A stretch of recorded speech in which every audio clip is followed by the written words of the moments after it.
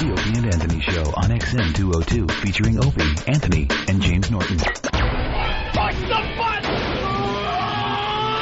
Can you hear me? No! Shut up! Opie and Anthony! We're so excited to be back. Rabid radio retards. Wow, we're dummies. We're the only radio show that makes you want to hate us. We've been known to get our faces in the news. We're perverts.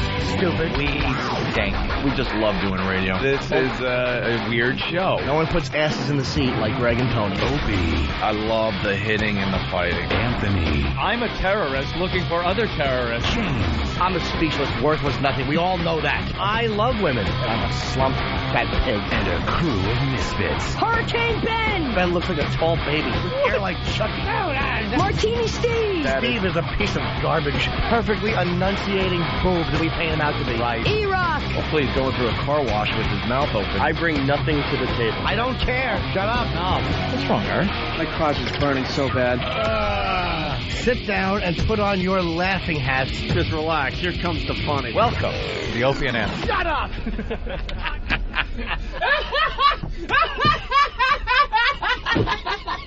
But enough of this palaver. Let's get the show on the road.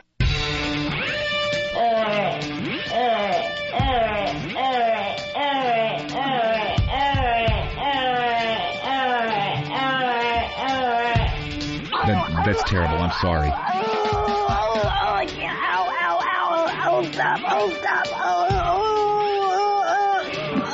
I can't breathe. I love you, Janet Gates.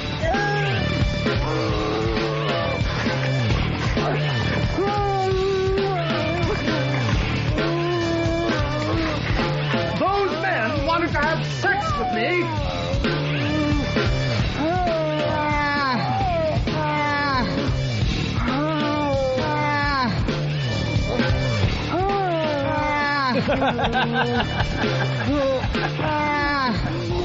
Don't just stare at it. Eat it. Friday!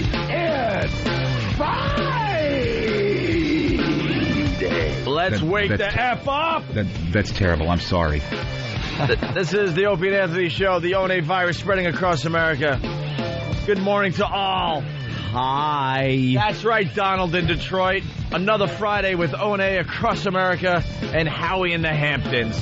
Let's not forget, Yeah. who still wants to do radio? Who's the idiot? Actually, we don't have a choice yet. Maybe someday we'll have that fine choice One of these days. to work part-time. Got to the Hamptons. 1-866-313-FREE is our phone number here in New York City. 1-866-313-FREE. The real Hamptons, not the fake Hamptons, like we go out to. To those clubs out there. You ever been out to one of those? I went over the holiday weekend to go see my brother play. 2U, his U2 tribute band. Went out to a place out there, and it's not the Hamptons that you read about. It's like the Hamptons with the white trash, Long Island people. Where regular people go. Right. Not the exclusive clubs that you got. No. You got to know somebody just to get in the front like- door, and then at that point you're not even in with the celebrities. No. There's another section of the club that the real celebrities go to. Yeah, of course. Exactly. It's just Nickel Beer Club is not the Hamptons. I didn't see one bottle of Chrissy. Opie, not one bottle of Chrissy passed me by in that place. But plenty of bottles of Schlitz. Oh, yeah. Schlitz for everyone. Tap beer for all. Boy, I got to tell you, it's very scary to live in New York City. What do we do? What do we do here? We got two huge stories. You just, And it just shows you the difference between the two New York papers that we read every morning. Yeah. You got the New York Daily News and you got the New York Post. Now, sometimes they have the exact same headline and story. The New York Post, barely a newspaper at this point. We all know that. If you live in the New York area. I'm waiting to see Bat Boy on the cover of the Post. They're getting close. We are a fraction of an inch away from Bat Boy seen in New York City. Now, I will give you a headline, and you guess which paper has this as their front page today, okay? All right. FBI terrorists targeted Holland Tubes. Tunnel bomb plot. Huge headline, by the way. Al-Qaeda wanted to blow a hole in the Holland Tunnel. It's one of the tunnels that goes from Jersey to Lower Manhattan. Mm-hmm. And the goal was that they would blow a hole in this tunnel and then flood Lower Manhattan. Flood Lower Manhattan. Yes, they seem to have forgotten about fluid physics. They seem to. You can't get the water level higher than your supply of water, unless you got a pump. Something. That's also kind of old. Like I remember seeing a special a few years ago where they were showing a guy with a video he had taken from the inside of the tunnels. They wanted to blow that up a long time ago. Yeah, there's other problems too. I mean, the tunnel itself is 41 feet under rock under the river. So once you get to the river bottom, you got to go through 41 feet of rock, and then you'll hit the ceiling of the tunnel. It's not like it's just a tube where, boats are bumping into it every so often. Yeah, you're wondering if it's going to poke a hole in the thing. Lay it there like a hose across the river. Right. It's dug in the bedrock. They actually tunneled in the rock. But there's a big story here today in New York, and I'm sure all over the country, and they don't explain these little facts to you. No. They make it sound like this is possible. Yeah.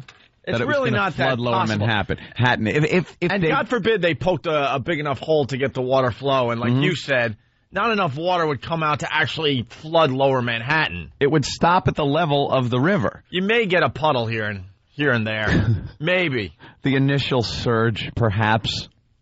I think the people in the tunnel would be screwed, Yeah. That would suck. Sitting there in traffic. And then just seeing a wall of water coming at you going, oh, great, this is how it ends. I'm going to be late. Wonderful.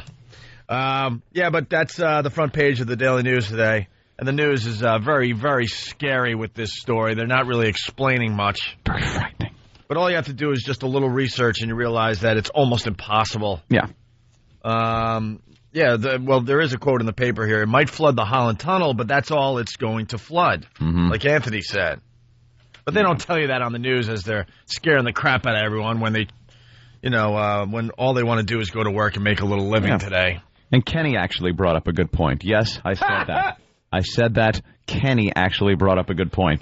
The Daily News then prints all the vital statistics of the tunnel, how deep it is, why that plan wouldn't work, perhaps a way the plan could work.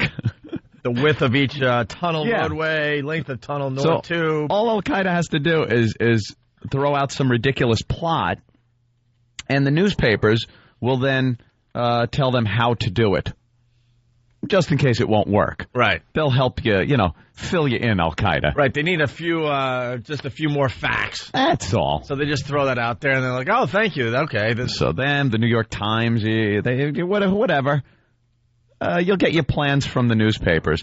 But at least, that's something. You got to admit that they just know how to manipulate the press here in America. And the people, they keep us on our toes and petrified. And Al-Qaeda they could just make up crap, and we will report it and scare the crap out of the citizens of this fine country. Has there been one threat that we haven't looked at and gone, dude, you hear? They can pretty much come out and say, we are planning to knock over the Empire State Building. Yeah. Oh, we're not going to use bombs. We're just going to get a bunch of Al-Qaeda members to go on one side of the Empire State Building and just push it over. And push.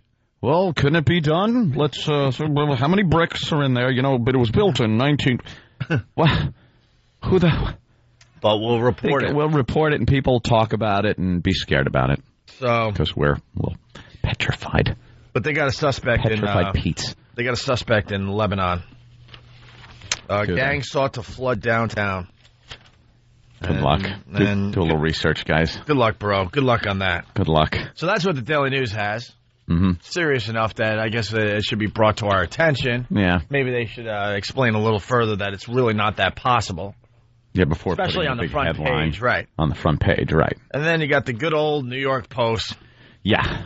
Pretty much blowing off the fact that Al-Qaeda at least was attempting to blow a hole in one of our fine tunnels here in New York City. Not a hint of it on the front page. No, and I'm trying to find it anywhere in the paper. It's look at that. I don't really see it. But you do get a lovely picture of Jim Carrey and Jenny McCarthy. They're an item in Malibu walking on the beach. How about that? Look at the happy couple, the new power couple in Hollywood. Yeah. That's what you get in the New York Post.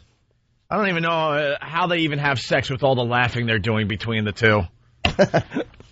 Oh, because she just laughs at everything. She's annoying as hell. What are they going to come up with? Come on. Carthy? Oh. Carthy? I don't Jim? know. Jenny McCarry? Jim? I'm not good at making up Hollywood names. Me neither. Like Benifer and things like that. McCarry, yeah. I think McCarry is the one right there. McCarry? That's a good one. Okay. McCarry. What was the one they used for Tom Cruise and the other one? Tomcat. Tomcat. Mr. and Mrs. Fraud. Homo. Oh, that's got legs, though, that story. Does it? Everyone's like, the missing baby? Where's the kid? Where's the kid? This is a little weird. So anyway, on the front page of the New York Post, they don't cover the tunnel plot. Yeah. Train saw psycho. We talked about this yesterday. Train saw psycho. Carved up victim tells of subway nightmare. Turns out those saws we were talking about yesterday, they were electric saws, but they were battery powered. Cordless, right. Cordless or whatever. So they were on.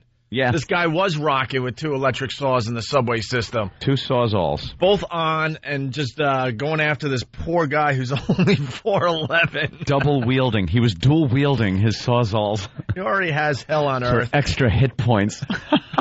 You gotta wonder after a while. He already has hell on earth. He's 4'11", and now he's got some maniac with saws that are on coming at him. That is the definitive Grand Theft Auto scenario, though. Running in the subway, you got your 2 saws, 1 in each hand, and you just start hacking at some guy. In the game, it's great. In real life, kind of sucks to be that guy. In real life, not as fun. Not as fun. Not as fun to watch. Not as fun. Yeah, absolutely. People were horrified, but doing nothing. The news reporting the transit workers just went about their business and did not help the guy out. Supposedly no one helped the guy out. Yeah, but that's New York. Sorry. You get in trouble. Very occasionally you'll get a hero. Well, if you see an old lady pass out in the sun, you'll stop and make sure help is on the way. Some crazy homeless guy, 2 sawzalls? Yeah, you're looking the other way. Step away. Step away. I'm not seeing this. It is not happening. Most people have a family to go home to. They can't be bothered with that crap. Yeah, you're either going to get killed or you're going to get sued by somebody. So best walk away. Just walk away. So we got audio of this guy, the victim from the victim, poor kooky postal guy. Yeah, we talked about this yesterday. So here's the update. The poor guy, he's just in the subway. He's 4'11", and this maniac picked him with his 2 electric saws, and he was stabbing at the guy. And how many wounds did the guy get? Do you know it? A lot. Yeah, everything from little superficial scrapes to some pretty deep wounds, but. The guy won what we call the unlucky lottery. Mm-hmm. There are plenty of people down there, I'm sure. Plenty of people the guy could have attacked. You're just going about your business, and it's not a slip and fall. It's not maybe a cab taking a corner when he shouldn't. It's crazy Sawzall guy. What are the odds you're going to meet up with crazy Sawzall guy? When the police arrest you and you have 2 chainsaws in the subway, bloody, they're allowed to just lay you down, put their boot on your face, and shoot you. Because you have nothing to contribute. Nothing to contribute, and there's really no rehabilitation for this guy. What excuse can you possibly give that people go, that's why he had... I had the 2 Sawzalls, and I really needed to cut up somebody with them. Why? I really don't know. Well, here's the latest on the story. The power saw attack on the subway, and today the man police say is behind. Do they still have to use that news voice? This is a pretty effed up story. You know what it is? Yeah, she's almost throwing humor into it because the guy didn't die. Right. And it's so outrageous that she's got a power saw.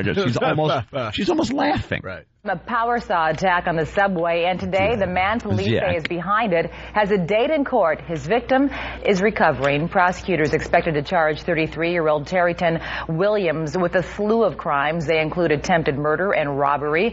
Prosecutors say he robbed 64-year-old Michael Steinberg in the number 1 train tunnel early yesterday morning, then sliced into the man's chest, puncturing his lung. Witnesses say Williams grabbed the power saw from a transit worker's workbench. Steinberg is in stable condition. Good eyes, transit worker. He started to hacksaw me like I was a piece of wood. He tackled me to the ground, and then he was really going after my heart and my lung. I was trapped. I couldn't go no place but bed for my life, and all I was thinking about was the fact that my wife is sick. Police say Terryton Williams got out of prison in February after doing time for drug crimes. Great. Poor guy. He's 4'11". He's just trying to take care of his sick wife. He came after me with saws and my shoes fell off. Didn't he sound like him? Yeah, a little bit. He came after my lungs, my heart, and my chest, neck, and head area. Well, my head was bashed apart, and I lost my glasses and my shoes. And my wife is sick. Oh, he hurt me. Going after his heart. This poor guy. I just want to deliver letters. I'm a postal guy, and he was like a hacksaw, like I'm wood. This is the greatest city in America. And we are being heard in many, many cities this morning. Yeah. I challenge the rest of please. The rest of America. Do you have a psycho like that in the paper today? Good luck. Good luck finding something better than that. Find us a better psycho than double-wielding saw guy. That's what we got. What does your city have today? Mm-hmm. Dead Bent, he writes on the instant feedback, did this guy hop a ramp in slow motion and kill some cops with a flamethrower after all this happened? And there was another one, and now I can't find it. Pete from Pennsylvania. Could the video games your kids are playing, could the video games and your kids, could the video games your kids are playing be coming to life? We'll tell you at 11. Could the video games your kids are playing be coming to life? We'll tell you at 11. But I read the thing and went, hey, that makes sense. Could the video games your kids are playing... Could the video game your kids are playing... be coming to life? Be coming to life? We'll tell you at 11. But it's all one sentence. I know. A little punctuation, sir. Or maybe a comma. Maybe start another sentence. He didn't even capitalize it when he started his sentence. Could the video games your kids are playing... I'm trying to even help him out. It's be coming to life, not becoming. Right. He put becoming. Right. Instead of be coming to life. Wow. Let's say hi to Chris in Arizona. Chris, what's going on? Yo, what's up, gentlemen? How you doing this morning? Sorry about that. It didn't make sense. Not very good. I'm very injured this morning. Is that because you got stabbed in the chest with some sawzalls or something like that? It was a big sawzall. He went for my heart, liver, spleen, and part of my sphincter. Don't forget about your pancreas. My pancreas was grazed, and my socks are still missing. Poor Saul. Your city definitely blows our city out of the water. Oh, yeah. What you got? News. We don't got anything. What do you got? Another boat accident on some lake full of drunks? Yeah, what do you got, Chris? That's Arizona's claim to fame. Every weekend, some boater is plowing into some other jet skier on some lake somewhere. We got good lakes, though. I did want to make one comment to you guys. Good lakes. All right, the tourism commission's on the phone. Yeah, really. Well, I am originally from Philadelphia, and I like hearing you guys that you're back on there. I stopped back there a little while ago, listened to you on the morning radio. Can't wait. No one cares but you. Thank you. Thank you, Chris. I care. Thank you. Love you, Jimmy. Thanks, mister. That's all you wanted to say, Chris? What's that? I guess that's all I wanted to say. Oh, we were off to a great start today, too. That was good. We did some talking and then got, our ass kissed. You know what? It's nice. I'm really glad that I bombed the beginning of the show. Thank you. And, sir, We blame you for the first commercial break, Chris. We blame you. We would have went for another 10 minutes, no problem. A half hour. Easily. But now we have to take a break and do what we like to call regroup. All right? Our phone number is 1-866-313-FREE, 1-866-313-FREE. It's the ONA virus spreading across America. Welcome to the Opie and... Hello? Hi, Mom. Ma, I'm working. I'll call you back, okay? Love you too. Welcome to the Opie... Hello? Ma, I'm working. I will call you back. Welcome to... Ma, let me work. Welcome to the Opie and Anthony Show. Whew, finally. Opie and Anthony. The Opie and Anthony Show. Here we go. Here we go. It's Friday. We're giving away IMAX today. I think we have 5. Yeah. The judges are hard at work. We asked for some Opie and Anthony production, and we're going to give away 5 IMAX later on this morning. This is the ONA virus spreading across America. Let's go right to the phones and say hi to Steve in Rhode Island. Steve, what's going on? Not too much, man. What's up, Phil? We're doing a radio show. That's what we do. Just wanted to comment on the whole jackass Sawzall thing. Yeah, the Sawzall guy? Yeah.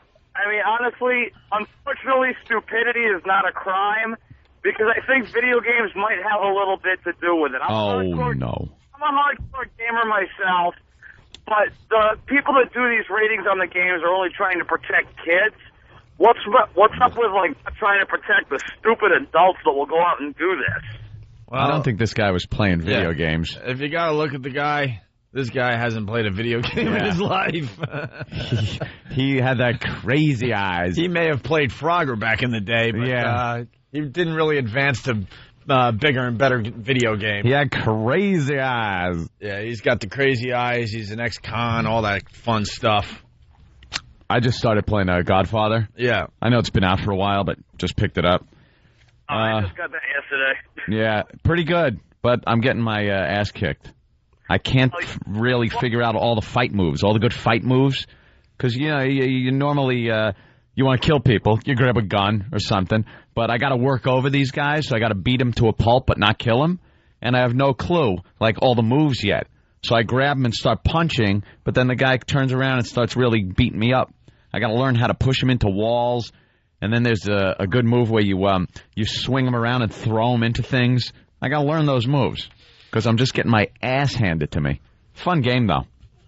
Godfather. We interrupt this program to bring you the Ozone Midget sighting of the day. Oh, my God. Who saw this coming? Let's say hi to Michelle in Buffalo. Michelle, what's going on? Hi, guys. Before I mention the midget sighting, I wanted to tell Opie I used to work at the radio station he worked at in Buffalo. Oh. 103. Yeah. When it was the Fox, you were there, right? Yes, I was. And you worked there till what, 90? 9-ish.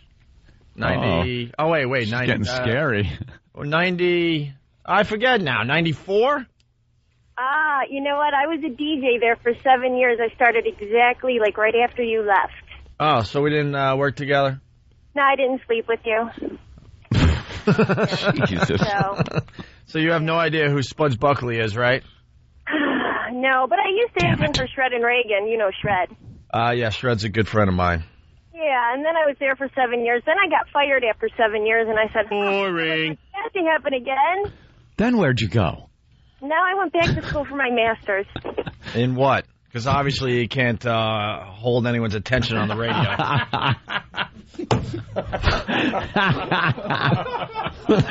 Oh, Jesus. Well, at least you guys are laughing at yourself.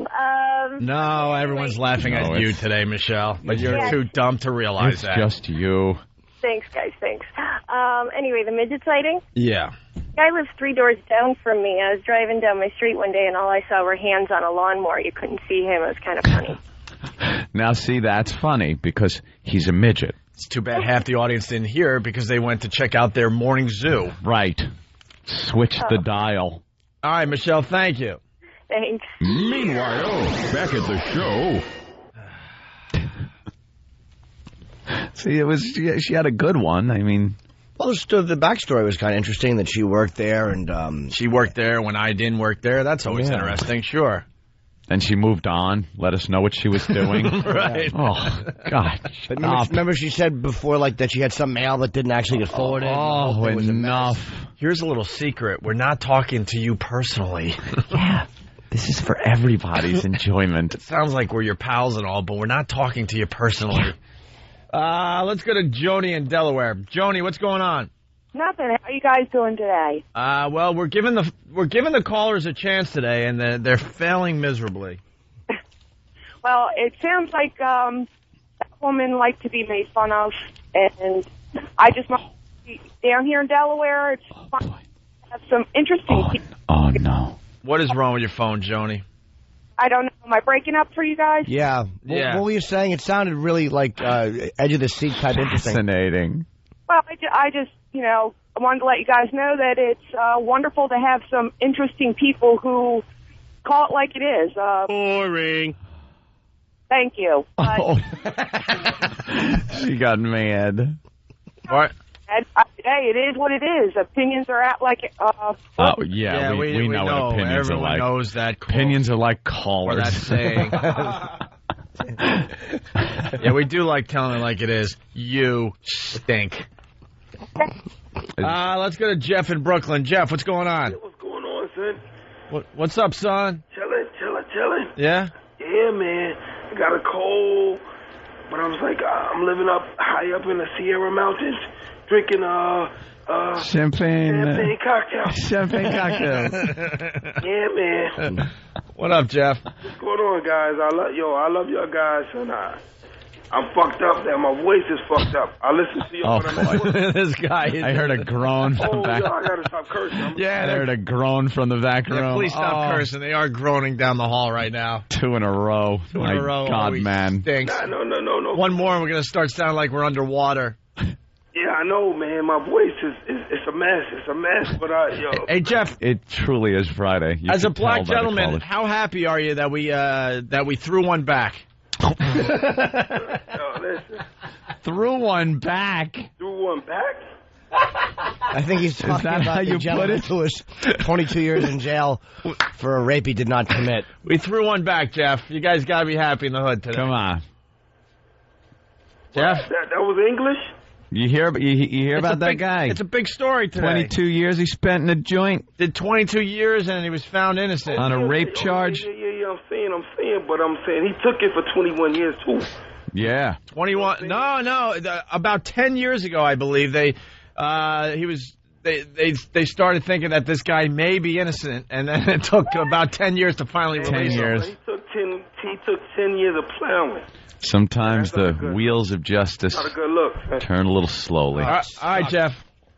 We thought you could help us along with this story, but we're going to have to do it ourselves. We're going to have to do the heavy lifting without you.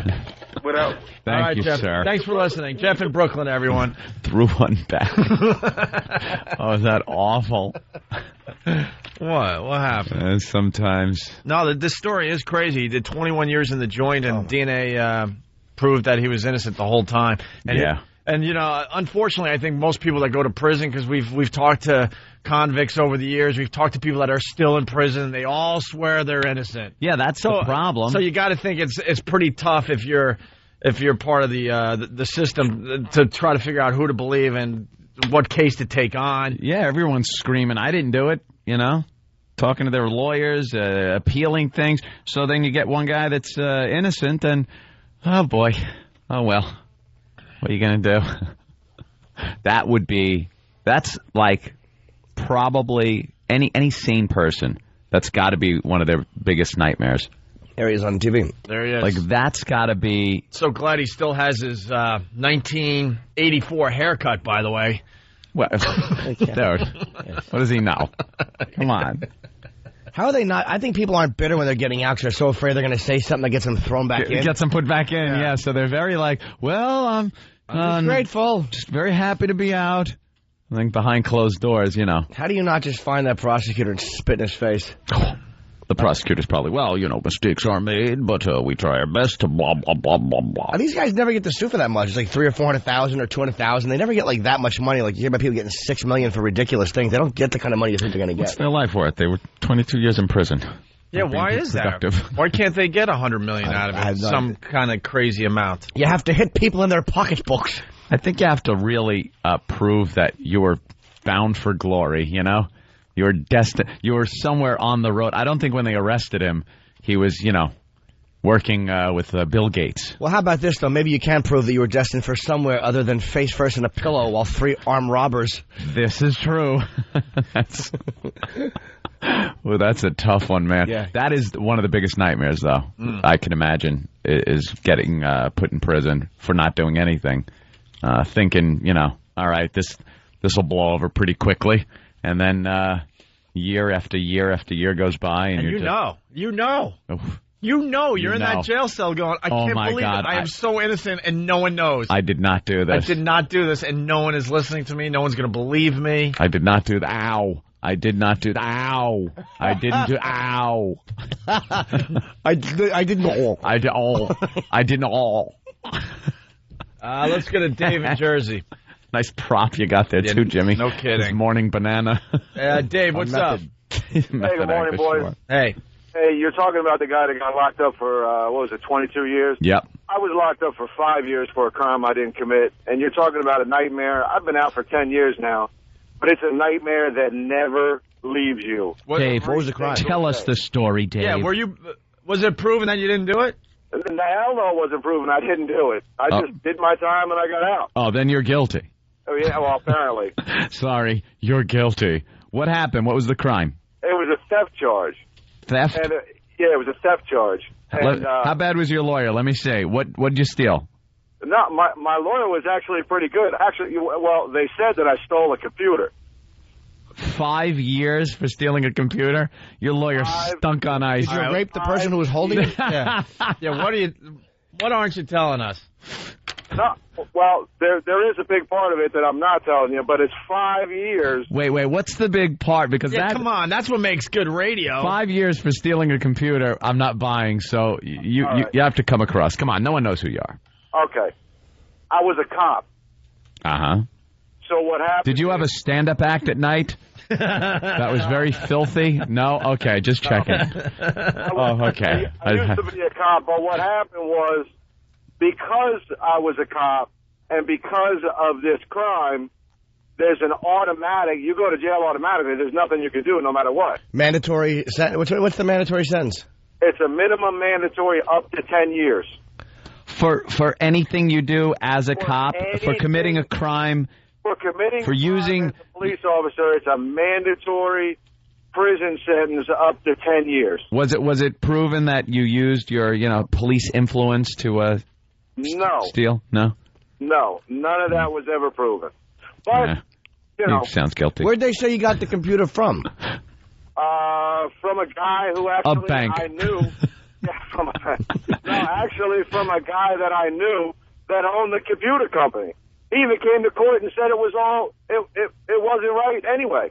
He said that he came to court and said, and even the judge, it was just, the whole story is absolutely crazy, but it was, I 100% didn't do it. Everybody that sat in the courtroom knew I didn't do it. The press knew I didn't do it. Everybody. And I still got found guilty. Well, the jury found you guilty. A jury found me guilty. Yeah, I went to trial with this. They actually came to me and they said, "Oh, look, we'll give you nothing. You just say you did it. Oh, boy. And you can lose your job." And I said, "You know what? I'm not doing that. I didn't do it. What am I going to do? Stay there and sit there and say I did it when I didn't? I'm not doing that. I should have. Looking back now, it was probably the right thing to do." Inbred pest. I just read that one too. From Amish country is saying the stolen computer he got caught with was Gary Glitters. Yeah, there's no Perhaps that was the problem. Dave, did you do hard time in prison? No, it wasn't hard time. It was. I spent time in a maximum, security prison, but it wasn't as bad as people. It's not as bad as you see on TV. Like the movies. Well, a cop in prison's got to be pretty bad, right? Well, you just don't tell anybody. Well, don't they all know? You know, goes through what they call the grapevine. Although, it's funny. I was there for about a year and a half when a guy came in that I had locked up. You had to kill him, right? Well, you got to kill him. He had no idea who I was. All right. Well, in that situation, the best thing to do is befriend the guards and let everybody know that you're friends with the guards and you report to them. Because in jail, they respect that. Right, they respect that. You tell them, look, I'll go to the guards with this. They like being like when you're a trustee or something like that. Yeah. Yeah, well, that's definitely how you get hurt. Did you get the job up on the roof and get your guys some beer? No. Actually, no. Lon from Georgia, how about malicious boredom? What sense does that carry? Malicious boredom. The guy had a story to tell, and we gave him that forum. That was Lon, though. Malicious And I agree boredom. with Lon today. Let's say hi to Joe in Jersey. Joe. Hey, how many years was he in jail unjustly again? 5. Oh, which guy? Which guy? The guy you just talked to. Oh, yeah, 5. Yeah, okay. Well, at least E-Rock was able to watch his movies uninterrupted for 5 years. Oh, that's a white guy, though. That was a white guy. No. Oh, I'm sorry. The one you threw back then. I should have stuck with my... We didn't even have to ask him. It was like white guy crime. I'm awful. A computer theft. It was a computer theft. Hello? At least I can't call him a lucky Louie. What, fella? I didn't hear you. Oh, he's just bombing this guy. All right, the listeners are bombing. Hoo Higgy is saying that guy's life is the plot of Tango and Cash. The framed cop in jail. That's a good movie, man. Oh, help me, Tango. All right, Cash. Hey, this is a good point by Chili. Chili from Cherry Hill. Come on, man. Love you guys. Hey, how much money you got that you're living in Cherry Hill? Not too much. No, I live on the poor side of Cherry Hill. The west side. All right, what do you got? I don't know if it's true or not, but one of the things I heard, a rapist is the worst thing you can be in prison because all the guards and inmates just do it right back to you. So that guy better get something out of this. You hear things, but then you don't know what's real or what's not, because everybody that gets out of prison, or like you've said, we've talked to people in prison, they deny all that. Oh, no, it's great. I go to pottery class and, we hang out. We go to the weight room. It's never, last night was the most horrible night of my life. I lost my manhood to a gang. You never hear that from guys that have been in prison or are in prison. It's all movies and stuff we get it from, or those people are just plain lying. But you would assume that a rapist, would just be getting it every night. I think the weakness is the worst thing you can be in prison. If you're like a really big psychopathic rapist, people aren't going to give you that hard time. They're not going to screw with you. Because you're a problem. Yeah. If you're a little fella, I've looked at my ass in the mirror. Yeah. I've stood there and gazed over my shoulder in like that Betty Page stance.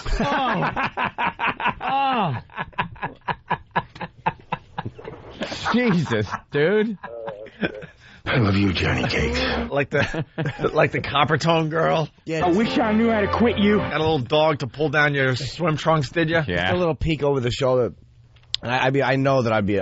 That's why I live a straight and narrow life. I for the most part, yes. Yeah, I mean a little dabble in the old sex industry, but I pay my taxes. I don't steal. I don't smash people. That's what you got to do. Because I don't want to go there and have these little buttocks ravaged. Oh. Speaking of that copper tone, that famous picture, it's like a little... Changed it.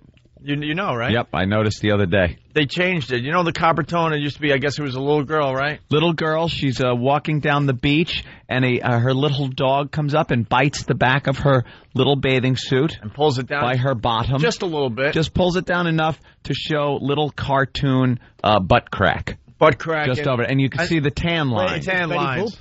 No, it's not Betty Boop. It's how do you not know the famous copper tone ad? That's why the famous copper tone ad. Well, because it is a cartoon. But the little girl, I think she's even in pigtails or something, right? Yeah, it's been used for years, since like the 50s. It's the copper tone ad where the dog is holding her little bikini bottom back, and you see her tan line, and that's like the logo for copper tone. And they changed it. Now the dog grabs the back of her bikini thing, but you don't see any butt crack or any tan line or anything. You mean a company actually didn't want its logo to be a dog ripping the pants off a child? Wow, but that's odd. Yeah, but they got away with it for 40-some-odd years. Maybe so did the 50 Catholic years. Church. Certain things have to change. And I'm not big Why on does that have editing. to change? A child's You know what pants it are being was? torn off Let by me a tell dog. you. It was very innocent. You never thought anything of it when you saw it.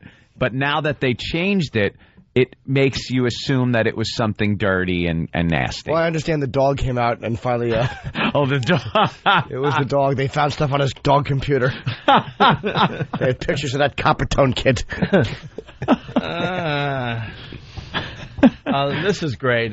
Do we want to go down this road for a while? Joe in Jersey. Sure. Joe, what's up? How do you do, Joe? Hello. Hey there, Joe. What's up, Joe? How you doing, buddy? What's on your mind? Are you talking about prison rape? Well, yes. I guess. That's all we think about. All right. Well, my old man, he's 55. I'd say he spent, I'd say about 25 years of his life in prison. But the one story that he did tell me. Wait, he spent 25 years in prison, your dad? Yeah, he's 50. Yeah, 55. Why? Why 25 years? Drugs. Yeah. The last time was for a kidnapping. Jesus. He locked a guy up in our garage for 3 days. For 3 days? Yeah, that was the last time when I was a kid. Well, why did he do that for 3 days? What do you do with a guy for 3 days? What do you do to get nice? Got to kill him after that. When did you know that? You got to kill him. When did you know your dad was a little different than the other dads in the neighborhood? right about age 10. right around when the police started raiding the house. You had all sorts of baseball equipment, and no one was playing baseball in your house. Yes, sir. Well, he wasn't playing catch with me. Let's put it that way. All right, so he went to jail for a long time. Yeah. So the point of the matter is the first night in, he was I guess penning a letter to my mother, and 3 of the coloreds tried walking in. Jesus. And he told me he just sharpened his pencil and bam, right in the eye. Just stabbed one right in the eye. I see some of your father's racism has rubbed off on you. I'm sorry, what was that? Nothing, sir. Oh, that's racist. I ain't messing with Joe. It sounds like he may be connected. Well, he could use terminology from this century. What, to say that the gentlemen were colored? What's wrong with that? That's fine. Yeah. Oh. So I think you should only use those words in the comfort of your own motor vehicle. Thank you very much. With the windows firmly rolled up. Actually, it's the work vehicle. And the music blasting, just in case. Very good. All right, Joe.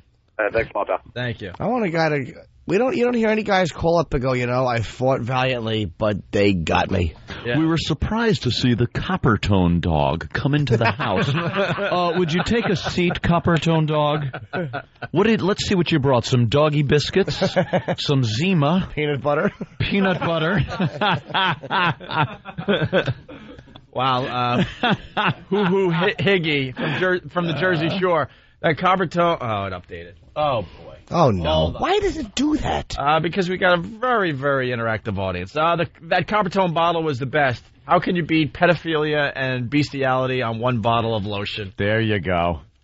So. And I did hear that the Coppertone girl was actually modeled after Jodie Foster as a kid, but I don't think that's true because it was before that. No, I think it's true. Later, that dog shot the President of the United States. Happened. Okay, terrific. Unfortunate that in these awful times, certain innocent things do have to suffer. Yes. But, they may not have been as innocent as we think. Anyway, their inception may have come from some deviant. Could have been. Who thought, wow. Wait, you agree with them changing the Coppertone logo? I don't actually remember the logo. If someone could show me the logo. They're taking our freedoms away, man. I'm completely... I look at everything like as a deviant would. I look at things and go, wow, that's kind of weird or so.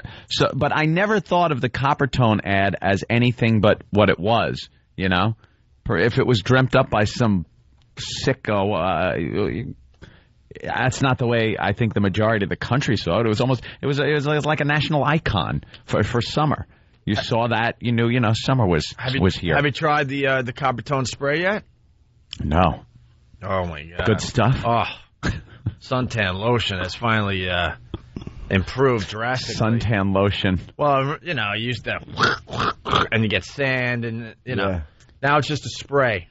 Yeah, spray it on. Done in seconds. I heard the new logo is actually the Russian president kissing the tan lines of it. All right, let's do that next. Putin. Oh, let's. And what a creep! Stupid me. I'm like, it's just got to be a Russian thing. That's what everyone assumed, but no, they're just as pissed over there. It's not a Russian thing, and we'll talk about it next. It's the O&A virus spreading across America. It's like punch sound, woman scream, Opie and Anthony. That's right. Opie and Anthony. The Opie and Anthony Show.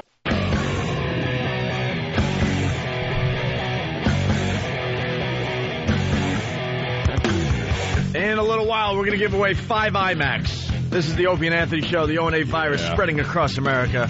What's up, Pittsburgh? What's up? Look what we do. Pittsburgh. We make it all about Pittsburgh. But I've seen the copper tone ad that Eric gave me. This is basically an assault. The pants are halfway off. This is awful. I do believe this ad could be from like the 40s. Well, we were just bitching and complaining before the break that the Coppertone logo, they changed it. You know, the classic logo is the little girl in pigtails looking over her shoulder as her dog is tugging her bathing suit bottom down. To show that she's got a tan. And before the break, we said that the dog's pulling down the bathing suit just a little bit. A little. To show the tan lines. No. Well, we just got a picture, and the dog pretty much has her bathing suit bottom completely off. She's around her ankles, and he's dragging her through the yard. As a matter of fact, terrible. I do believe these should be destroyed immediately, lest we be arrested. It really is. It's all how you look at it, though. To me, that's still very innocent. Of course it is.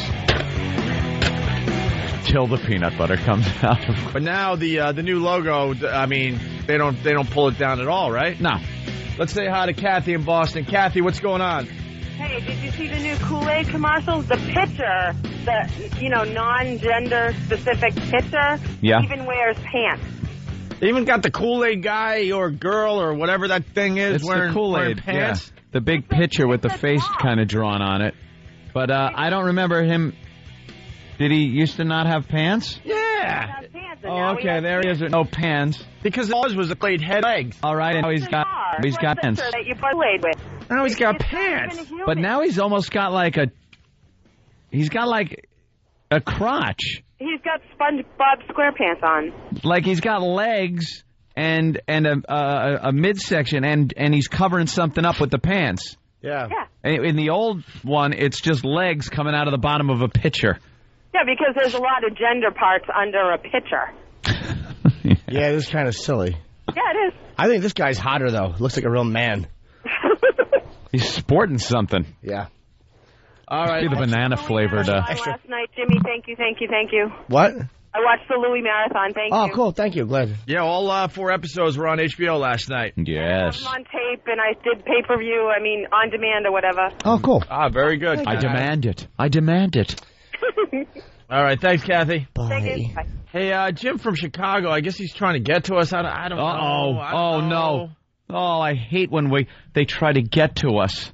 Jim writes on the instant feedback, he's listening to the show, so he must enjoy the program on some kind of level. Why do you guys feel the need to... just updated. Always updates. Okay. Why do you guys feel the need to talk S about Mancow? Oh, boy. He is more successful than you two morons. Uh-huh. And that other guy... Hey. You're just that other guy. What, with 3 morons. It's Jim Norton. That's right. And these dummies are open, Ant.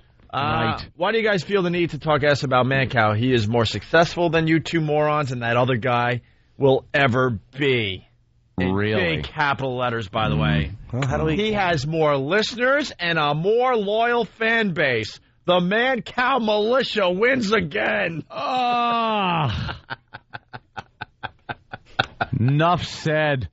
All right, well. Jim, I think you've done more damage with your instant feedback than we could possibly do. Jim, Mancow's in Chicago, and then he's in a bunch of very, very small cities. There's a huge drop-off after Chicago. Yeah. When you're talking about maybe some small little town in Montana. We're one of the biggest shows on XM satellite radio, and we're syndicated. How many stations are we up to 100. We're up to 12 with more to be announced very, very shortly. Very, very, very. I'm throwing another very in shortly. Right. Well, Mancow in his Penthouse article took a couple shots at us on XM yesterday. We beat him up nicely. Yep. And we let out some info that his own company there in Chicago hasn't even re-signed him yet, and he may not be re-signed by the current employer. That's right. And that he called Steve Dahl recently. There's actually tape of Mancow leaving a message on Steve Dahl's answer machine there, because Steve Dahl works for this fine company, CBS Radio, and was basically asking Steve Dahl to put in the good word and get CBS Radio to hire Mancow. Oh, well.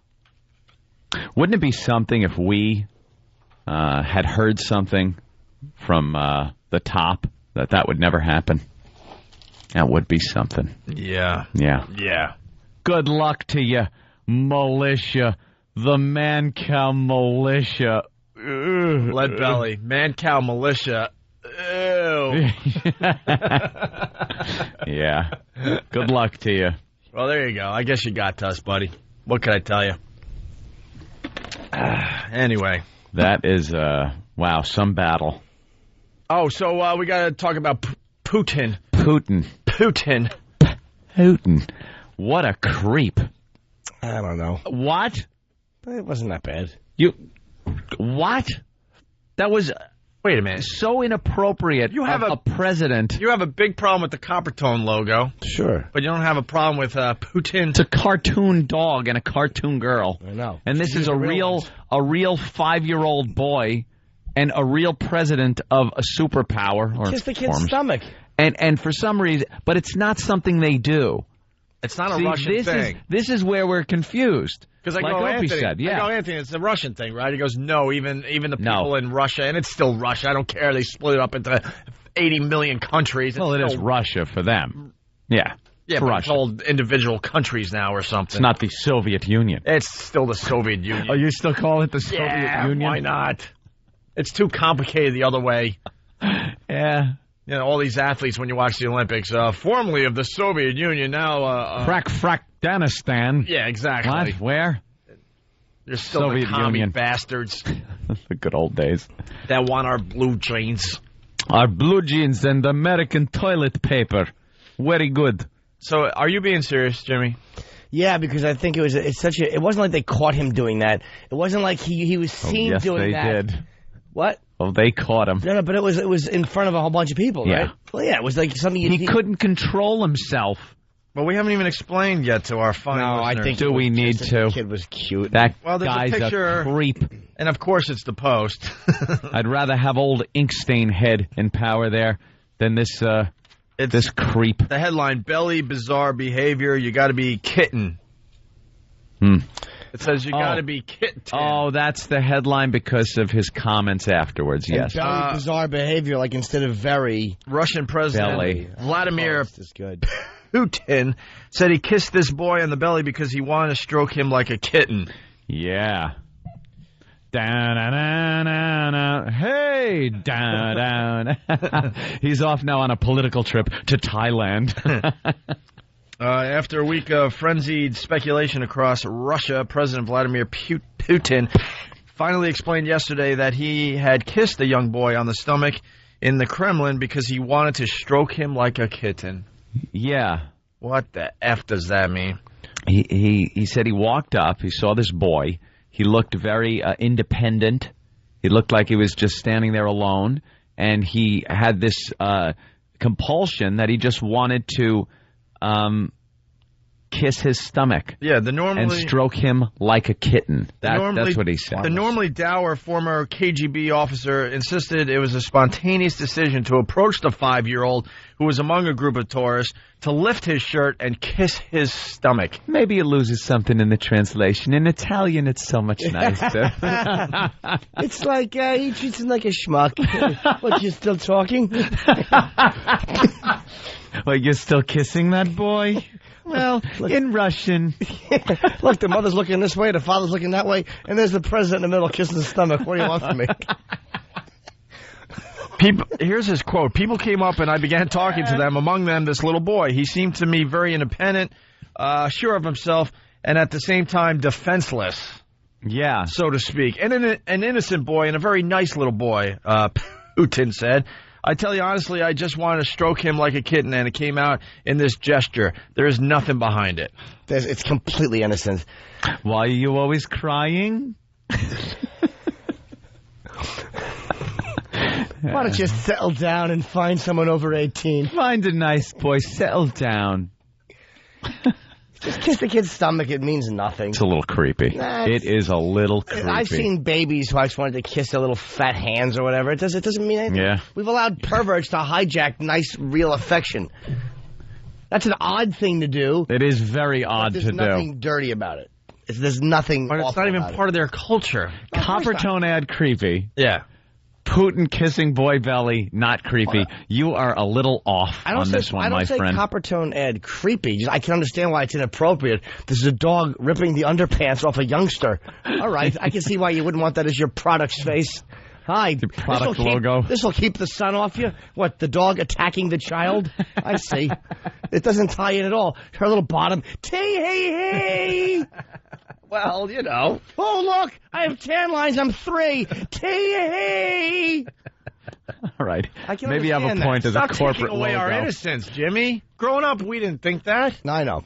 We didn't think that. We're just like, oh, Coppertone, look at this cute little picture. That's all. But then we got computers, and everything changes. I mean, look, let's be honest, it's a disgusting society. Yeah. That's why what Putin did is even looked at as odd. But that is odd. It's a strange boy. It's somebody he has no clue who this is or what. And, you know, even Hitler just gave him a little pat on the cheek. And you know what a creep he was. Yeah, then here, have a chocolate. Yeah.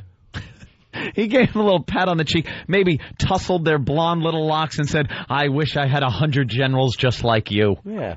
And then sent him on his way to get killed. I'm just bothered because it looks like a younger version of me. I got pictures little Opie. I got pictures that look exactly like that. My little skinny kid. That looks like me and Uncle Skip. I'm definitely bothered by that picture. You're right.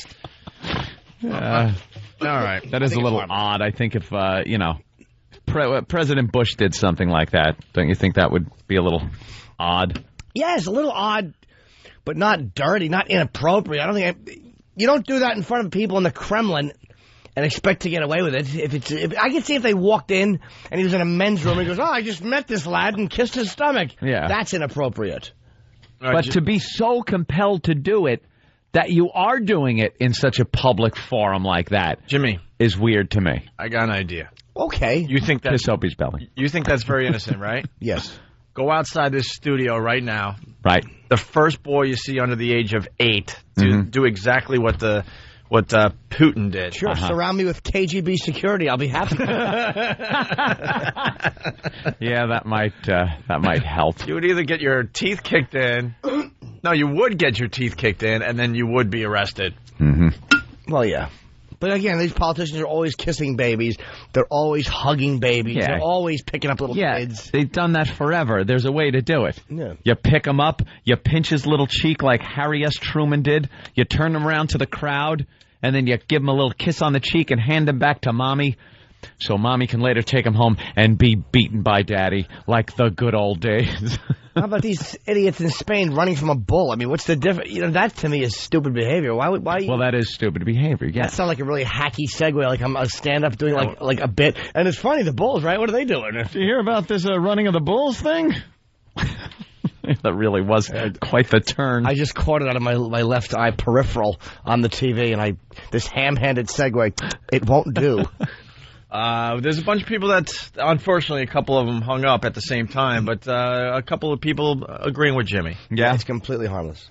No, I mean about the Coppertone thing. Yeah, it's creepy. Yeah, but why would you have to put the pants on the Kool-Aid guy? That's true.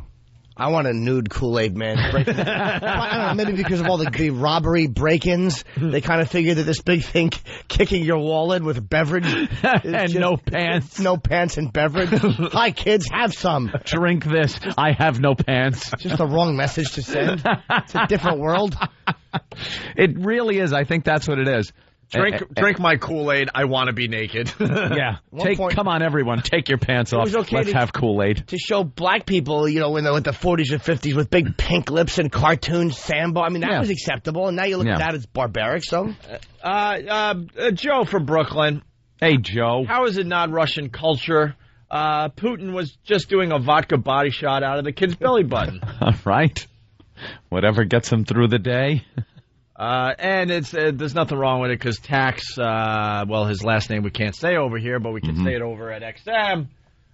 Tax Blank says Putin did say no homo, so it's all okay. Then technically there isn't a problem. And this is just hitting below the belt. O&A don't mind the Cobbertone ad. No, it was right above the belly button. No, well, now we're going backwards. Sorry. This is just, this is going too far. O&A don't mind the Cobbertone ad because it reminds them of their girlfriends on vacation. Oh, that old gag. That's not nice, really. There's a few I can't read. Let's go to Ben in Jersey. Ben? Yeah, I'm pretty happy they're updating all these ads. It's kind of good for the times. Like, they did the Aunt Jemima ad. They added 10 babies and a crack pipe. Okay. I think it's rather appropriate. Inappropriate bell must be rung on that one. They did update Aunt Jemima. They gave her a sensible hairdo. Aunt Jemima used to be like a, what would you call a mammy? A mammy. Like a mammy. She just had a do-rag around her head. And she knew how to make flapjacks for some reason. She wore the big house coat thing or the apron, and she looked like she was right off a plantation, like she was, working the house. And now she's got a sensible hairdo, the little pearl earrings, I guess, and she looks like a businesswoman. They changed her around a little bit. Same thing with Uncle Ben. Uncle Ben, the rice guy. Oh, yeah. They changed him around. He was a guy that every time I saw him on the box of rice, you just pictured a story. Let me tell you about 1938. I could tell you what it was like being a black man in Alabama. And now, he's, again, another, businessman type guy. With a bow tie. Successful guy. He's got the bow tie. I think he has a bow tie, right? Does he? I don't know. He just looks successful. He just looks like he has a bow tie now. They've changed these things, though, and, He's in the Nation of Islam. Brother Ben Al-Shabazz. Somehow they've made the rice black. He hates the white rice. He only eats the brown. White rice is dirty. He recommends you buy it, throw it on the floor, and step on it. Oh, you could use the devil's rice. Let's say hi to Heather in Tennessee. Tennessee, I guess we're blown up in Tennessee. A lot of phone calls from Tennessee. Hey, Tennessee. Lately. Heather, what's up? Well, I was just saying that it probably got lost in translation. He was probably actually trying to Zerber the kid. What, like a... Yeah. Yeah. Purr. That sounds like a purr sound, Yeah, well, people do that with, relatives. Girlfriends, too. Or girlfriends, yeah. Will you kiss their stomach and go... Stop! Woo! And they giggle. Yeah. They're in the hospital paralyzed and they can't feel it. The other thing I wanted to comment on was the whole Kool-Aid ad thing. Yeah. Oh, yeah. You know what he's hiding in his pants? What? His package. They come in little packages, Kool-Aid. Yeah. They do. Right. You rip it open and, yeah. Women are banned from the show today. Wow. That was a cute little... You guys are 0 for 3. Was a cute little... Although, we do have the return of Marge. I'll give her this. Back goes Griffey looking up, and it's out of here! Yeah! Or is it? No, it's off the wall. My mistake. Ah, so close. Hey, Marge. My mistake. Okay, well, first of all, guys. Remember Marge, guys, from last week? Marge from the little shelter out in Northport. No, Huntington. In Huntington. Whenever. It's right on the border in Northport. How are you, Marge? Okay. Warner Road. First of all. Yes, Marge. I have gotten such feedback from everybody. That's fantastic, Marge. Gee, come on. Give me 1 second of uninterrupted airtime. You got it. One. Do you realize our airtime is worth $5,000 a minute at this point? And That's you it. want to know something? If little shelter could afford it, we would buy it. But I understand, Marge. everybody has said how mean you were to me Yeah. by wishing me dead. We Who wished you dead? We didn't wish you were dead. We just said that how funny is it that you're supporting like dogs and cats and stuff, and one day you're going to be dead in your body, and your little doggy is going to be hungry, and probably nibble on you, gnawing at one of your limbs because he doesn't have a choice. Well, that's not the way I heard it, but you know what? I can. Why? That's better. What's the matter, Marge? But it's just the little dogs, the little cats need your help so much. The Harley raffle is so important. You know what I've been doing, guys? What have you been doing, Marge? I'm not telling you my real age, but you know my motto that 62. You're 62 years old. Okay. Here's the deal. I have no idea. I've been I'd say actually 77. taking the Harley raffles into bars and trying to get guys to buy it. I've been stopping guys on the street that are on motorcycles and trying to get them to hand out the raffles to somebody else.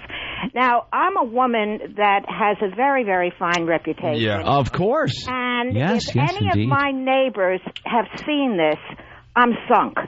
There goes the reputation out. Have seen what? I'll be like you guys. Marge has seen what? In the bars. Yeah.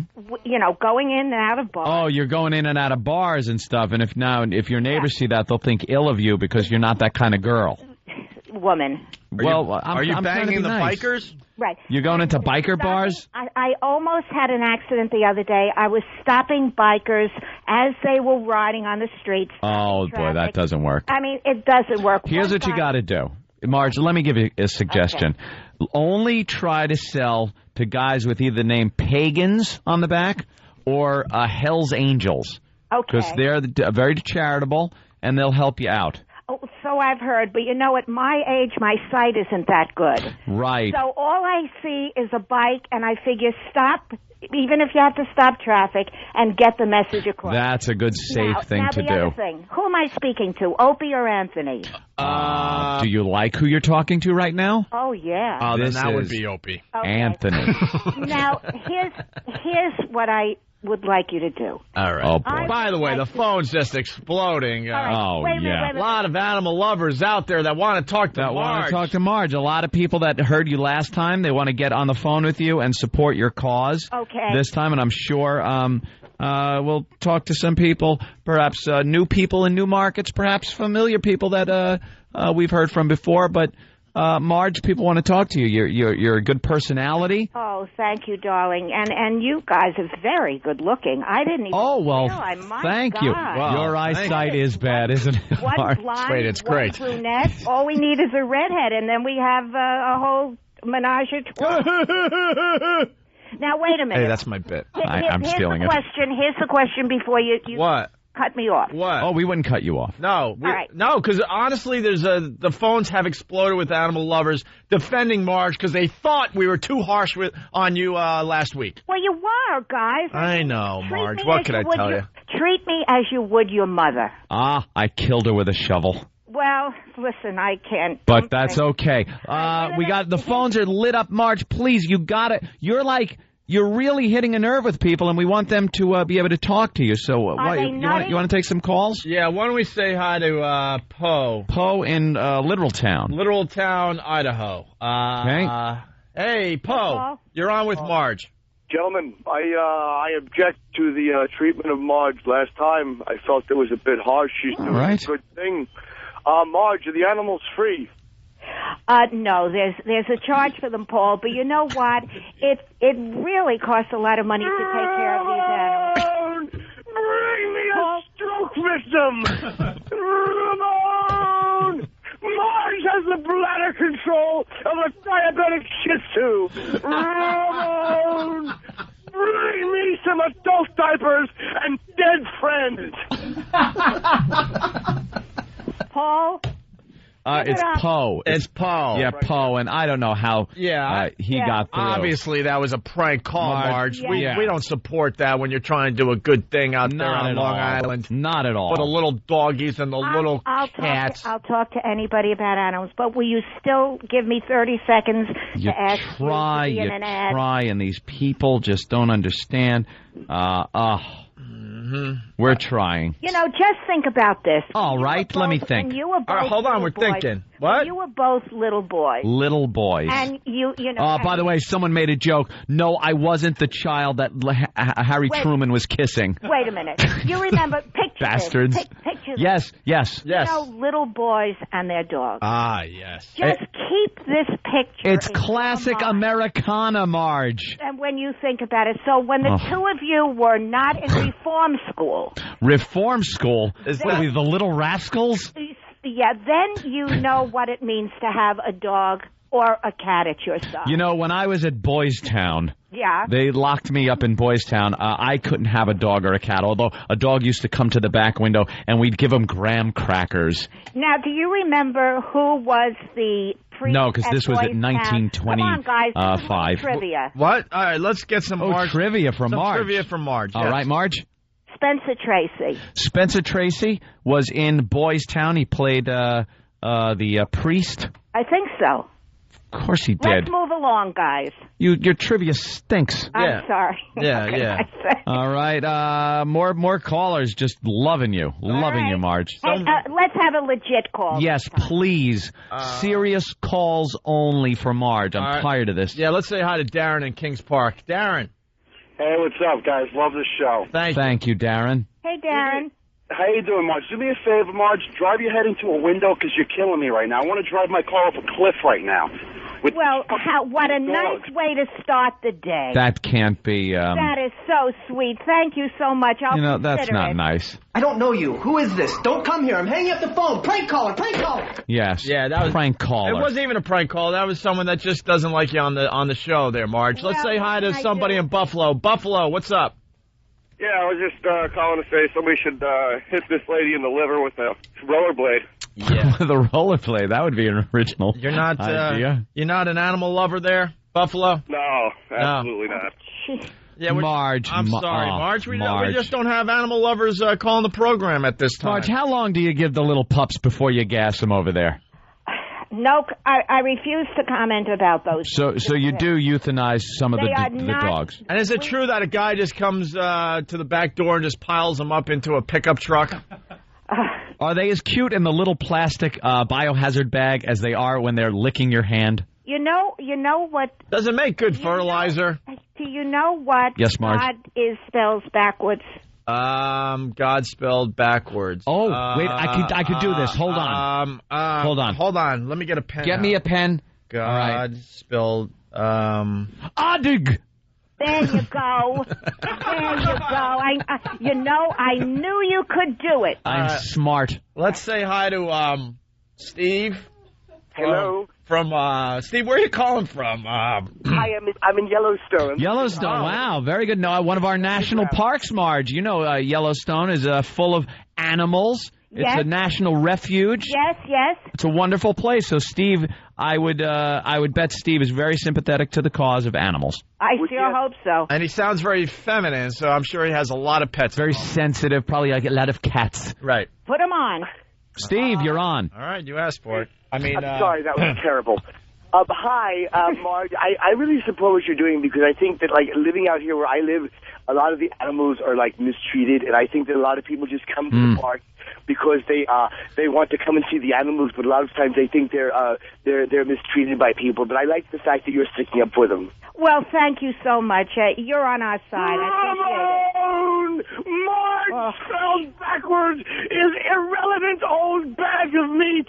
Ramon! Marge eats more cat food than her animals. Ramon! Euthanasia should be committed with work boots. Gentlemen. Marge should pick up a little doggy and apply some pink lipstick. Gentlemen, bring this court to order. My God, order in the court.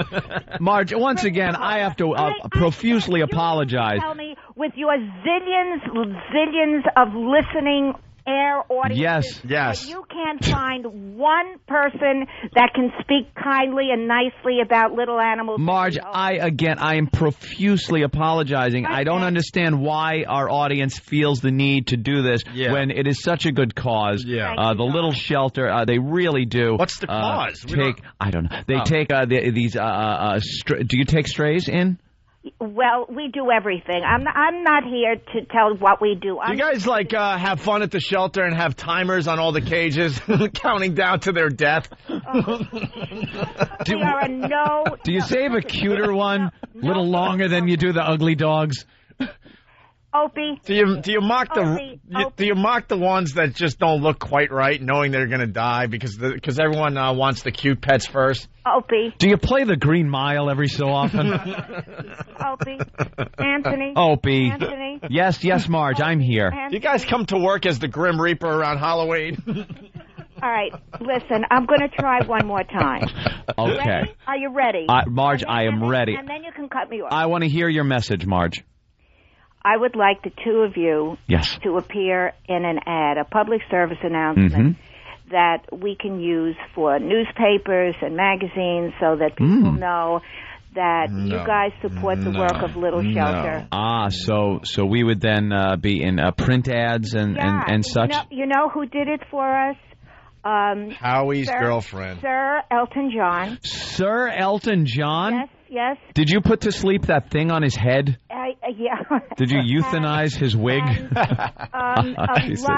lot of other, I hate to name drop. Dave, please, name drop. I want to hear. If Sir Elton John did it, the ad is running. We would love you to do it. What do you say? I say no. How much money you got for me to appear in this ad? We don't have any. Does that mean you have to be... And I don't want a free doggy or a free kitten for doing this. What you'll get? Let's talk cash, Marge. Cash talks. Cold, hard cash. Cold, hard cash. How much money are you willing to give me to appear in a charity ad? There is no money involved. It's all from the kindness of your heart. Marge, do they look up at you with those little eyes before you shut the door of the chamber? Oh, God help me. What I do for... Know what I would do for Little Shelter? I would be your executioner. So no one else has to do it. Hey, okay, how about this, Marge? Me and Opie come in, and instead of the print ad supporting it, we euthanize the animals for a day. You know how they have celebrity bartenders? We'll be your celebrity executioners. We'll kill the puppies and kittens. Would you do that? Yeah, we'll come in, and for a day, we'll kill all the puppies and kittens that you need killed that day. So everyone that works there could get a good night's sleep. Yeah, the executioner could take the day off. You know what? Yes? Please tell me something nice before we I think that's a very nice offer. How much does the dog killer make? We don't have dog killers. We are a no-kill shelter. Yeah, that's the official word, right? No-kill. You go out back of the little shelter, maybe there's a few lumps of dirt that weren't there the night before. How many times do you have to lie when someone comes in and goes, hey, what happened to Fluffy? Fluffy was adopted Tuesday. Fluffy's dead in the back of a pickup truck out back. In the country. Let's say hi to... Guys, all right. Yes. 2 seconds. Look, we're really pissing off a lot of people. We got Sam from Mulatto Town down there in Mississippi. Sam's very supportive, Marge. Hold on. Let's talk to Sam from Mulatto Town. Sam, this isn't a prank call, right? No, this is not a prank call. All right. Marge, you're talking to Sam from Mulatto Town. Now, we've talked to Sam before, so I know this is him. Why are you guys doing this to her? She's volunteering her time. I agree. God bless you, Sam. There's no reason. I volunteer at the local animal shelter down here. We have some black and white kittens, some from 2 different parents, and nobody likes them because their feet are splayed out, and I always take care of them. That's You're very a good man, sweet. Sam. Yeah. Sam, years ago there was a song said, Sam, you made the pants too long. Did you ever hear that, Sam? I can't. Wee pad for a hat. Ramon, bring me an acting lesson. Ramon, Marge should be smothered by a male nurse. Ramon. Anthony. Opie. Make a funny sound when you snap the little legs back. forward. Ramon! Marge should grab her chest and fall face first into a litter box. And this sweet little old lady. She hung up. All right, she couldn't take any more from Sam from Mulatto Town down there in Mississippi. We had Steve from Yellowstone, who I love. We're really late. So wow, poor Marge. She just doesn't get it. No, we have to take a break. We have 5 IMAX to give away. We're going to do that next. And we'll talk about what just happened. How's that? All right. It's the ONA virus spreading across America. Opie, Anthony, Dance Party Weekend. Wait. Nah. The Opie and Anthony Show. Comedy gone too far. It's the Opie and Anthony Show.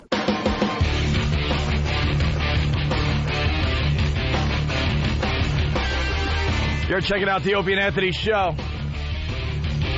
Oh, wait. Marge's daughter's on the line. Is that really? Marge's daughter. Hello, Marge's daughter. Hello.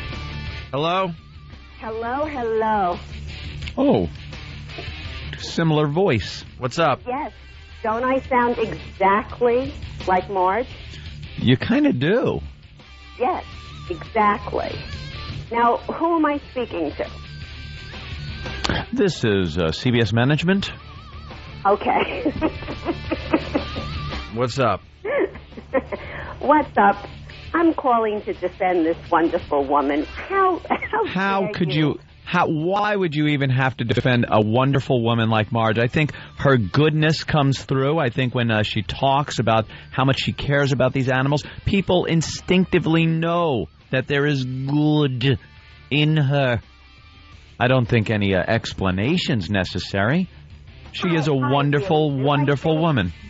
God bless Marge. She is wonderful. God bless is correct, but I think you should put your money where your mouth is. Hey, from your lips to God's ears. Absolutely. What do you need? What do you need? 10 spot? Yeah, what do you need? What do you need? 10 spot? 20? No, what she needs is... Wow, you sound just like Marge, I swear. Wait a second, give me a break. Wait, who are you? Miss, who are you? I just got back. I was out of studio. Who are you? Oh, I'm sorry. Forgive my interruption. I'm James. Marge's daughter. Are you really? What's your name? June. June? It's a nice, lovely name. Marge has 2 wonderful daughters. Uh-huh. Are you her oldest or her youngest? I am the oldest. God bless. How old a gal are you? Get out of here. That's not polite to ask a woman her age, Why James. not? I'm 51 years young. Do you know 70 is the new 60? Did I say that right? I don't care what the new thing is. The bottom line is this. You got 30 seconds. Go. She needs you to help her out. I think it's important what you're doing. Huh? I think it's important what she's doing. Got to cut our losses. It's going nowhere. We got IMAX to give away. Much more important stuff than saving dogs and cats. Something tells me June is not going to be happy. Well, with the way she was dealt with. I know. She could call back another day when we have a lot more time to mess with her. June we got to give away IMAX. Met Ramon at some point. Oh, she was about to. We have 5 IMAX to give away. We got hundreds and hundreds of entries. Yes. For the IMAX. Hundreds and hundreds of entries. Most of them sucked. Yeah, we're going to play the top 10. It'll go by fast. Of course, 10 through 6 get nothing. I like when you have to preface a bit like surgery. Don't worry, it'll go quickly. You'll be asleep. You won't even feel it. Well, come on. I mean, you heard the entries. Well, a couple of them pretty good. Some definitely. aren't bad. Some of them pretty bad. But this for an iMac. Right. This is big stuff. Well, coming in 10th place out of hundreds of entries for the iMac, it's Hardcore Radio from Bill L. Oh, Bill L., you do not win an iMac for this. He misses out. Opie and Anthony, Hardcore Radio. Oh, smoothies are here. I want a smoothie, but I want pineapple strawberry. I like blueberry. I like soft fruit. Were you in a beauty parlor 2 weeks ago? What do you need, Dollface? Do you like looking at me? Yeah. The Opie and Anthony Show. Spread the virus. I got my back waxed yesterday. What the hell is wrong with you? All right. Hey, that should have won an IMAX. That's kind of really funny. It starts off all ballsy and everything, and hardcore like your typical, hey, too cool for the room guys. And then it has us talking about what we talk about. Smoothies and fruit. And getting our back waxed. What a room full of faggots. Yeah. Oh, well, sorry, Bill. The judges have determined no. You don't get an iMac. All right, coming in 9th place. Boy, I'll tell you one thing. What? The rest of these better suck, or it better be better than his was. Right. If one of these suck more than his, you guys are going to look bad.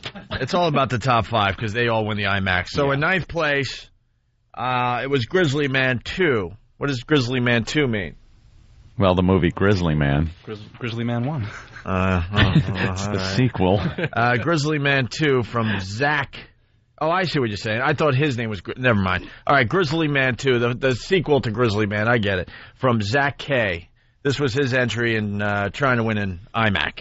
Oh, he's a big bear. A very big bear. What are you doing in my house? He's rowdy. He's getting bigger. He's getting to be a big boy. Get the flip out now. That was a challenge, and you have to remain cool in the challenge. If you don't, you're dead. Now proving myself is being able to hold my ground and therefore earning their respect. I'm sorry. You just relax. Oh, God. Oh, I love you. I love you. Lebanese homo. All right, see, I'd have put him in 10th place. And the other guy Hardcore Radio would have been in 9th so far. Yeah. Let's see how far down Hardcore Radio makes it. Yeah, that'll be interesting. Because he is now 9th place in my book. That's right. In 8th place, meaning this person did not win one of the IMACs. No, sorry. O&A present Frank the Frowner from Jeff S. 8th place out of hundreds of entries. I frown a lot. My name's Frank. O&A Pictures present the story of a boy and his special ailment. When I try to smile, I strain so hard, my shoulders lift up. Ridiculed all his life for something he cannot control. When I was in school, they would call me upside-down banana face. Watch a man learn to cope with his frown. You know, it takes more muscles to frown than it does to smile, they told me. I just want to smile. Just once. Will he ever smile? Smirk. Okay, that wasn't bad because it's got Frank the Frowner in it. Right. But not as creative as far as the production Hardcore goes, Radio. His Hardcore Radio has now made it on my list to number 7 or number 8. Right. But that wasn't bad, right? Not bad. Not bad. All right, the iMac entries, the top 10 here. The top 5 will win IMAX. In 7th place, according to the boys, is O&A Children's Radio Hour from Matt V. Sounds cute. Falling short, Matt V. Ladies and gentlemen, welcome to the Opie and Anthony Children's Radio Hour. Mommy took thalidomide. Boy, this dumpster is smelly. Who the hell saw that coming? Oh, why did my mommy kill me, son? Kids being sucked out and a band plays on. I hear the sound of a vacuum cleaner. Mommy must be cleaning the rug. Wait a minute, it's headed this way. So tune in, kids, from 6 to 9 on Free FM and then from 9 to 11 on XM Satellite Radio. And who knows, maybe you could be the topic of an Amber Alert someday, too. What do you think? All right. Hardcore Radio is moving down the list. He is going to be pissed when he doesn't get an iMac. Yeah, he can't get one. Right. I mean, the judging is final, but my personal opinion, although I like that one, it was interesting. It was very edgy, yes. All right. In 6th place, falling just short of winning an iMac. Oh, just missed here. Just missed. It's what I learned from Uncle Ant from RPI. Opie and Anthony They're back. Vincent's going to tell us what he learned this summer. I spent 3 weeks with my Uncle Anthony, and I learned a lot from listening to his radio program. First of all, women on the radio stink on ice, and all holes should be banned from the airwaves. Next, it's good to live amongst the Jews. They have all the money, so they have nice houses, and the crime rates are low. Opie's name is First because he saved my uncle from blue-collar hell. Jimmy is a good egg, but I'm not allowed to be alone with him. All right, that's funny. Are we going to use some of these as promos? Oh, very good. That is funny. Some of you guys will be played over and over again on our show.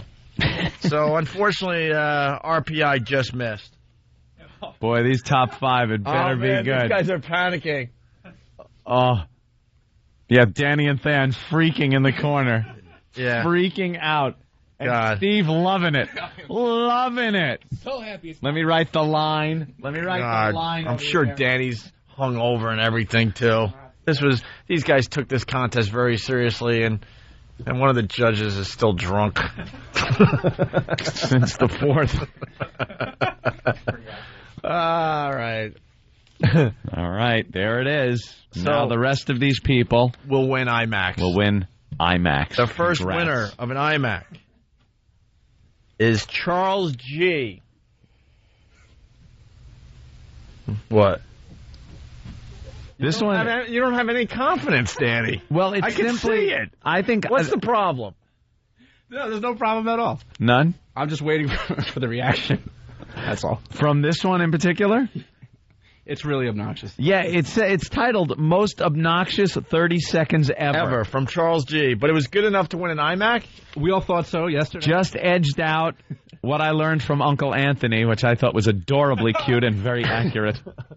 What, Dan? You want in on this? No, just we were listening to these, and Sam brought up a great point. Yeah. That when you hear this one, that's one of the winners, and you're one of the other guys, you might be a little upset. Oh, you're going to be really, really mad? It worked for us. Oh, boy. All right, here we go. The judge's decision is final. Yes. So, regardless. Right. It's all a matter of taste and... Oh, boy. So this person, Charles G., wins an IMAC for this.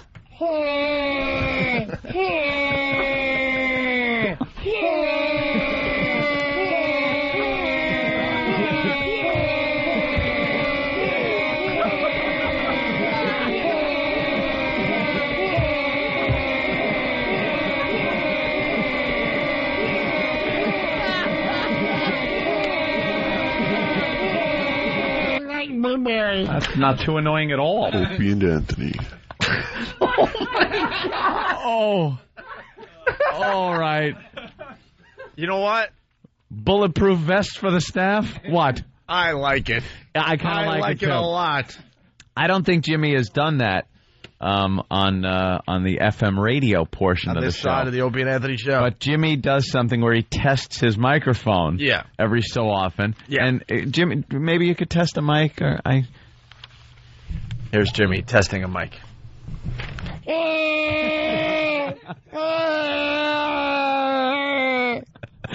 Yes. And to hear a whole flock of them, or is it a gaggle? I don't know what to call that. And then how it's slowly built.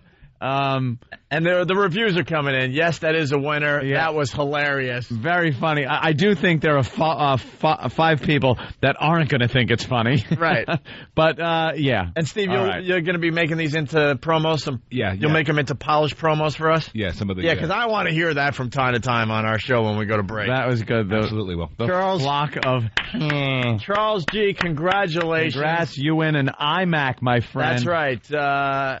I'm looking forward to, now that he has an IMAC, more of his work. That's right. Coming in. Hoo Hoo Higgy. I love the most annoying 30 seconds. And I love the name of it, too. Most obnoxious 30 seconds ever.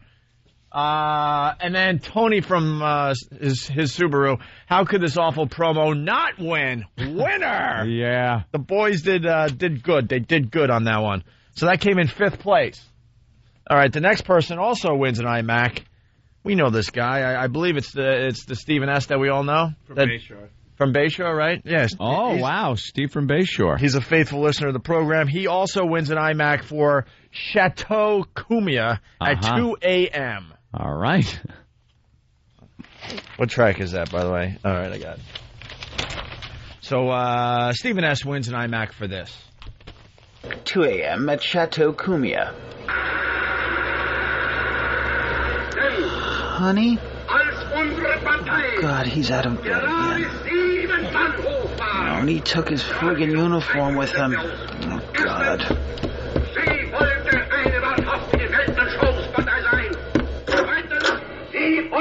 Anthony, what are you doing? I don't know. Help me. Well, be an Anthony show.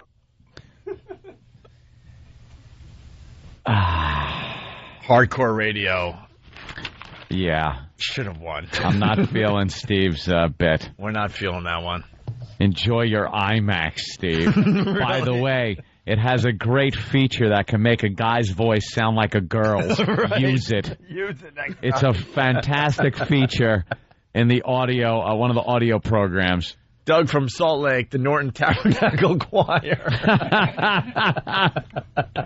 Yeah. Well, yeah, Stephen S., you lucked out today, my friend. All right. This next person came in third place, according to the judges, and he also wins an iMac. It's Carl H. for this, which is titled The Meaty Breasted Nothing. Okay. If I appear in awe, ladies and gentlemen, it is because I am staring at one of my favorite specimens, the meaty-breasted nothing. If you listen closely, you just might hear his beautiful musical warble.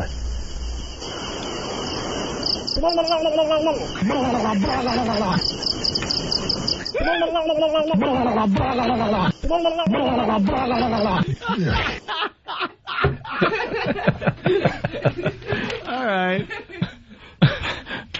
Bravo. Carl H. Very good. Yeah, Got yourself an iMac. Yeah. That's funny. Warble. By the way, the most obnoxious 30 seconds ever. Yeah. A lot of people want that as a ringtone. Maybe we should throw that up on opieandanthony.com. Yeah! opieandanthony.com. There it is, people. What website? opieandanthony.com. Yes, you heard it here. We'll have that up there as a ringtone. That's very funny. All right, so, yes, Carl H., congratulations. You won an iMac as well, like Anthony just said. A lot of people want to know if you're living with a man, by the way, Anthony. I know. The guy could have at least done this. Why does Anthony live with a man? And the loser doesn't even know a chick that could play Ant's girl part. That's Mr. Torrance. And it was the same. My voice was the same as hers. It wasn't even like he put on a different voice. All right. Here we go. Jesus, Steve. The runner-up in the iMac Not you, Steve. contest. You're an angel. Because this is just so exciting. Of course it is. This person is no stranger to the Opie and Anthony show. Mm-hmm. And he will be winning an iMac. Yes, Chemistry, you won an iMac. Yes. We know him very well. Here's his entry called O&A Song. Chemistry, everyone. Opie, the millionaire, Anthony, germaphobe, Jim Norton, pedophile, Ben is always sniffing coke, Steve is just a big bear, E-Rock backs the flow, Dan is fantastic, Travis sits and answers phones, Sandy drank a few beers, could be more than that, gentlemen, matter of fact, I could kill you with my hat, Kenny's big and stupid, here we go again, O&A virus spreading on free FM. All right, a little ditty from Chemistry. Not a lot of production, really. A track and some singing, right? Track and some singing. Isn't that what, like, the long and winding road is? Yesterday? Yeah, I guess. Very nice, Chemistry. The runner-up of the iMac contest. And finally, this person will also win an iMac, and the last iMac. Yes, here it is. Goes to our buddy, our pal, who does a lot for this show and doesn't get paid. It's Drew Boogie. He won the entire contest with Is It? I I know I speak like an idiot. Do you? It's all about me. Is it? I was assaulted. Were you? We're brilliant broadcasters. Are we? You are out of your mind. Am I? Oh, that sounds real good. Does it? I'm thrilled. I'm excited. Am I? I thought I heard Negro. Did you?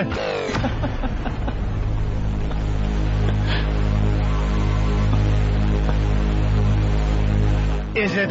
Yeah, that's not bad. Drew Boogie. That's good. Wins the iMac contest. Congratulations. And a fine iMac. Yes, they all won the new iMac. It has everything you need and more to explore all your creative possibilities. Don't forget, they just came out with the MacBook, a tiny laptop that does everything that the iMac does, built-in camera and everything. Check it out at apple.com. I demand Steve redo his bit on the iMac and use that woman voice thing because that had potential. Right. But the same voice, it's going to annoy me now all night. I'm just going to think of how you screwed that up.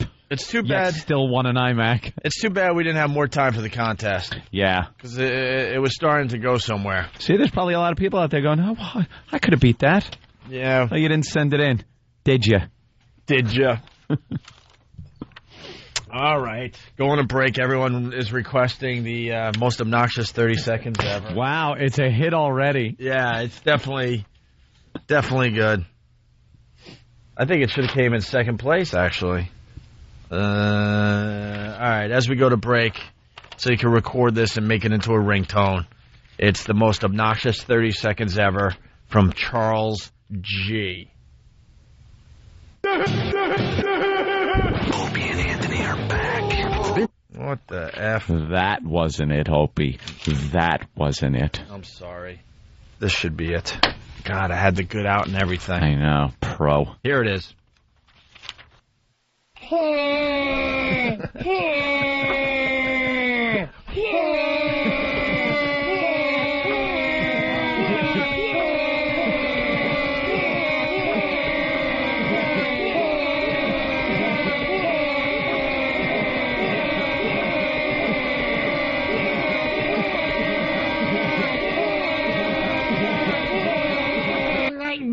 That's not too annoying at all. Opie and Anthony. Responsible parents everywhere, Opie and Anthony are now back on the regular airwaves. So take your baby off that windowsill and sit him in front of the radio. To hear the shriek of a small child, that would be wonderful. Opie and Anthony Dash, bring in the funny. Hear what everybody else is talking about. O&A, uncut and live, continuing the show on XM Satellite Radio, starting at 9 a.m. Eastern. Visit xmradio.com to subscribe. The Opie and Anthony Show.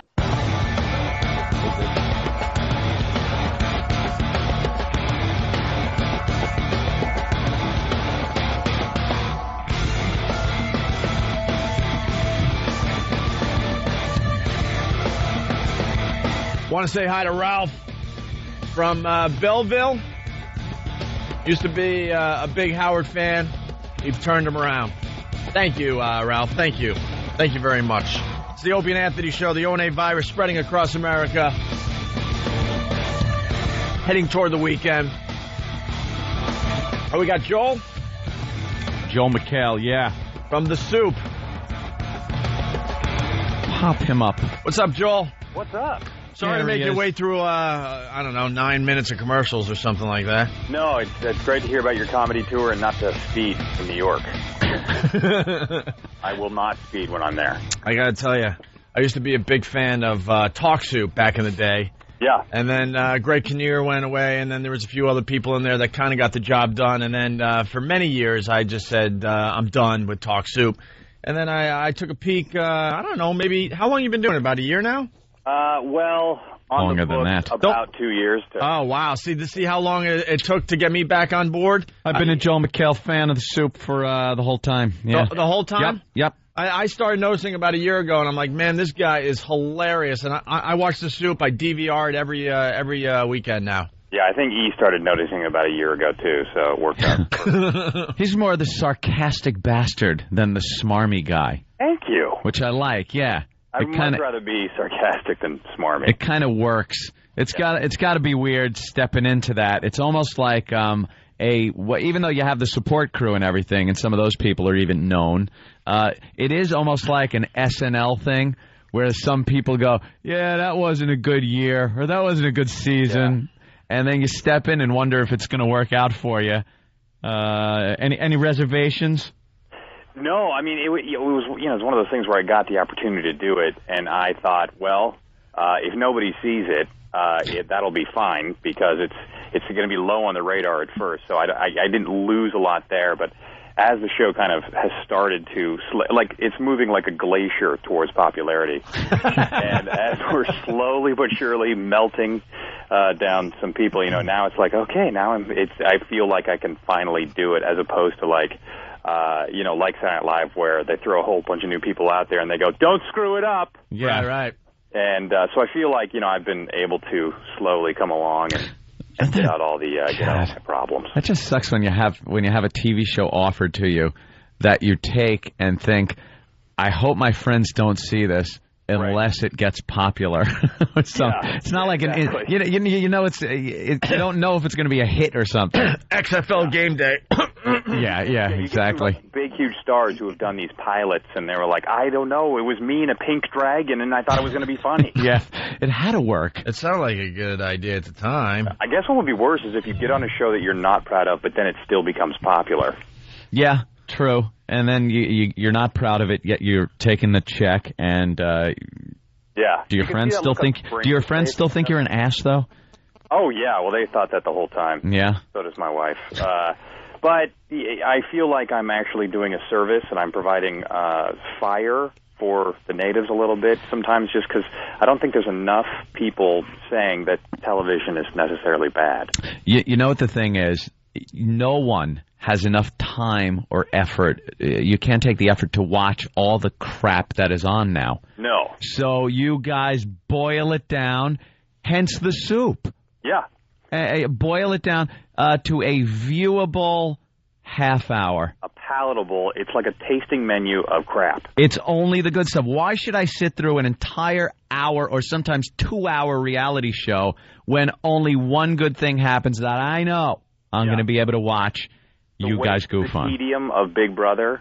Oh. For an hour to listen to people whispering each other and going like, hey, are you going to guard me in the next meeting? Yeah, exactly. It makes me think. Everyone says that America's attention spans are getting shorter, but I'm like, have you seen that? People just whispering for an hour. I tried to watch Big Brother All-Stars last night, matter of fact. I couldn't get through it. I already gave up on the show. And we try to watch a lot of this stuff, so we could also goof on it, Joel. But I'm out as far as Big Brother goes. I can't sit through that crap. I know. We thank God for the interns and the production assistants who they've got about 5 or 6 hours of television on their TiVos.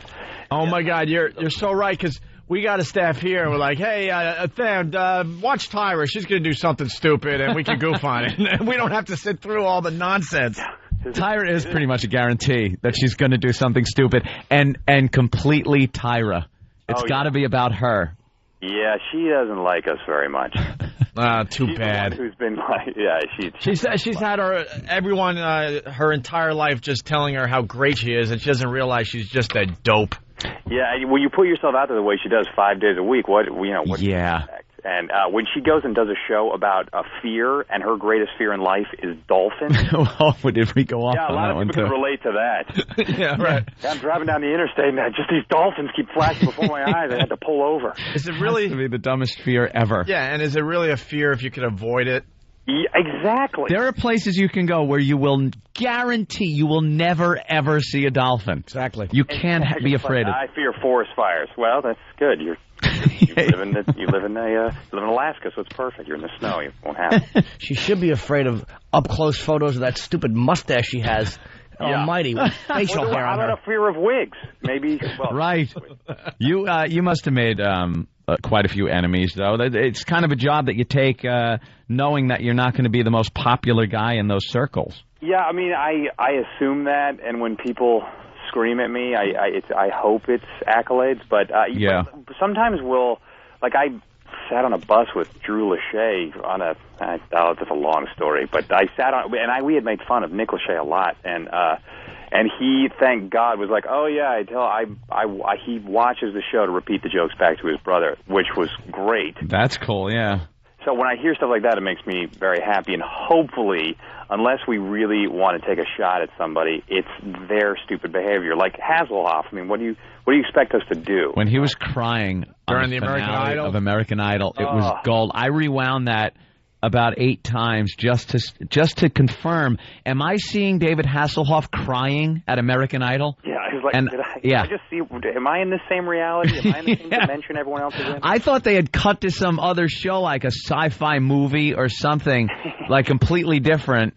And by the way, you do cover not only the talk shows, which the old Talk Soup used to do, right, but when you play some of these sci-fi movie clips, oh yeah, from the Sci-Fi Channel, their exclusive movies, Lou Diamond Phillips has just become the star of these things. Yeah, he is what Marky Post used to be to Lifetime movies. That is, you are absolutely. He's the Shannon Tweed.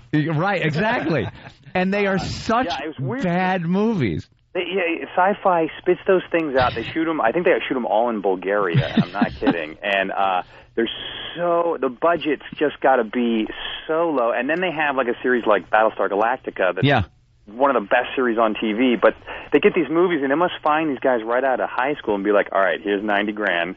You got 2 weeks. Here's a camera. Yeah, they're using like an old Pong machine for the CGI. If you don't have something on in the can in 2 weeks, you're not coming back from Bulgaria. That's basically awful stuff. Yeah, but they must be watching them. And when Coolio is in your movie, you got to reel. You know that's going to be a good one. Yeah, you're in trouble. Yeah, you guys definitely expanded though, which is cool. You know, it's not just the talk shows. Yeah, you throw in the Spanish programming. I find very funny.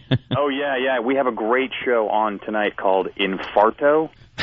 I'm not kidding. It's spelled Infarto, and they take punked to a new level where they pretend your loved one has been killed. And your loved one is in on the joke, too. That's the best part. And they show people hypervent. I mean, it's not just like, hey, man, we switched your car. Isn't that funny? And they're like, no, dude, your mom is dying. She's bleeding out.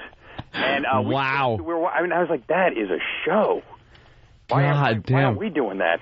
Yeah, the Mexicans and the Japanese seem to really have that wrapped up where they really don't care. I guess they don't have lawyers in those countries. No, and speaking of Japan, we have a little Japanese film about teaching kids how to poop. Really? That's on tonight.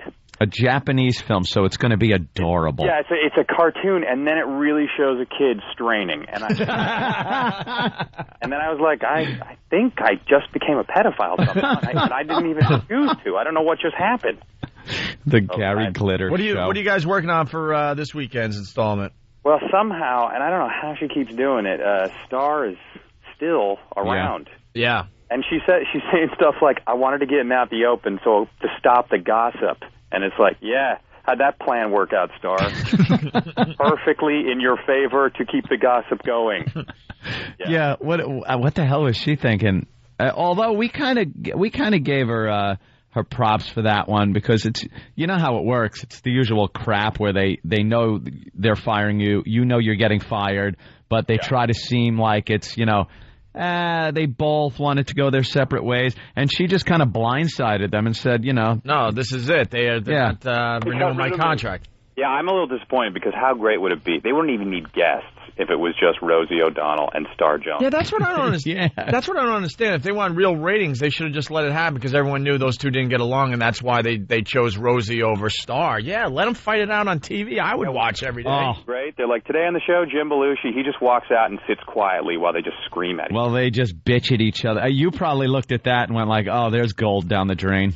Yeah, it was like, what? I'm gonna apparently. Well, so far right now, I'm still booked on The View, but I'm gonna ask them about that when I'm there. It must be like losing a loved one when a show like Tony Danza goes off the air. That was like bringing in my uncle who died young. Yeah, because the clips. That show was great, man. What was the bit you guys did? Danzitions. The Danzitions was hilarious. Danzitions. He was so bad at that monologue. that he would just talk about something, an awful thoughts and prayers going out to the families of all the dead people. It was a horrible fire this weekend. And my daughter graduated from high school. I want to applause to transitions. Hey, how about those Mets? But seriously, cancer's horrible. Yeah, right. He's awful. We are so. I got to go. I thank God he didn't try to swing at me when I. No, I saw that. He was so nice, and we were sad and wanting to hug him when he left. Joel, it took it like a champ. It took a great bit away from us too, because Anthony does it dead on Tony Danza. Oh, really? Well, I heard a little bit of it there. Oh, we used to do the phone call. We used to have one of our guys go online as these people were going in to see Tony Danza. And say that Tony Danza wants to talk to somebody. To get him backstage before the show. Right. And you know the audiences that they get over there, they actually thought, these Midwest people, that it was Tony Danza on the phone. Oh, that's and awesome. it would slowly go into them coming backstage to service me. You're going to need to take your pants off. Sit here for a minute. I'm going to twitch my nose. And they believed it right to the end. They didn't want to think that they weren't talking to their hero, Tony Danza. And Tony would just get filthier and filthier. And want to like flip him over. It was really bad. Tony was gold, man. Did you hear that Brittany and Kevin are talking about doing another season of Chaotic, their reality show? Oh, thank God. We heard that, and it was... It was party time at the office. Yeah, we cracked open the champagne, and we could not be more happy. Hey, I saw some of, or at least one. What's the guy's name from the old crew? Tom. Tom, yeah, Tom's come back. Yeah, Tom has been the camera guy, right? Tom never left. He never left, but he was kind of taken off of any on-air duties. Yeah, it depends on which monarchy is in there, and they. For a while, like, Tom couldn't be on, and then Tom was like, well, we need Tom every show. Tom should be next to you. And then, so now we try to get him into the show as much as we can. He was there before Kinnear, and he started with Kinnear, and I looked at that guy. I did a best of Talk Soup. I saw that, yep. And his reel was incredible, and some of the comedy is awesome. So it's great to have him because he knows what works in that kind of strange format of just a person and a camera. So he's like the guy. You would think Greg Kinnear would, put him in a movie by now. Yeah, help a guy out. Help a guy out a little bit. How about me? You in a movie. Hey, what does John Henson do? I mean, I used to like John Henson a lot too. Yeah, I think he's a very funny guy, and he hosts a show on the TV Guide channel. His wife is a big producer, and so I don't think he's got anything to worry about. Oh, okay. Oh yeah. He did, and he really was put into a tough spot when he took over for Kinnear. Yeah, because Kinnear really had what made the show work. Yeah. Yeah, and so to step into that was hard, and then eventually they had Aisha Tyler, who clearly is still the most attractive out of all of them. Yeah. Wow. And another show that went away that we used to have fun with was Paradise. Oh. What a stroke of genius it was for E to have them on. Why didn't they? I don't understand. Them as her big breast. I don't understand why they didn't continue with that show. It's such a. We love Trainwreck TV over here. Well, E, hey, we live for Trainwreck TV, and then when it was on E's dime, they're like, we've got to get rid of this. Brooke Burke was a genius, and who was the first host of Wild On, and then I like how Tara, after the series was over, was like, I think this show has hurt my image. Her image, image that she had. A, your image was already way shot, and B, you signed the paper and flew to Europe. The best observation about Paradise, she never did anything. No. She was in these exotic places where they want you to go, I don't know. Parasailing. And it was like, oh, my God, we're in Spain, guys, and we're going to go parasailing. It's going to be so much fun. It's going to be we're on the beach, and we're parasailing. And then when we get time to parasail, she goes, what are you, crazy? I'm not going up in the air. Where you go? But, look how cool it looks. Give me another cigarette. Right back. Yeah, we'll be right back. She ought to thank God. Types of rum here in Portugal. More drinking. Right. She ought to thank Natasha Lyonne because, she's not the biggest screw-up from the American Pie movies. Oh, yeah. Just because of Natasha Lyonne. Yeah, it totally happened. I wish that if they would just bring back Paradise, and now we got Nicole and Paris, and we have all the stars that have I've had shows or movies at one point. Now they got series, and thank God they're letting me make fun. Yeah, it's just never ending. The supply is amazing that you guys have over there. It's a very entertaining show. You guys going after Tom Cruise this weekend? Did he do something? Well, a lot of people are wondering where the kid is. Speculation that there is no baby because there's been no real pictures. I like how last week it was like, yeah, we're not showing him until we get the right price. Yeah. And after Angelina Jolie's baby and all that, and they're like, yeah, we got kind of a crappy baby, but we're just going to wait. We think they had a waterhead. Oh, Jesus. Oh, water. We think they had a waterhead, and it's, oh, boy. What do we got to do now? What's his big catchphrase after you show his video montage? Much love. Much love. That was when he was accepting an award for Jamie Foxx. And what a tool. Yeah, that was, we love Tom. We could not touch that guy 2 years ago. I mean, nobody could. You couldn't, I mean, no one in media could do it, and then all of a sudden. No, then it was fair game. I mean, you had the Scientology SS would come after you. Yeah. And now it's like, fair game, anybody. Yeah, it's open season, man, and that whole run was not that it's huge, but it's just incredible to watch the whole thing kind of unfold. I think what happens is once you hook up with a Hollywood chick, all bets are off. Yeah, it happened with everybody. Once he became Tomcat, it was over. Well, how long has he had, like, his sister's his publicist now or something? Didn't he change? No, they fired her. Yeah. Oh, really? Fired his sister. I think they fired her after the couch thing. The couch incident, which was great. That's wonderful. Although, was it really her fault that he jumped up and down like a retard? Yeah, technically, no, it's not her fault. Yeah, I don't think she told him to do that. You think your sister, though, would know you well enough to know that you might do something stupid and go, look, Tom, don't do something stupid. Right. You grew up with the guy, Yeah, and then she was like, wait, my brother's a billionaire, and I get how much Okay, perhaps then she wouldn't call him out on his stupidity. Yeah. Love to talk to you more, but we run out of show very quickly here, Joel. Soup. Fridays, 10 p.m., and then... 80 times. Yeah. And then it's replayed over and over again. It screws up my DVR tapings, by the way. Yeah, it's on my DVR like 800 times. Yeah, there's 800 The Soup on my DVR. That warms my heart.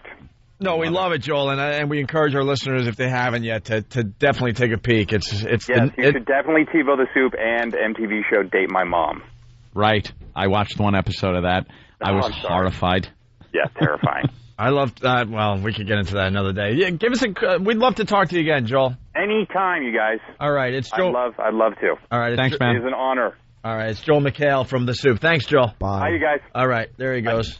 We got to take a quick break. We're running out of show here. Yes, that guy is genuinely funny on that show. Really good, sarcastic. Looks like a happy Bill Burr.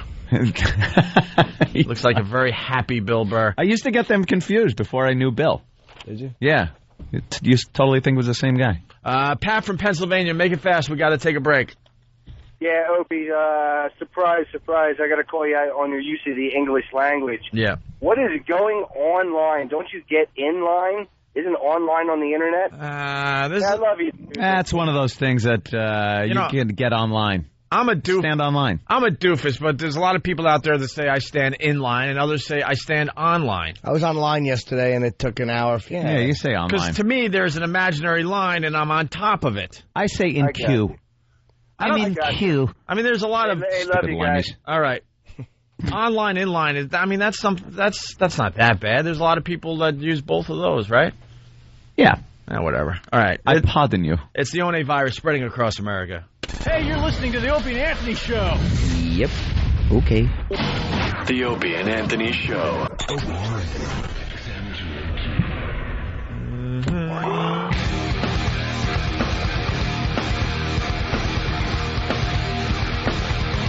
Let's say hi to Joe. What's going on? What's going on, Joe? Hey, man. Just want to let you know I really appreciate your program, and I want to let you know you've got a very diverse group of people that listen to you. I am a faggot, so... Are you a gay American? Faggot! That's right, and I don't care. You know what? People take themselves way too seriously, and thank you very much for what you do. I like that. All right, and you don't mind the word fag? Well, which one do you mind? Queer, probably. I don't care. Which one? Well, which one gets to you? Which one where you say to yourself, "Ooh, that hurt"? Pickle smuggler. Butt pirate. Okay. Arr. Got it. No, seriously, which one gets to you, Joe? I think whatever one is being uttered by 5 guys with shaved heads leaving a bar. I think that's the one that gets to him. It could be Sir. Okay, made your point. Fuck off. His buddies, it could be anything. Well, Call him sister, queen. Yard and someone, 2 chicken shits just stop by, but they yell out and they call you names. That's pretty harsh. All right, I don't even know what made the air because there was a few curses in there, I believe. Bad word. But I don't care. Like I said, I think people take themselves way too seriously. So. All right, Joe. We appreciate that. Actually, thank you. Thanks for listening to the show. Thank you. Bye. All right, it's Joe from Fagville. We love our gay listeners. Don't we? I like. Oh, you like them? I like them. You can love them all you want. You don't want to commit? You can love them all you want. I just like them. I want to marry them, but I can't. Not allowed. You see the picture? Is it in the Post? We were making fun of. Oh, yeah. The old lesbian couple that they're really bummed out because, New York has decided they can't get married. What's the latest now? It changes every day. If they didn't tell anybody, no one would have known that wasn't a man and a man. No, a man and a woman. A man and a woman. Maybe it was the Daily News. I can't find it now. But what's the latest on that? Do we even know? I can't keep track anymore. All right. Or even what matters state to state, because then it doesn't matter because the federal government doesn't recognize. Just leave them alone. Let them get married. Who cares? Who cares? What's it going to do? The fact is the president doesn't like the fags. The president doesn't like stem cell research either. I've had enough of him. The whole thing is they don't want it, snowballing. Well, that's what they do in the privacy of their own room. I mean the snowball effect. Oh. Like the domino effect, the slippery slope kind of. And don't make a joke about that either. There it is. There it is, page A5 in New York Newsday for our New York listeners. That's a woman? That's a woman. Magoo, you've married again. It's so good to look at myself 30 to 40 years from now. She looks like Robin Williams. She's awful. She really is the worst. That could definitely be mistaken for a man. I don't think her partner is a lesbian anymore. I think her partner officially is banging a man. It's Chris Sarandon. But anyway, what does it say? Can't be wed in New York. State's highest court reaffirms marriage as being between a man and a woman, denying gay unions legitimacy. There you go. Because they say once men get married and women get married, then it opens up the doors for marrying like goats. I don't know how that happens. Why would you want to? You just throw a goat out when you're finished. That's true. Why get married? Goat doesn't even get mad if its back is not cleaned off when it leaves. When you're getting the cheese for free. Hey, let's have to throw garbage out. The little fella will just eat it all. Yeah. Just let them chew the labels off of cans. But then again, if someone wants to annoy you, they just have to get your pet. Let's say hi to Katie in Jersey. Tired and I suck today. Katie. Goat joke. Good morning. Ugh. Good morning, Katie. I was just calling to let you know your DVR episode there about taping all the episodes. There is an option that you can take first run options only. Yeah. So you don't have a mess. And I'll also let you know I have yet to hear a banana phone since you guys have been on 92.3. Right. Oh, boy.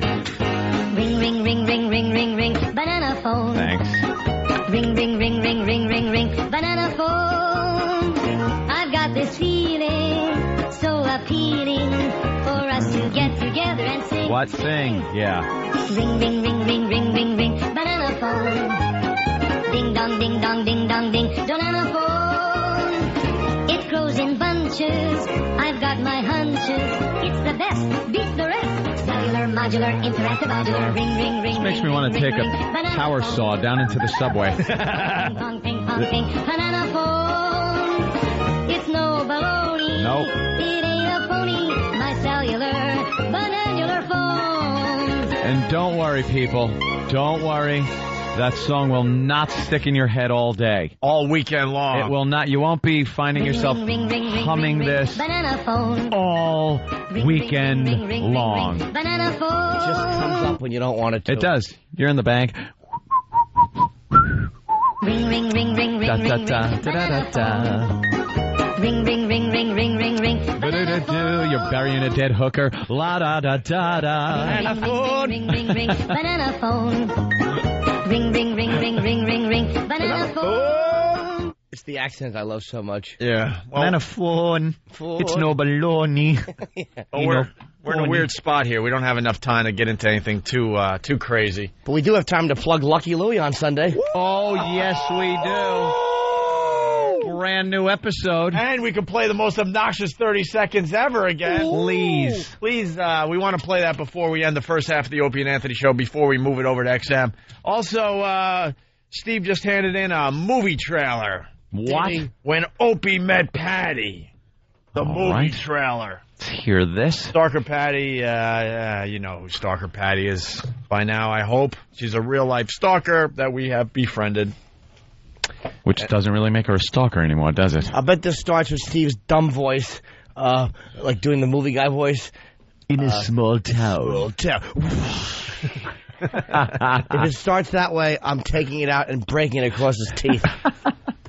Patty is a homely menopausal nuisance who's having a hard time making ends meet. Well, my latest trouble is 3 weeks ago I lost my job. I don't know if it's good or bad. I'm definitely a nerd. Opie is a psychotic radio personality looking to improve his public image. I want to be a clever talk show host. Oh, stop. But is easily sidetracked when the chance to exploit a waste of humanity presents itself. You're funny, aren't you? Well, whatever you hold up. We got to shave your head again, I think. No. Fire it up. When charity case meets head case, Here it comes, Patty. a simple head shaving becomes a bloodbath. Here it comes. Here it comes.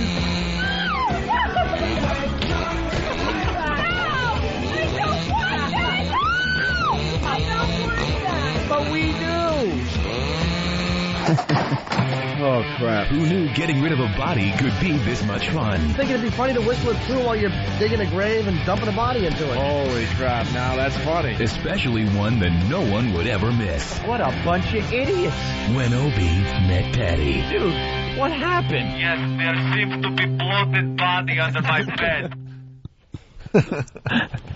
It's funny. It makes no sense. Well, the only line that It's doesn't just make sense, kind of a trailer. It's not really me meeting Patty. is when you go, what a bunch of idiots. Why would you say that? Why? The rest of it makes sense to me, though.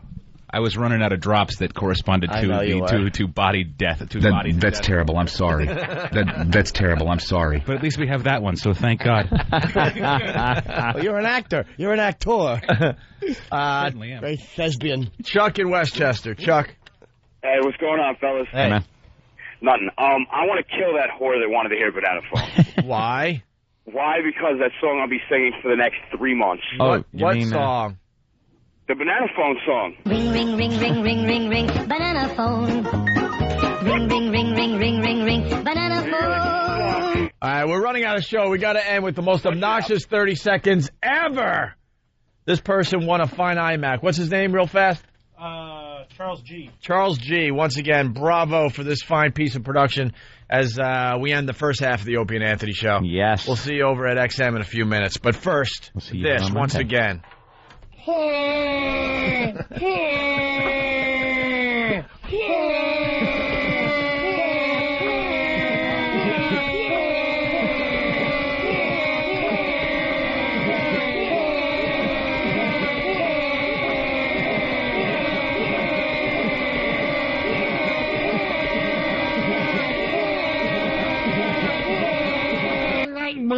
That's not too annoying at all. Opie and Anthony.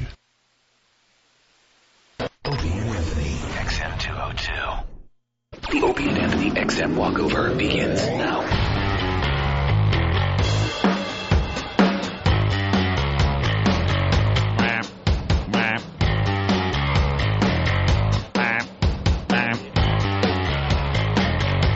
Yes.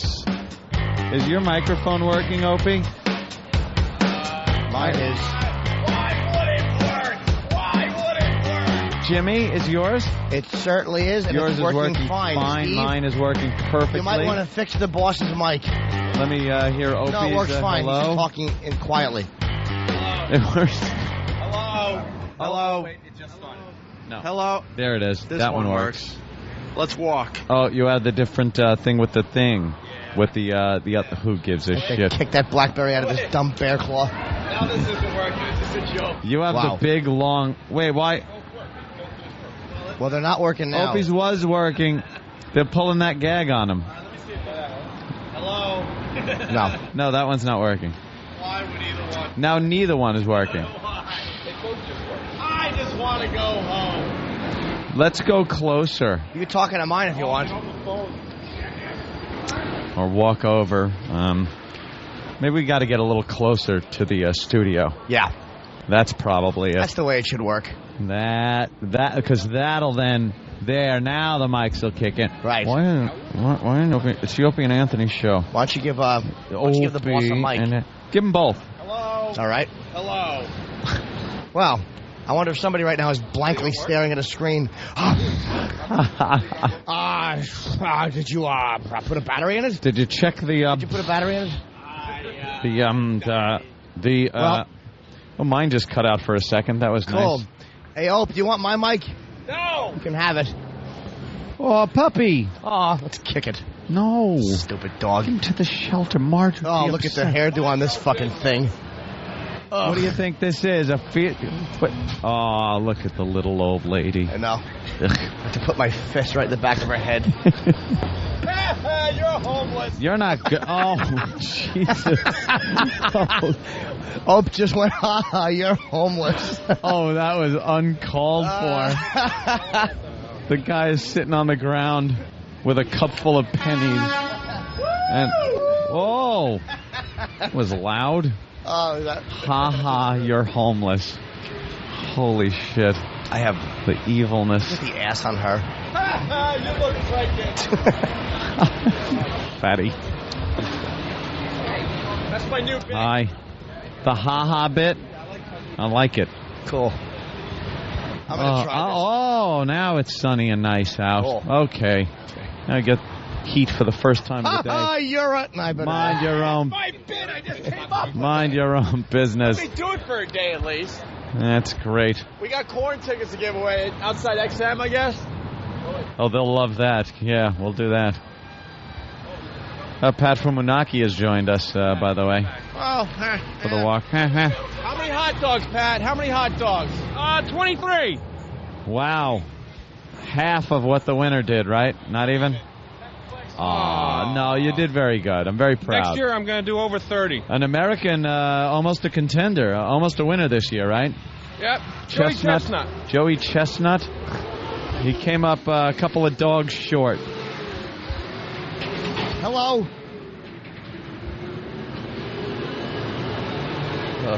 Why do I even have a microphone today? What's the matter, Jimmy? I'm just cranky, slightly depressed, and tired. Why are you depressed? I don't. You know how it is. That's called being Jimmy Norton.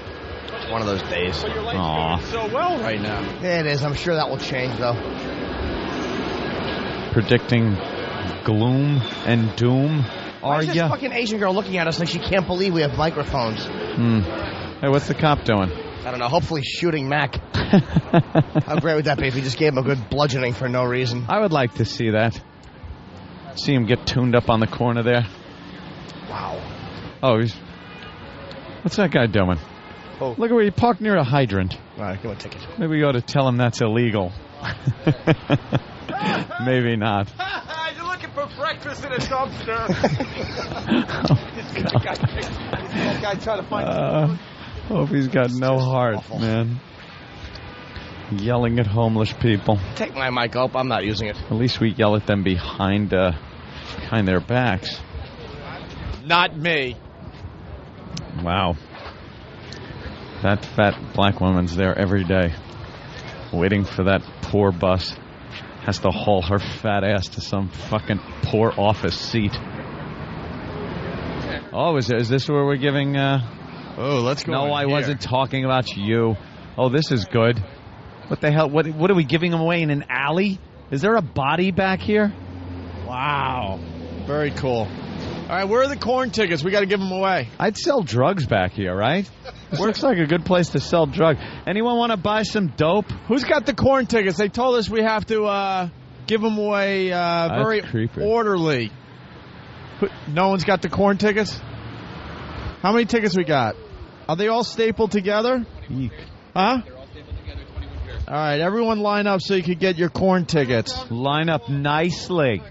We're not going to have pandemonium like we did last time. No. Jimmy, get out of line. Jimmy. You're not qualified. Who wants corn tickets? We're going to do this All right. orderly because last time there was a big mob scene that happened, It was right? like a riot. That's right. Oh, shit. Oh, my God. Oh, fuck. Okay.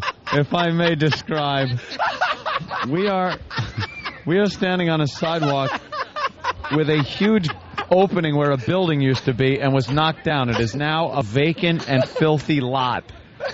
Opie had people line up for the corn tickets and then heaved them into this dangerous open lot. No, that's not. Oh, there's shit on that. And heaved it into the lot. They all went scrambling in to get him. Have a good weekend, fuckers. Sorry about the bad language. Sorry about that. Sorry about that. A couple was in a vestibule at St. Pat's doing ass sex. Lick, lick, lick, lick, lick. Sounds great.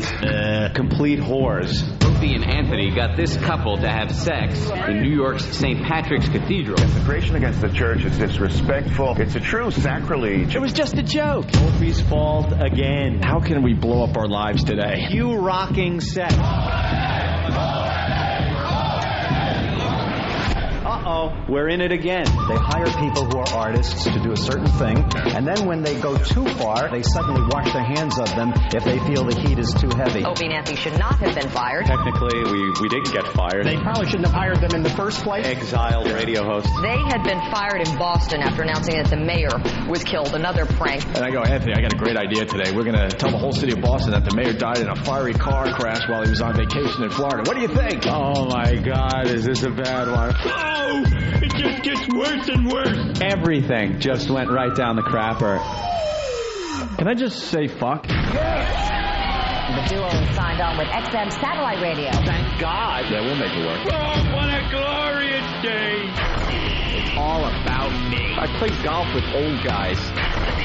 I am a grinning idiot. Hey, it's Opie and Anthony. We're back now at the new Climate of Radio. Ho, ho, Opie. Thank you. You don't go to CNN for dick jokes. Don't come to O&A for hard-hitting news. Opie and Anthony. 私はオピとアントニー毎日聞きます。Opie's cool, большой и красивый. I don't know. Your mom's box. We stink. But enough of this palaver. Let's get the show on the road.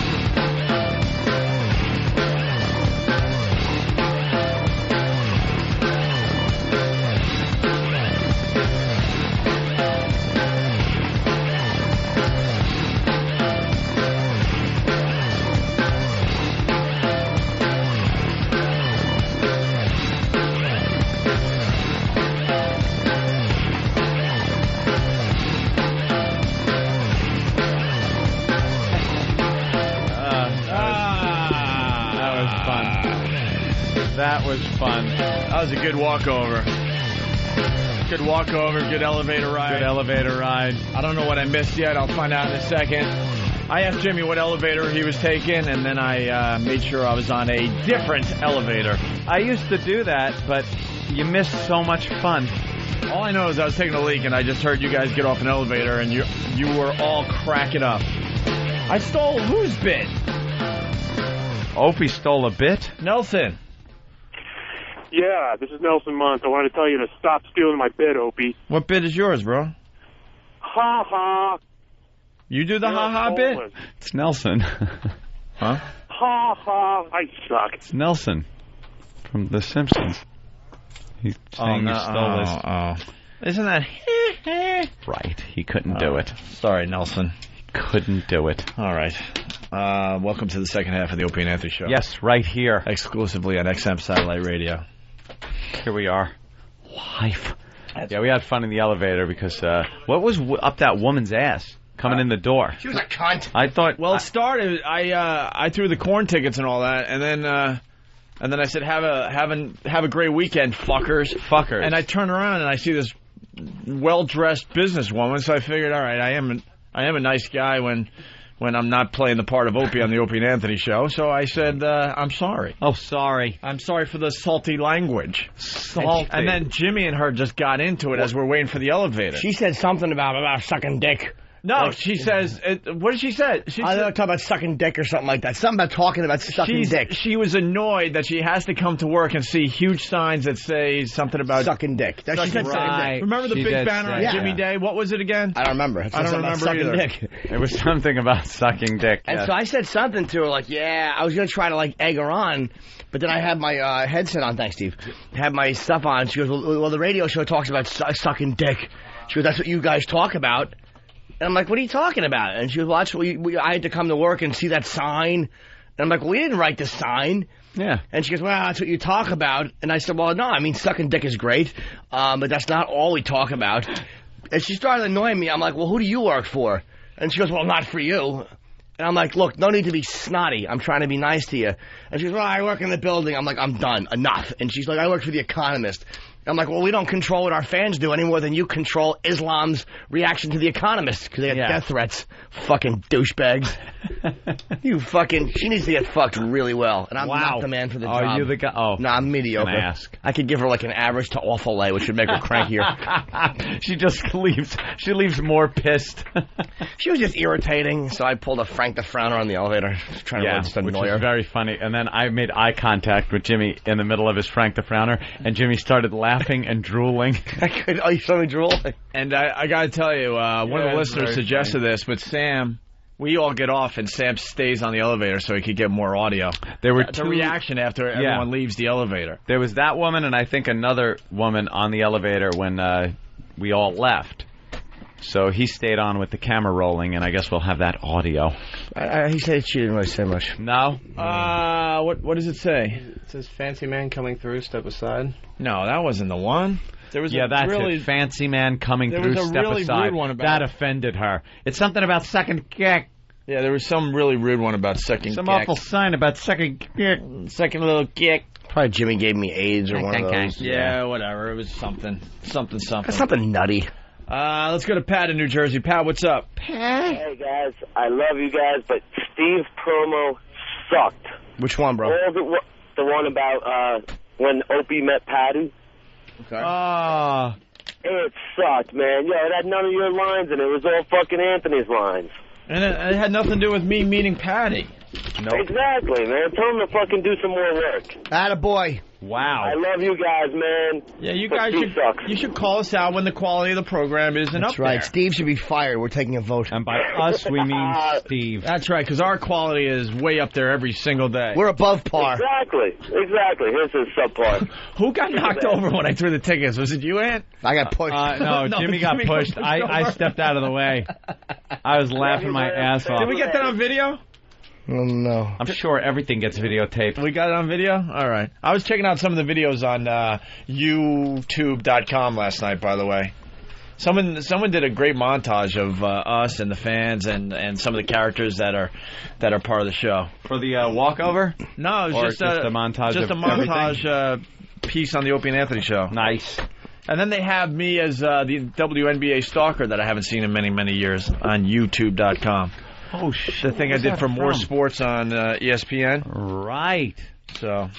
It was pretty cool because we were talking about these viral videos yesterday, and yes, they're up there on YouTube and other sites. Viral sounds very dangerous. Sign said, okay, this is why we have the greatest listeners in radio. They remember everything for us. John in Pennsylvania. John? What's up? Hey, John. What was the sign?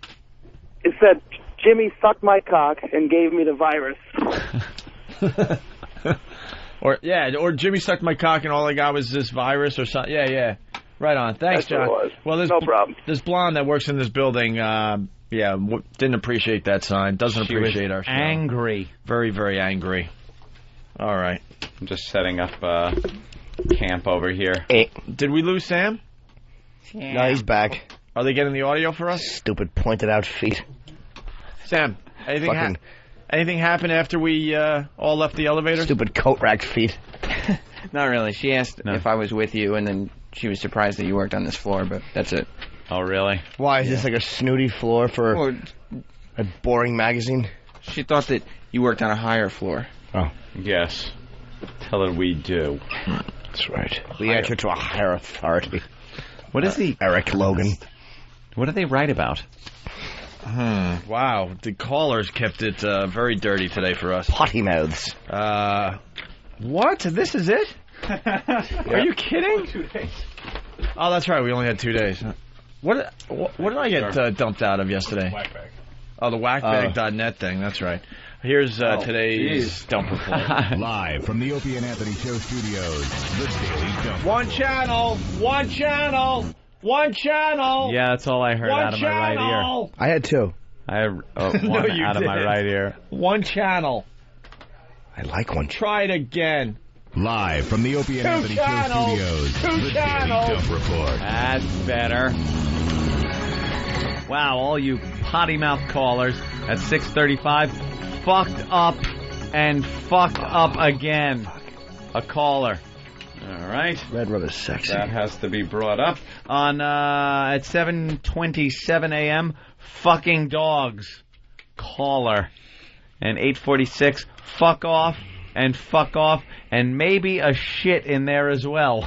That was from our a caller, our gay listener. That was a really funny call too, but I don't know what made it because he was cursing a lot. I heard the shit. Eating some blueberries, Hope? I love blueberries. I bought a lot of fresh fruit, and I've been eating a lot of strawberries and blueberries. Well, you don't like strawberries? No, I don't like blueberries. Blueberries are good with antioxidants. They're bitter. They're bitter. No, not when they're done. Not when they're bitter. No, they're not.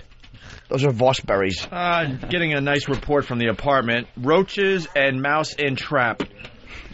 Got another mouse. Great. And roaches. Where are they in the heat? Roaches. I don't know. When are you moving? I'm working on it. Did you put a bid into a place? You said you were thinking. Yeah, I put a bid in. $30. Are you gonna get it? Could be more than that. Perhaps more than that, Anthony. Weekly dump chart for the week, which was only 2 days long. Yeah. I got 1 dump, and the callers got 7. 7. And that was it for the last 2 days. Filth-ridden.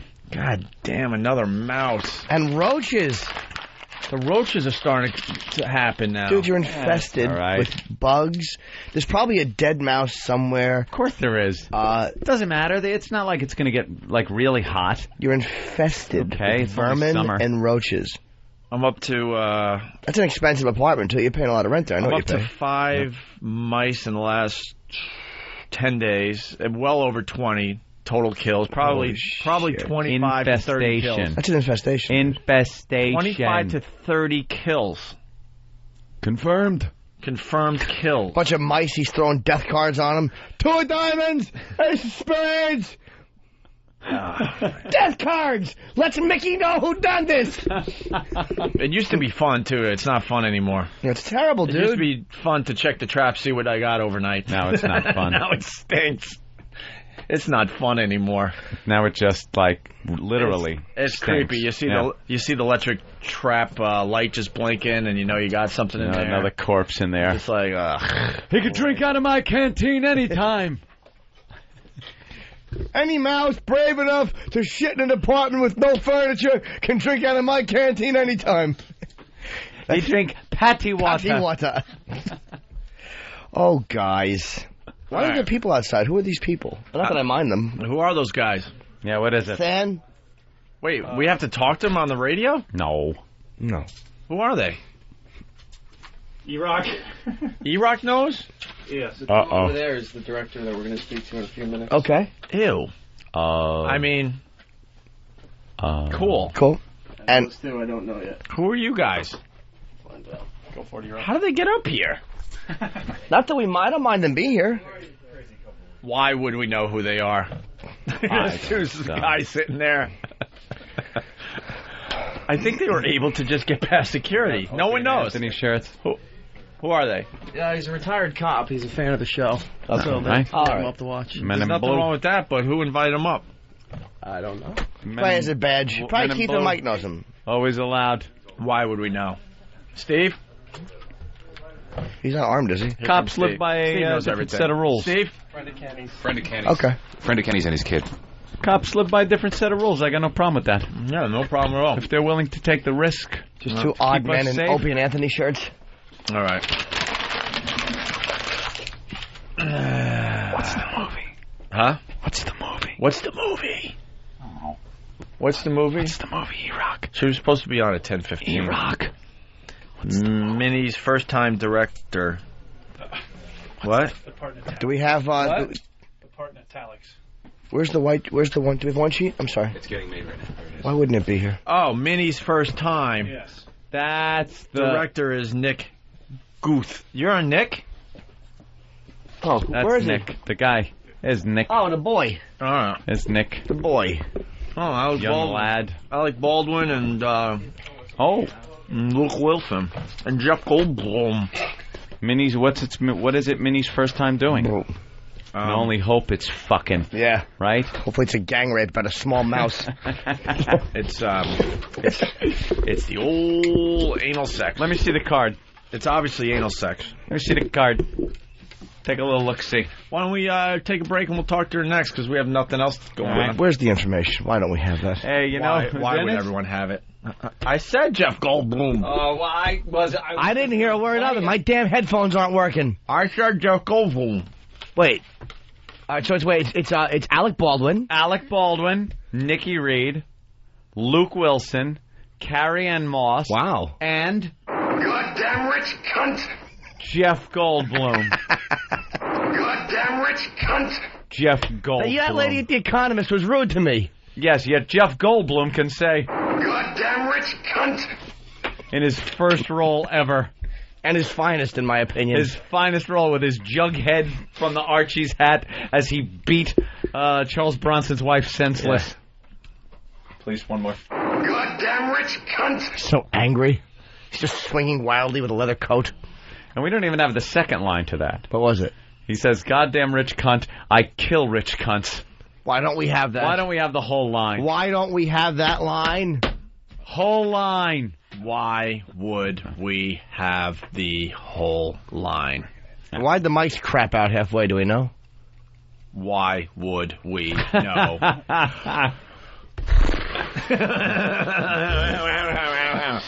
We'll get it working. It was the first day we had 4 mics, by the way. It was Thank scary. God, because Opie got the spare mic once his petered out. Which didn't work either. So we had 4 mics today, yet we only had 2. So why don't we increase our odds and have just 10 mics ready? And then Please, 3 can will we? work. Can we just mic the street? Ew. That we take the walk on? See? This is why I don't like blueberries. A bruised blueberry. It's moldy. I buy my blueberries from a place on 85th Street where the fruit is fresh, and I wash them. Why don't you wash your blueberries? Just inane babble. It's blueberries. I have to do an interview today with Sid Rosenberg in Florida. I'm very happy. Yeah, Sid's all right. Tell him we said hi. He's a good boy. Let's go to Rude Dog. Rude Dog. Hey, boys, what's up? Not a lot. I just want to say you guys suck. All I've had in my head since 6:55 is ring, ring, ring, ring, banana phone. You guys have fucked up my weekend. Thanks. Language, young man. This is my home. Let's go inside the phone call. 6:55. Depends on where he is. Where are you? Oh, I'm in Arizona. Sorry, boys. So 6:55 would be 3 hours behind, so that means it would be 9:55 our time, which hasn't happened yet. 5:55, my bad. Oh, okay. Oh, that's weird. All right, thank you, rude dog. All right, later on, boys. All right.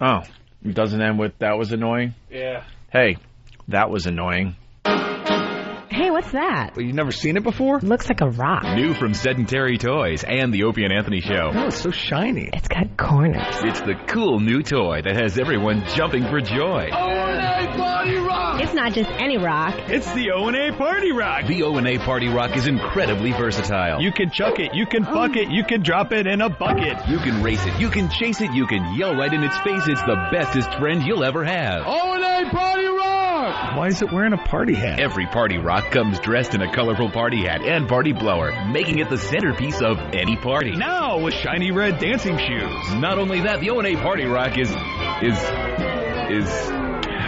a fucking rock, you dildo.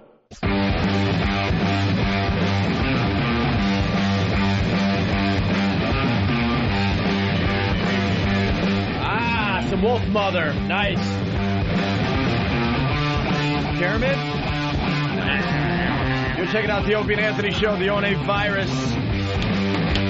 Exclusively on XM right now. That's right. Let's talk to the director of Minnie's First Time. Opening July 14th. Who's in that movie? Looks like Alec Baldwin. Right. Nikki Reed, Yes. Luke Wilson, Carrie Ann Moss, and Goddamn rich cunt! Oh, Jeff Goldblum. Jeff Goldblum, right? Who we love. Hello, sir. Hey, man. How do you say your last name, Nick? Guta. Guta. Okay. Nick Guta. Hello, miss. And who is she? My wife, Heidi Ferrer, who's actually Hi. a small role in the movie, but Heidi. is a screenwriter by trade. And, And she has lovely boobies. Yes, she does. Jesus, Opie. What? What happened? Little tact. Well, but they're right there.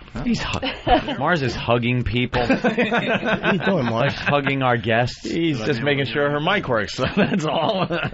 Jiminy Cricket. Oh, now he's going to make sure the mic works. Guaranteed the mic won't work. Go ahead, check it. Should I be able to hear myself in these? Yeah, can I you? cannot. And Maybe the volume's not up. Turn the volume up. Yeah, turn the volume up a little bit. There we go. And that mic works? Because that'll be a miracle. I don't know. Wow, it does. Very good. Ho, ho. And it's Minnie's first time? Yes, Minnie's first time. The cast looks very, very nice. I like my favorite, Jeff Goldblum. Do you know about his early career? His early career? Yeah, his first work. His first work. I thought it was a Woody Allen movie, but maybe I'm off. No, you could be off on that one. Okay, I've It was heard- a very popular series of movies that were made, Okay. starring Charles Bronson. Was he Death in Wish? He was in Death Wish? Yeah. Do I win something? Death Wish, and we have one of my She's favorite smart, too. clips She's smarter ever. than me, that's for sure. Do your headphones work? Yeah. So you'll hear this. Okay, my favorite clip ever from Jeff Goldblum in any movie ever, and it was from his first role in Death Wish. Okay. Let's all listen. Goddamn rich cunt! That's Jeff Goldblum. Is that the best Jeff Goldblum clip? I've read that on the internet. Like Really? Jeff Goldblum fan sites. They'll often their like moniker will be "Goddamn Rich." It's gotta be. It is the best scene in any movie ever. We're having T-shirts made. Beating the crap out of what's his name in the movie? Paul Kersey. Paul Kersey's wife. Paul Kersey's wife. As his daughter is being raped in a corner, as they're spray painting her ass. Oh my god! And he's beating her with some type of old blackjack, some kind of Dick Tracy weapon, and yeah, he just yells at her. God goddamn rich cunt. And there's more to it, and we don't have the end of it. And it's I kill rich cunts. Why don't we have that? And he just smacks it. Oh, and it's just the best scene ever. And he's wearing, like, you know that hat that Jughead wore in the Archies? Yes. That weird little thing with the little crown, serrated, like, thing around it. That's what he's wearing. Really? Tough guy. Got to see this. He's a real tough guy. How is it working with him? He's done quite a few movies since then. Quite a few. Yeah, no, quite a few. He's terrific to work with. Jeff's actually incredibly dedicated actor. Is he a weirdo or is he like professional? No, he's super A professional. weirdo? He loves to rehearse. I mean, he literally would rehearse 7-8 hours a day if I asked him to. Is he one of those guys though that you could actually carry on a conversation with? Because I've had people like what's his name? God damn it, Perry Farrell. Perry Farrell. He sat down and I tried to actually have a conversation because cool. You want to have a conversation with him. So far beyond anything I even understood what he was talking about. He went from talking about like Lollapalooza to aliens coming down and seriously like that kind of weirdness. And you're kind of sitting there going, boy, I would have liked to have maybe chatted with this fellow. We had dinner with Jeff during the production. Went to see Sideways. Yeah, we went to see Sideways with him and went to dinner. No, Jeff's he's very easy to hang out with. Who paid for dinner? He did. Goddamn rich cunt. he did, actually, now that I think about it. Yeah, I tried to. He wouldn't let me. He was like... Good for you. Yeah, I was like, yeah. We also got a table faster than we would have. We were with 6'5". He walks into a restaurant. Is he 6'5"? Yeah. 5. Wow. Yeah. He's one of those guys like Christopher Walken where they walk around and people just like people absolutely know exactly who they are. Yep. How'd you get him and Alec Baldwin for your first film? Man, that's a pretty impressive cast for your first shout out. Kevin Spacey was our producer, and I was working with Kevin. Actually, the whole reason the movie happened actually is sitting right next to me here. My wife is also a screenwriter, and we worked together a lot. And we'd come up with this pitch. She'd come up with this idea that we worked out a pitch for, and we needed a movie star to attach themselves to it. And I heard Kevin on a radio program being interviewed talking about how his company was set up to find undiscovered talent, blah, blah, blah. And I was like, yeah, sure, Mr. Movie Star. We'll see. So they sent over this script as a writing sample, and I got to work with him on that, and then I got the rights to this movie back, and he and his producing partner, Dana Bernetti, liked the script so much, they said, let's make this movie. We should make a film that I'm not in. And they went out and basically beat up their talent agency to find the money, and then we got the money, and so then he was able to call Alec, because they worked together on Glengarry Glen Ross, and send him the script. And Alec really liked it, sat down with me, and I guess thought I wasn't crazy. And is that all it takes? Well, I mean, a little more. I mean, you had to admit you hated George Bush. I'm in. To give him the head. No, thanks. Thanks. Hollywood. We'll be at the airport Ramada this week. Till Thursday.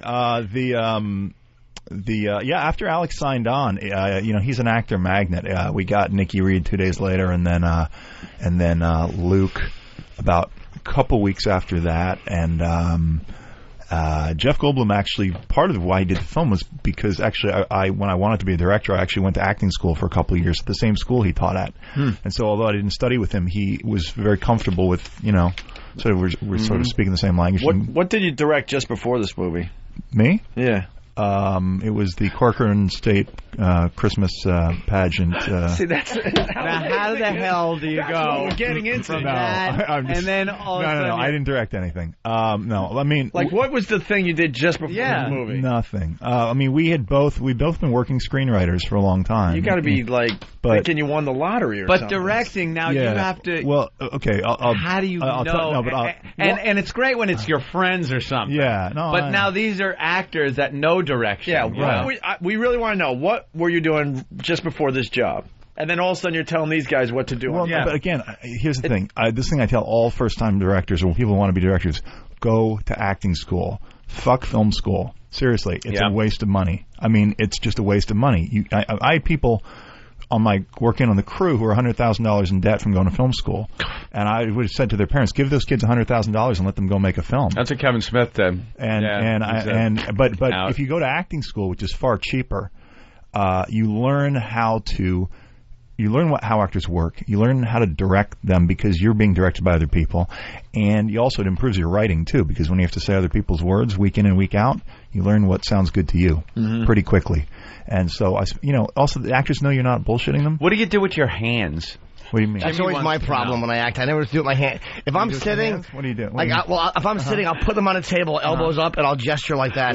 But I'm fucking finished when I have to stand. When you're standing, I just tend to stiffen up or put them in my pockets. It's just so awkward. Should they be close to your body? Touch your package. When in doubt, touch your package. Should they touch your package? Yeah. When in doubt, touch your package. Then you have to recreate it for every take. Yeah. Very difficult. Angle. And I played Jeff Goldblum's call prostitute in the movie. Oh, Jennifer. Yeah. Jennifer. Yes. So, and it's very hard. Yeah. You know, because your hands, if you move them this way, when they go from the other angle, you got to remember where they are. Can't grab your package though. You're doing a scene with Dakota Fanning, just grabbing your cock over and over.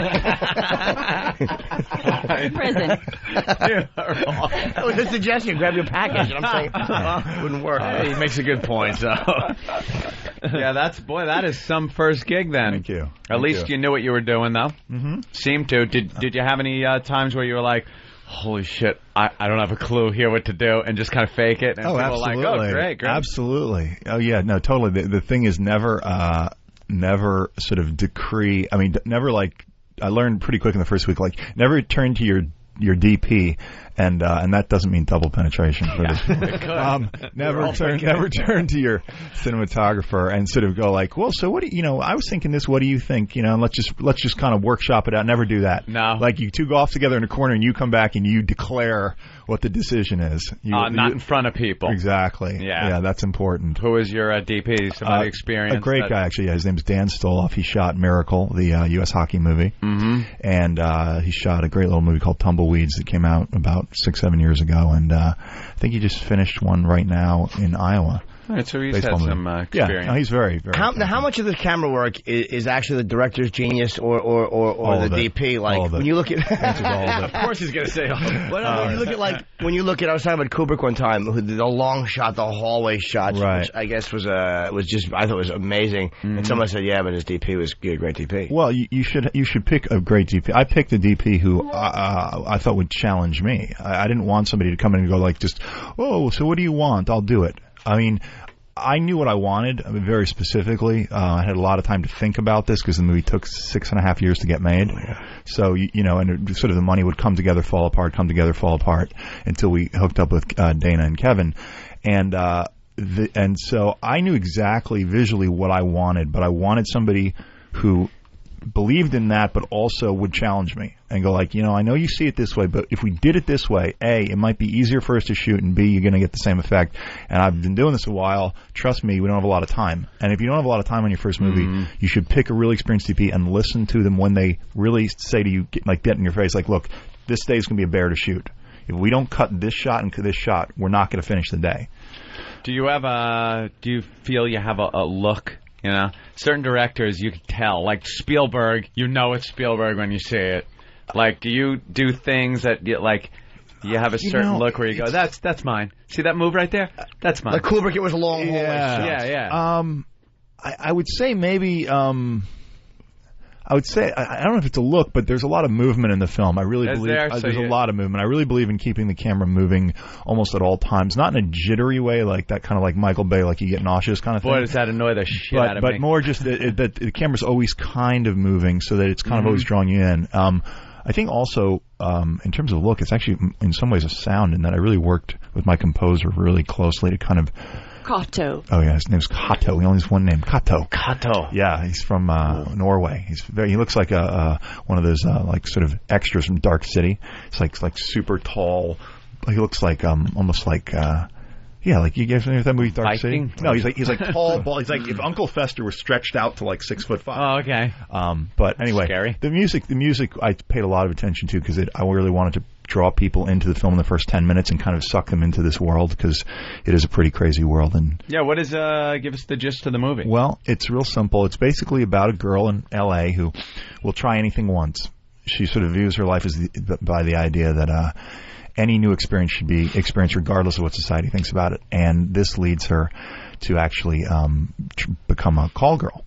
And on her second night, the trick ends up being her stepfather, played by Alec Baldwin. Fantastic. And so she turns the lights out, uses his tie, ties his eyes around, and kind of does him in the dark, so to speak. And how does he not know? Well, because they lived together in the same house for 5 years, but he pays no attention to her, and she kind of like starts speaking in a southern accent. He doesn't like see. She walks into the room, she sees him, he doesn't see her. She ducks B into the bathroom. He's like, "Hey, sugar, sorry I'm late."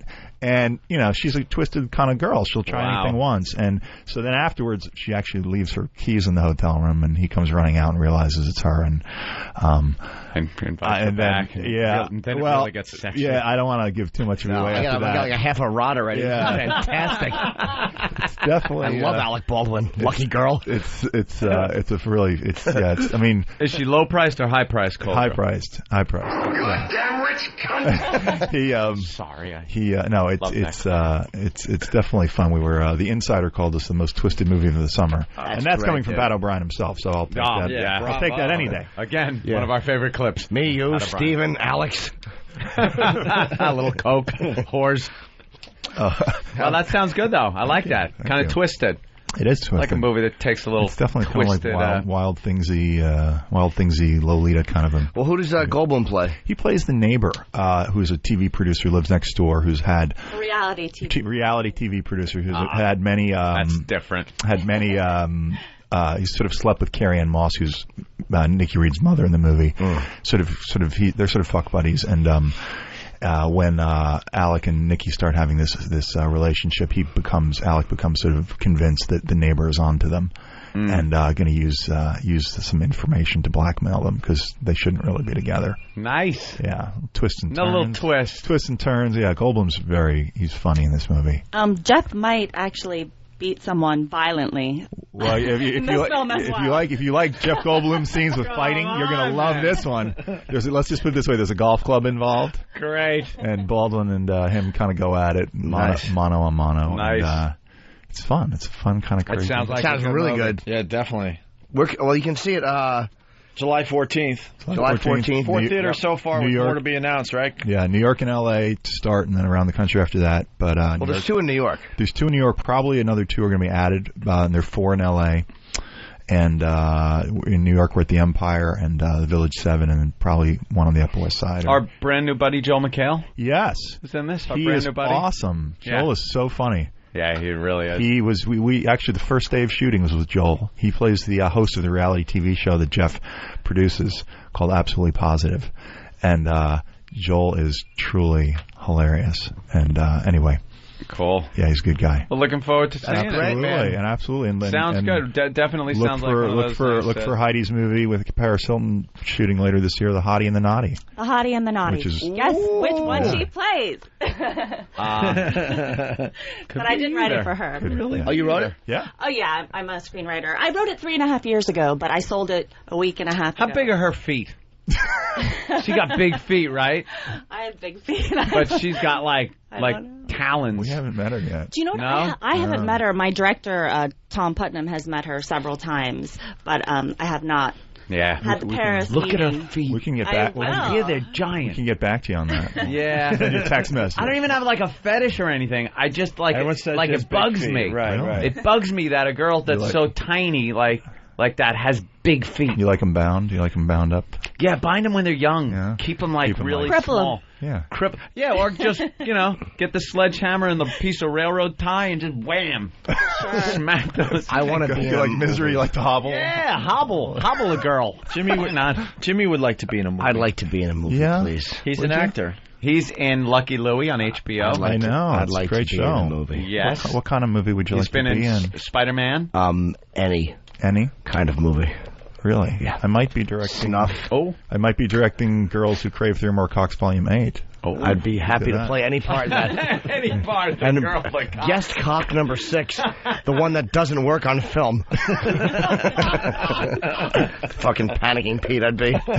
Little limp noodle. Oh, he's struggling. Everyone on set waiting, huffing, puffing. I've watched that happen. Crying. Yeah. I've watched someone struggle on film. It was fucking awful. Yeah, it's really uncomfortable. Guy's trying to bang his dude his first time, and it was like one of those low-budget porns where the guy's holding the lights and the camera. And great. I'm talking to this guy. We're laughing and having fun, and the guy can't get a ride. We all had to leave the room. It was a fucking guy with his Brazilian girlfriend, and they fucking walk up to the trailer, and my buddy, who's like, he's a cameraman, he was shooting something, and they walk in and goes, hey, what is she here, to clean the fucking place? So we just kind of put like a shitty vibe on the whole thing. It's hard, he did like a fucking maid joke. So this guy's girlfriend walked in, it was really great. Nice. Yeah, let's say hi to Sally in Chicago. Sally. Hey. Hey. You haven't said the name of the movie yet, have you? Oh, Minnie's First Time. Minnie's Sorry. First Time. And it comes out July 14th. Sounds very hot.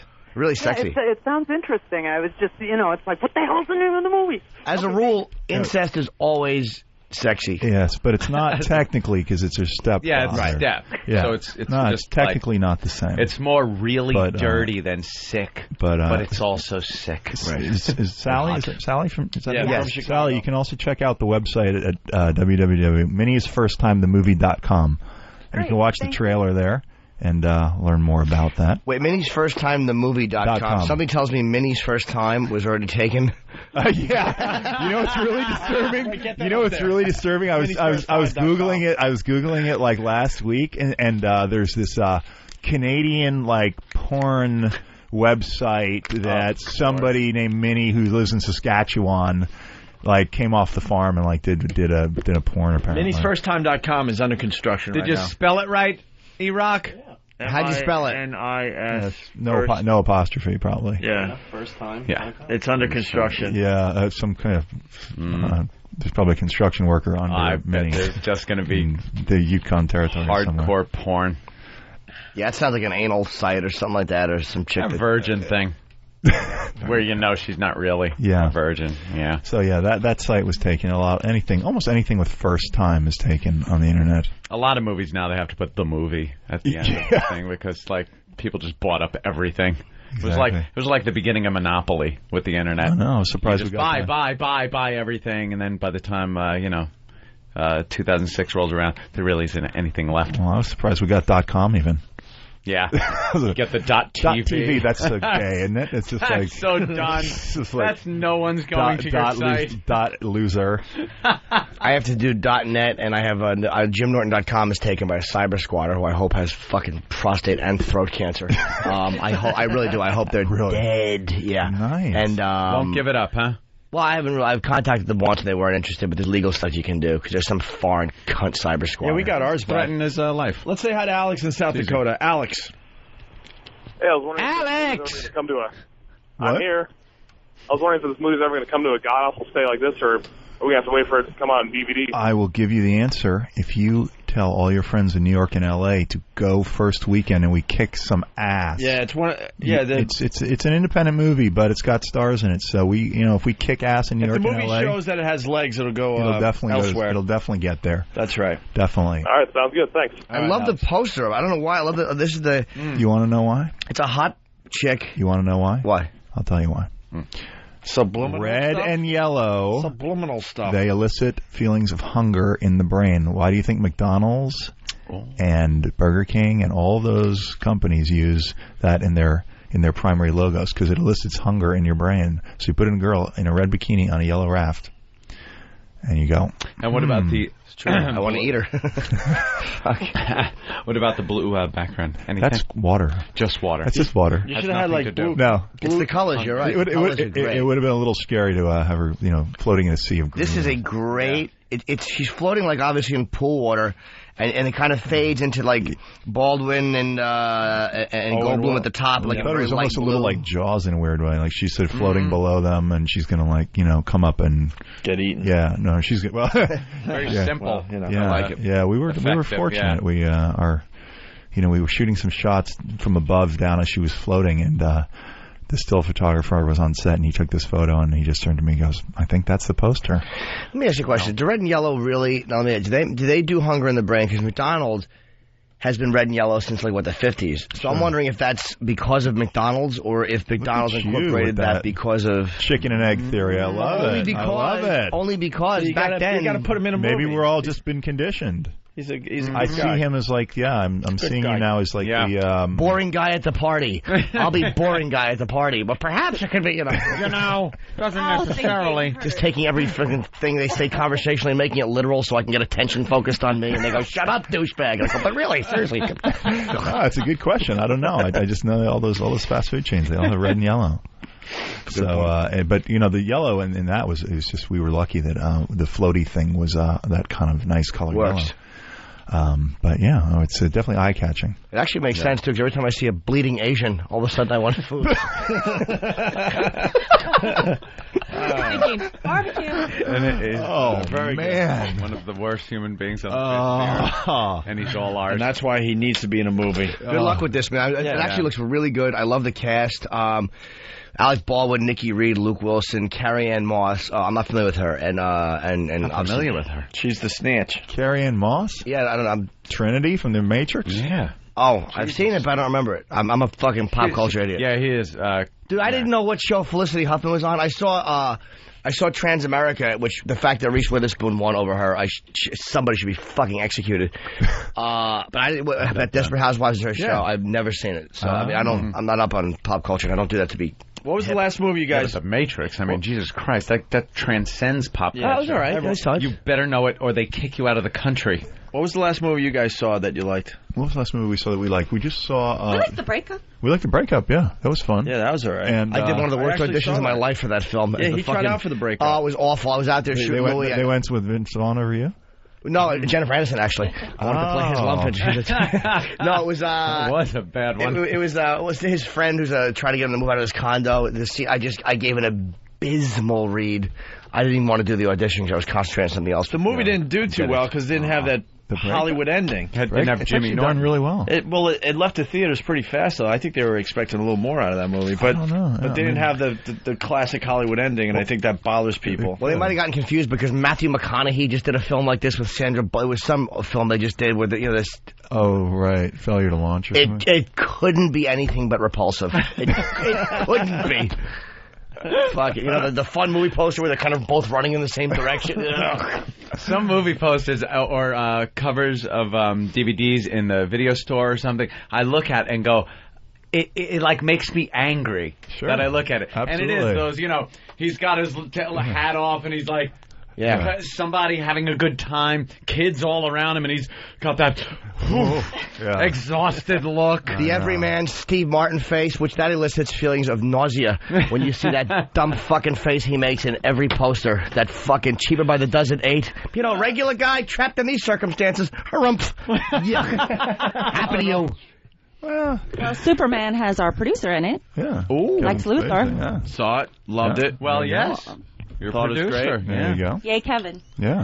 How great is fucking Kevin Spacey? And if we're going to talk about Spacey, one of the best films ever, Swimming with Sharks.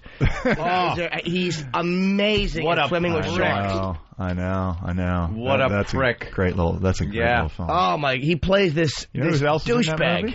Benicio del Toro. Yes, he plays his assistant before Frank Whaley. First roles, yeah. Frank Whaley actually did stand-up comedy a couple times. I brought him on at the Boston Comedy Club. He was in that. He's in a few small films. Pulp Fiction. Yeah, that guy.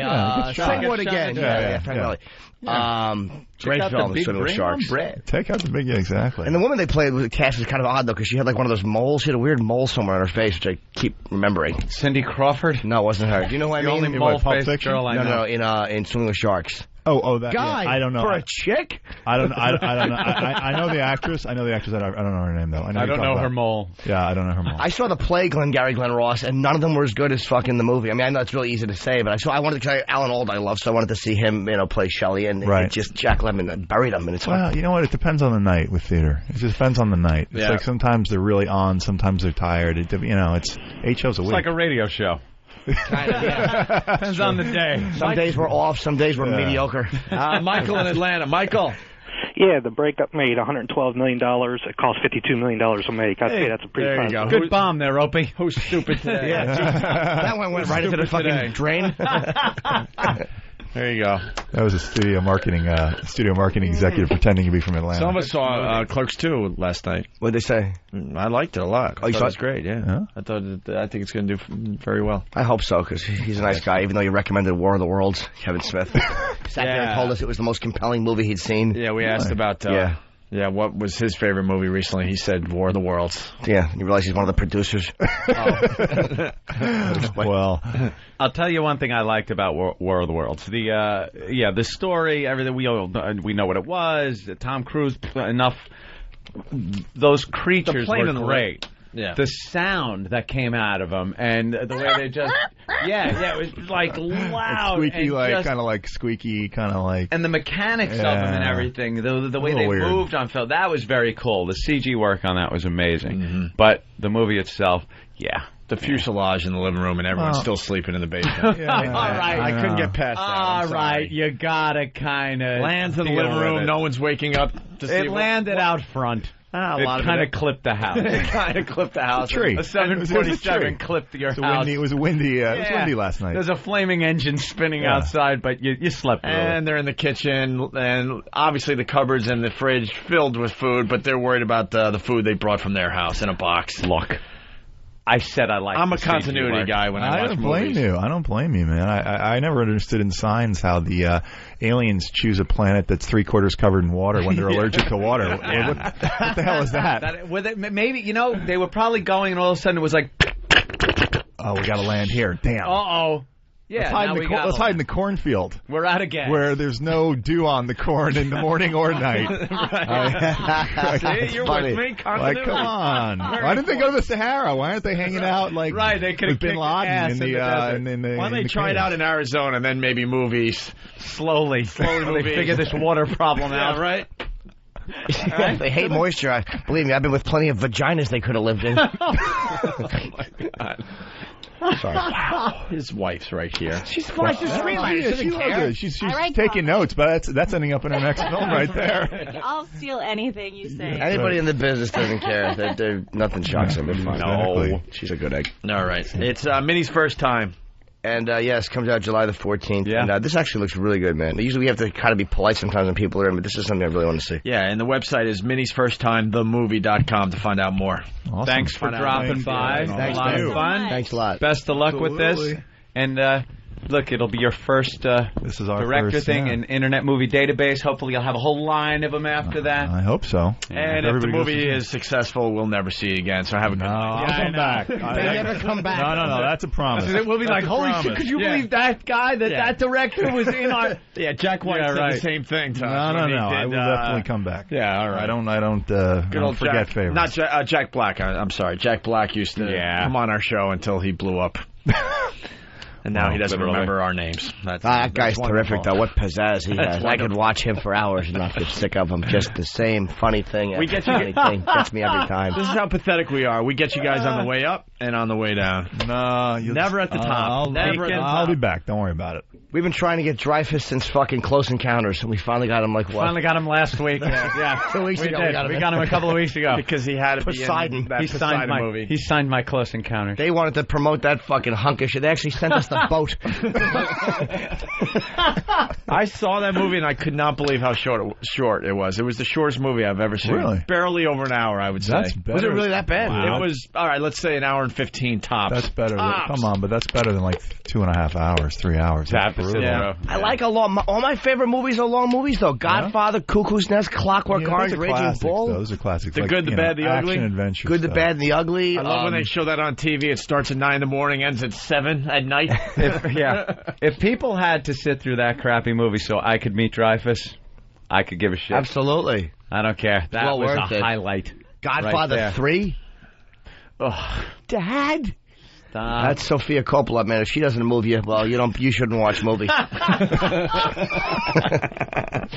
not going to come. And he might be working with these people. Of course he's not. He's I know. Young director on his way up. Everybody you mention is like, he just goes, You notice how he shut up since we said Tom Cruise? I understand. He's got to be smart. I mean, look, I'm not trashing, comedy club owners. I'm going to be fucking, See? Yeah, I just know where my future isn't, and believe me, I could shit on Tom Cruise and Steve Martin all day because I'll never work with them.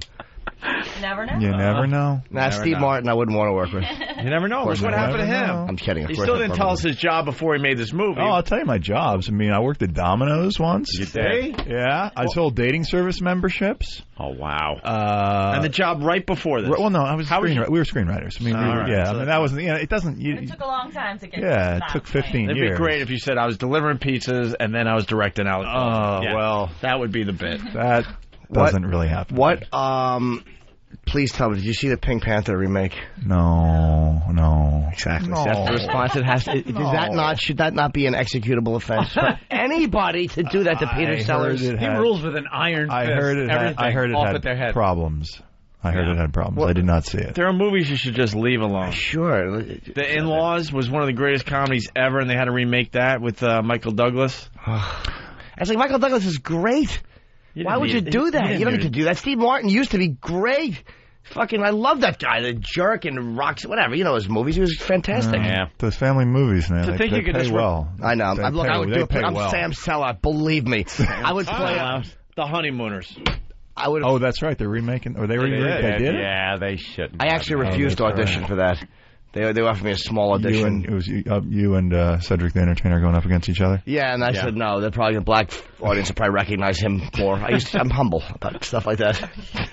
All right, we should let. All right, guys. Thank you guys so very much. Thanks, man. It's Minnie's first time. And I will come back. All right. Definitely. That's Thanks, promise. Once again, the website, Minnie's First Time, themovie.com for more info, but the movie sounds like it's going to be pretty interesting. Definitely. All right, we're going to take a break. We'll continue. Opie. We're not part of regular radio, you fuckhead. Anthony. We take nothing and make shit out of it. Okay, terrific. Los muchachos con queso. What a hot voice that is. Wonderful. Huevos grandes, como melones. Robin. Punch out, shithead. And Anthony Show.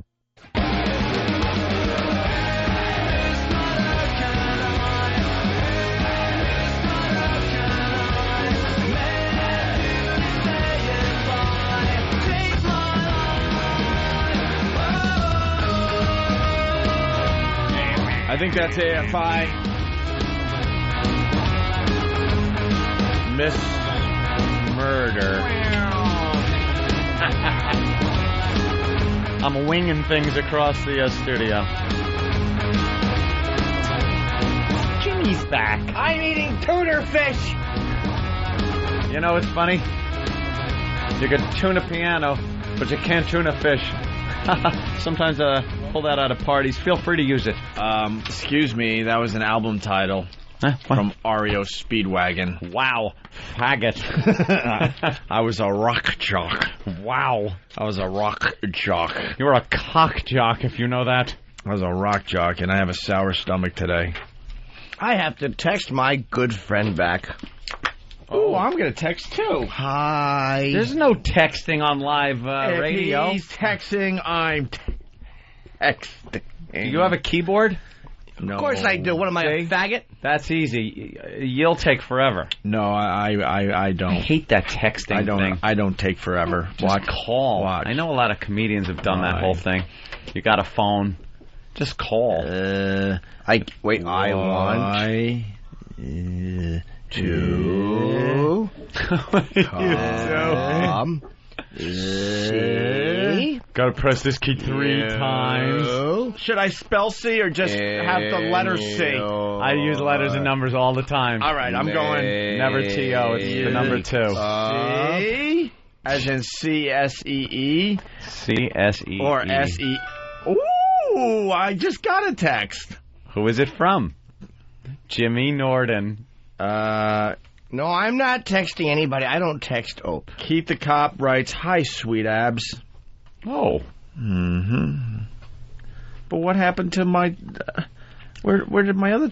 But the one I was... I want to know why the dorm is locked at night and on weekends. I have a sour stomach, though. Oh, you blasted. Oh, is that something. what that is? Is that it was colon cancer? You know the rule. No camera on me. Oh, shit. No. Don't. Why no camera Those on are you? expensive cameras. Oh, God. Why no camera on you? You're very handsome. You're the best looking of the group. Now that camera's shot. No, during the break, I had sour stomach. It sounded like I was starting up a motorboat. Sour? And Anthony said it smelled like crude oil. It did. It smelled like crude oil. Ooh. Are you getting the page open? I'm eating tuna fish. Okay, look, I'm apologizing to the audience today. Why are my cop friends writing stuff like "hi sexy" and "hi sweet texting abs"? and eating? I'm eating tuna fish. I got sour stomach. It's the texting and eating show. Oh, I got tuna all over the mic. Oh, yeah, that'll come out. Okay. And not stink like fucking fish. Somewhere around 8 a.m. I checked out. Where's Craig? I woke up with a little. What happened? Little sore throat. Is that Craig? And it's getting worse. Oh, beautiful. That's the actual Craig? Yeah. The Craig? My Craig idol. Newmark. Why is he See sweating? him? Look at him there. I was trying to think of how much money he has in his pockets. Fucking guy, I love him. Can you believe that? I'm From Craigslist. I might hug him when he walks in. From Please do that. Craigslist. Please do that. We got... There he Craig is. from Craigslist? Yes. A big hug. He doesn't even... You guys have never met, and Jimmy just gave him I love him. a nice big hug. Guy's the greatest. Let's go to Chris in New York before we move on here. Chris? Hey, Ed, those two other guys on vacation, I just figured I'd call you because you're working by yourself today. Oh, you want to just have a chat with me? Yeah, how's Buddy doing and those rotten little kids? They're not rotten kids. They're just kids. And kids will be children. They will be kids, and I'm not into that whole thing. That's not what you've been telling us. I say they run around. Jimmy, what does he say when the mics are off? I say, Aunt, how's it going? He goes, well, the little pornographic models are doing okay. You are a fucking ass. I've never said I that. heard it like that myself. A lot of bathtub photos. I imagine someone's running around the big mansion right now trying to turn off all the XM satellite radios. I say, you're right. Shut it off. You should just have a master switch in your house to turn off everything. Big cartoon power switch. No, what I do, I've said that kids are constantly running around. Why is Tyson and never stop? Dude. And parents are constantly going, stop it, put that down, don't do that, get over here, put this, go over there, go over here, get away from that, close that, open it. And it's like, how does anybody look at that and go, that's what I want to do, I want to be a parent, I want to have fucking kids, when your whole existence is now keeping them from doing things or making them do things. Excuse me. It's insanity. I know this is interesting stuff. Of course it is. But I just got a text message from my friend Tyson Walter. Like my fucking story. I'm telling a story, and you're saying, "Oh, I'm glad that I know this is interesting stuff," but I'm going to read my fucking text message. I love you too. Goddamn rich cunt! Actually, Tyson. Goddamn rich cunt! Goddamn rich cunt! Craig's a little directed at Craig. Goddamn rich cunt! Tyson writes, "I feel jilted. You never call me anymore." And how about those Yankees? Fuck your message. You got one too? Yes. All right. I got one. It says, "Good morning, Führer." And the other one says, "Heil Hitler." So we have Craig, who Yes. Hi, Craig. Craig, I want to apologize for the first 5 minutes of this interview as I throw up those quotation marks. This is an amazing stat right here. We all know Craigslist. If you don't know Craigslist, I don't know what to tell you. Jimmy uses Craigslist just about every day. Well, and maybe he doesn't want to talk about that part I use Craigslist a lot, and somebody told me recently there is something on there other than services, therapeutic, and erotic. Apparently there are other uses for the site. I've never actually seen them, but you can do anything. I think I found an apartment in L.A. on Craigslist. I mean, it's everything. All right. How did you do it? Basically, I didn't. I just had one idea about 11 years ago. I was telling friends about what I thought were cool events in San Francisco, arts and technology stuff. Mm-hmm. Other people suggested things, and I followed through. A few years later, I made it into a real company, now led by this guy named Jim Buckmaster, who's really running things now. What are you, a figurehead? My namesake? I tell people that I'm the glamorous figurehead, yes. Yeah. But I don't understand how you go from something like that, because everybody's had a dopey idea for a website, to it making money and actually, contributing to people's lives. Well, I prefer to have as few ideas as possible of my own. Basically, people tell us what they need and what they want, and we think about it. We try to do what makes sense to people, and we follow through, and then we ask for more ideas. Your site, it says, serves over 4 billion page views a month. You're 7th overall, which I guess in the world. Jesus. Behind Foundry Music and like 6 others. Foundry and eatabullet.com. What is ahead of you? That's more interesting to me. What is getting more than 4 billion hits? Let's guess. I say Google. I would say, is AOL site count? Yahoo.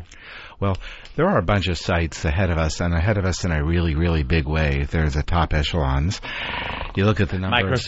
Microsoft sites do considerably better. Yahoo. Bastard. And now there are Chinese sites which are beginning to do better and better. Opie has been saying, sir, the Chinese are coming. The Chinese are coming. That's been his battle cry as far as technology goes, and using all the fuel. Mm-hmm. He's got a problem with the Chinese using all the fuel. I just have a problem with the Chinese. The other Asian countries are fine in my book.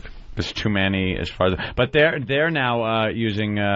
They have access to Craigslist over there in China? As far as we could tell, yeah. Censored out, one of those censored sites. As far as we know, no censoring. But, we honestly don't know. We only right now support English. We're behind. Oh, really? Yeah. I think the best part of Craigslist is not invasive. Like, you don't get ads and shit unless you say it's okay for them to contact you, which is great. I mean, you put an ad out or you answer an ad. Nobody fucks with you after that. Nobody bothers you. Believe me, I've spent my balls, thank you. I've spent a lot of money with Craigslist. Now, a lot of people do legitimate transactions most people. And things on Craigslist. They find apartments. What most people know about it, because it's made the most noise, is the sex angle. The hooking up. Girls for hire. Things that are considered quite illegal. How do you deal with that? Well, most people go on the site for jobs or housing, but a lot of people are interested in the personals, and some of them aren't legitimate. We want to know about them. We do want to get rid of anything illegal on the site. Yes. But people tell us the priorities and that kind of stuff first should be things like scams, and in particular New York. Frankly, the thing I'm most concerned with are apartment brokers who aren't straight with people, particularly guys, apartment brokers practicing bait and switch.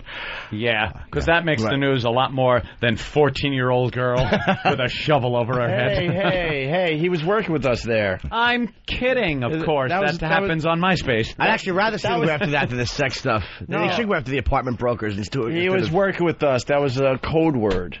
Oh. For prostitution. Apartment broker is... bait and switch. You're an ex. Thinking you're getting a fine, brand new apartment and it's... And a hooker shows up. Well, no, not necessarily. Sorry. You got a broken down apartment. Do you have any special Craigslist privileges because you're Craig? You have to. You think I would, but I don't have the energy these days.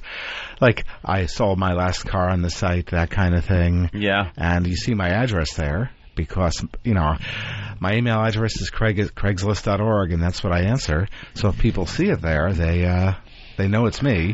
Sometimes they don't believe it. They probably think it's another Craig.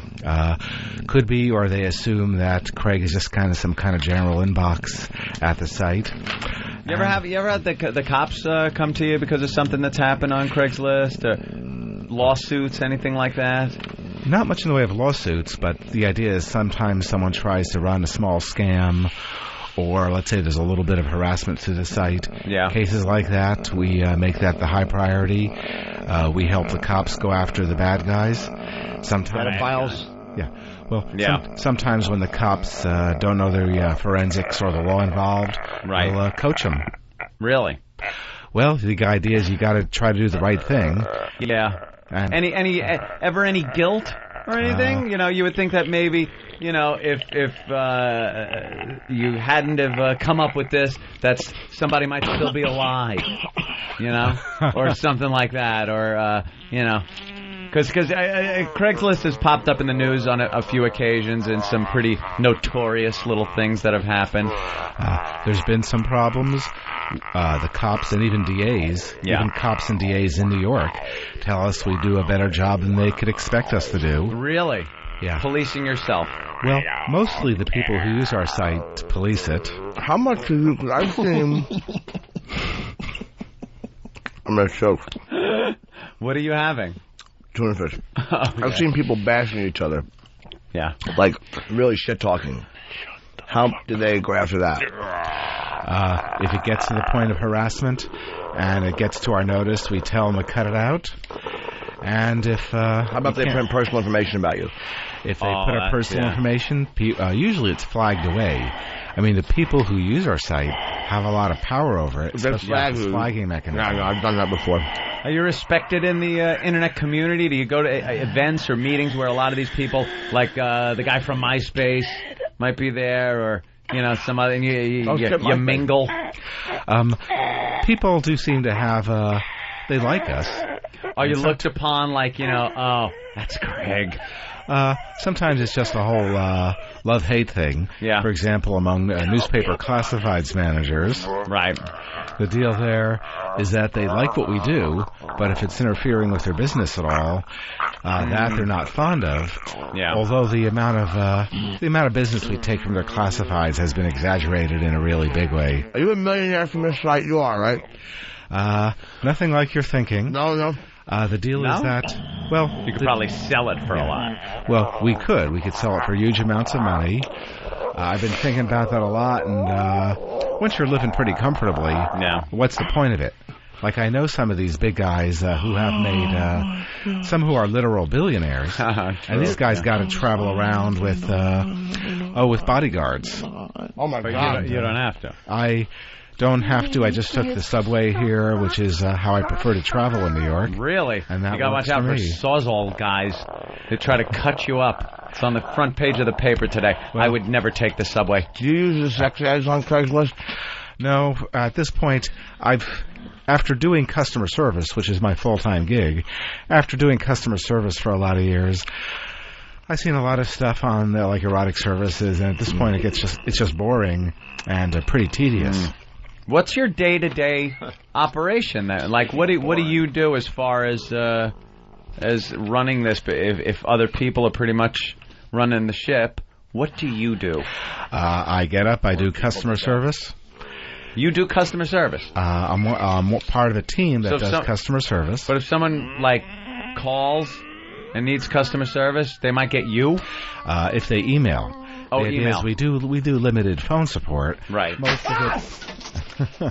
Most of it's via email, and that works out pretty well. And they'll you'll get back to them. Craig. If it's sent to me, I'll either do it myself if I'm too busy, or if I'm my way out the door, or in the case yesterday to the plane, I'll delegate it. Do a private plane? No. Only in my imagination. All right. That would be nice. I fly Continental only. Youngest fleet, right? That's no, what Jimmy tells me. JetBlue. JetBlue now? Youngest fleet? Mm-hmm. But you ain't getting no first class. You at least fly first class, right? Let's say I've started indulging myself in business class recently. Not... Okay, see? Craig, dude. Enjoy it while you can. I would put out personals and just go, this is my list, motherfuckers. You know why? Because I think this whole internet thing is a fad. I think before you know it, we're going to go back to books. That's what I've been telling Phone people. books, things like that. 8mm reels, stag films. Good old days. I'm sure that'll happen. Yeah, sure it will. Well, Craig Newmark. I recommend Craigslist very highly. Thanks. I love it. I sincerely do use it all the time. He does, I know. We've talked about it for years. GFE. BBBJ. GFA, yeah, you know what all these things are, right? Of course he does. Only a few these days. After you see too much, it all blurs together. Do you have access to all the information? Like, you could just go and see all the information? I could. Oh, man, right now, for me, it's just work. It's just. Could you hook me up? Sure. Could you hook me up? Because I'm a big Craigslist user, and I promote you guys all the time. Why you want to? I want the inside skinny. You ain't getting shit, and it ain't the skinny either. Shoving your mouth like that. There's mayo in there and everything. You're gonna be a mess. Spit that out. B-A-L. You're used to hearing that, you bastard. Well, anyway, Opie. Anyway, thank you, Craig. Well, for stopping in and giving us a little insight here on something everybody uses, Craigslist. I recommend Craig's. I highly recommend. Hold on.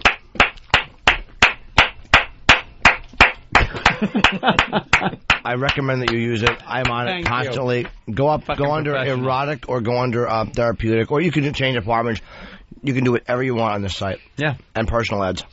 For free. Yeah. It's all free. And they don't fuck you. Few sites and they don't try to get money out of you. And they don't contact you. It's great. It's just Whoever can help each other out. I like that. Thanks, guys. Appreciate it. Thank you, Craig. Very good. Thanks. There we go. Done with Craig Newmark. Excellent. Thank you. E-Rock can show you. I want a picture with Craig. Thank you. You want a picture there? I certainly do. Jimmy? Yeah. I want a picture with you, Craig. That's good. Get a what they call a snapshot. Hold on, turn it on. Snapshot. There it is.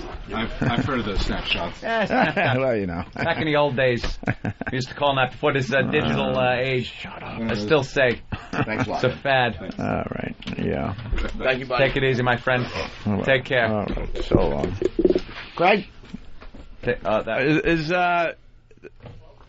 Craig, oh, my God. I asked for fucking pretzels an hour ago. Is the sound off? What happened? Is he? What happened? Why would he be on his way out? Jesus. What happened? That was the most difficult interview I've ever conducted. I was trying not to laugh during the whole thing. I'm just trying to work on... I bit my tongue 3 times trying not to. I'm just trying to work on new bits. I'm just trying to come up with a new bit. Who got me pretzels? Jimmy asking questions with a mouth fucking full of tuna. I didn't want to fuck with him. He seemed like a nice guy, but it was a little slow going. Jeff, what's up? Hall of Fame, Opie. Hall of Fame. Oh. I heard about the first 5 minutes of that nice, soft, torn voice he had when he started talking about his boss, Mr. Buttmaster, and that's about when you started cutting in, and I laughed. I didn't hear a word after that. Awesome. I started spelling at the end. Oh, yeah. And as I was spelling uncomfortable words, Anthony would get louder and louder. Yeah, I know. I was hoping you were going to give a plug for F.H. Riley's. Oh, I should have. There you go. Oh, awesome. Thank you, sir. Yeah, we'll be at F.H. Riley's all weekend long. Some of us from the Fine Radio Show, my brother's restaurant there in Huntington, 400 New York Avenue. Look at Josh. What the fuck is Anthony doing? Trying to conduct an interview, Josh. I believe you had the wrong party. Here's what you do, Josh. Anthony was playing the straight man. Someone thought Terry Schiavo is in the studio. Colin, what's up? Hey, were you taking a shit? I wanted to. Yeah, he had nothing to do with Craigslist. It sounded like you were taking it. And he didn't want to talk about the prostitution thing. The dirty stuff. The dirty stuff. We like the dirty stuff. Yeah. He's trying to claim that they're trying to get that stuff off. No, whatever. I'm just pinching my helmet. Let's go to Matt in Massachusetts. What else is there? Opie, Yeah. you madman. I was laughing so hard I swallowed my fucking gum. Thank you, sir. You know the best time to swallow your gum? Right when you fucking get a girl that you can't believe is actually going to let you eat her pussy, and you don't want to take the time and break the mood and put your gum on the nightstand, so you got to swallow it. Swaller. Let's go to Craig. Well, no, we were talking to Craig. Let's go to Turtle from Whackbag. Turtle. Hey, guys, Craig is a horribly boring ass, and Opie, you are a genius. I really wish I would have had the guts to not be in studio and call in. God damn it. No, we went different that time. I know, but I just wish that for the love of all, I don't know. I was looking at Jimmy for approval. I wouldn't look at you because I was going to laugh. I wouldn't look at you. I saw you starting to smirk a little. It got too loud. It got too loud, and like I said, my questions got louder. Every time Opie got louder, my questions got louder, and then I looked over at Opie and started laughing. The line that got me to really laugh is when he said, besides bore people to death. So I also spelled out kill yourself. Yeah, the spelling at the end was a little much. Well, this always comes up after something like, all right, like this that just happened. Token Jew, what's up? What's happening? Hey. Dude, that guy was boring as a motherfucker, but I gotta say, it's hard for you guys to get guests if you're gonna be a complete ass to everybody that comes in, dude. We were nice to We're not asses to everybody. See, all of a sudden it's everybody. Weren't we nice? Dude. Were we nice to Joel McHale from The Soup? 80% of your guests are just a complete ass. Oh, wow. No, we're not. You are so wrong. All right. The only guys recently would be this guy who they were just being silly with and the author who was lying. Yeah, the author was lying. That's it. Here's the deal. If the guest deserves it, then he gets it. Get us a month's worth of guests. Get us a list of a month's worth of the guests we've had on this show. We weren't sure which direction the director thing was going to go in, and it turned out to be a nice little interview. Nothing too exciting that we're going to replay, but who else, I can't even fucking look over at Jimmy. Why? Look. Who cares? Why do you got a heart on? I told you I was pinching it. He's got a fucking bulge. It's not a full heart on. Well, who doesn't? Oh, God. Just don't even pay attention to it. So what guests? Don't even pay attention. It's not worth looking at. That's got to hurt, dude. No, it's just bent a little bit. It's like a little bit bent. Ow, he's bending it in half. No, it's bent back towards me like that. Go ahead. Sir, I can make bat wings. What guest, sir? Where's the guy? Is he gone? You need foul talk today. There's a guy in my neighborhood that sells books and looks just like that. Oh, he has big balls. I pointed out to Jimmy one day. Blake in Illinois, what's up? I just want to comment about the shit dick last week that said that we don't need Opie. Yeah. Fuck you. You rule, Ope. Yeah, fuck you, man. I had a good day of radio, and I had a good one-liner, too, about we threw one back. Yes. That got a good laugh, too, so I did two good things. Sally in Chicago. For that in the replay. The only interview I ever heard you guys do that was worse was that one with that mood elevator drug doctor. What was his God, we replayed that recently. I forgot how great that was. That's all. Bye. All right, thank you. Cindy Williams, every guest having rules. Let's say hi to Harrison Green. Harrison Green. What's up, Harrison? Hey, dudes. I gotta tell you, don't listen to these country bum motherfuckers. You're fucking awesome. Every interview What's you he do. doing? Why are you doing that voice? Why is the voice? Harrison. Why are you doing that silly voice? What are you doing? You want to know why? In all honesty? Okay. Why? Okay. Why? In all honest truth, it's been like this for 4 years. Really? Why? I have no idea. I've gone to 7 different doctors with 7 different You're trying so hard to make this bit work. Your bit isn't working, guy. Sir, No. your bit. Why are you doing the voice? Just tell us. I'm not doing this voice. Just tell us. Stop, Harrison. Come on, Tara Reid. Why? It's taking so much effort for you to even do it. Listen. He goes, hey, listen. I guarantee if we keep him on the phone, he'll crack. He'll crack. He's got to. Why are you doing the voice? I'm not doing this voice. It's been like this for 4 years. I'm dead serious. What happened? Where are you from? I'm from Maryland. Well, how'd your voice just go like all kablooey? Well, one of the doctors says that it's a thing called spasmodic dysphonia. I don't even know where to begin with that shit. Speaking of dysphonia. Yeah. All right, Harrison. We know your bit is awful. Yeah. We enjoy when a new bit is spawned, but it's not going to happen Call today. back with a better bit. That's right. Remember one time Opie asked for characters and I shot one right out? Right. And I got a new character now, too. What is it? That thing I just did. Is that going to be my new thing? Well, it's going to be my new thing. Maybe not a character. Is that a character, though? That's not a character. That's gonna be I think that's a character. That's not really I think that's one of the most annoying sounds I've ever heard come out of a human being. That's not really a character, though. That I'll give it. I came up with a couple new things It's like today. The Grudge. A couple new bits that Jimmy could steal. No, I won't steal any bits. What about the... You're homeless. You do that just walking down the street. Oh yeah. When we're not on the radio. Joe, no. no. Opie does that. Opie, right. Opie is actually, and this is Jim Norton. I play I'm the actor who plays Jimmy Norton. And that's a great bit. Yeah, thank you. This is Notice Me Guy. I'm just going to talk like this. I'm going to be noticed. I've had a voice problem like this for 4 years now. I'm going to be steal the bit that didn't work guy. I'm going to be keep a bit that no one's paying attention to guy going. You're waiting for us to say who are you trying to do? Keep a character that nobody will acknowledge going guy. All right, Joe from Glendale. Joe from Glendale. Hey, you know what one of these interns should be? Bring me the fucking pretzels guy. Joe from Glendale. Because right now, I'm a hungry guy. Joe from Glendale. I can't wait to see Spit in the Pretzels intern. Oh, I know that's coming, believe me. Ooh, we got a bit. What's the bit that we have?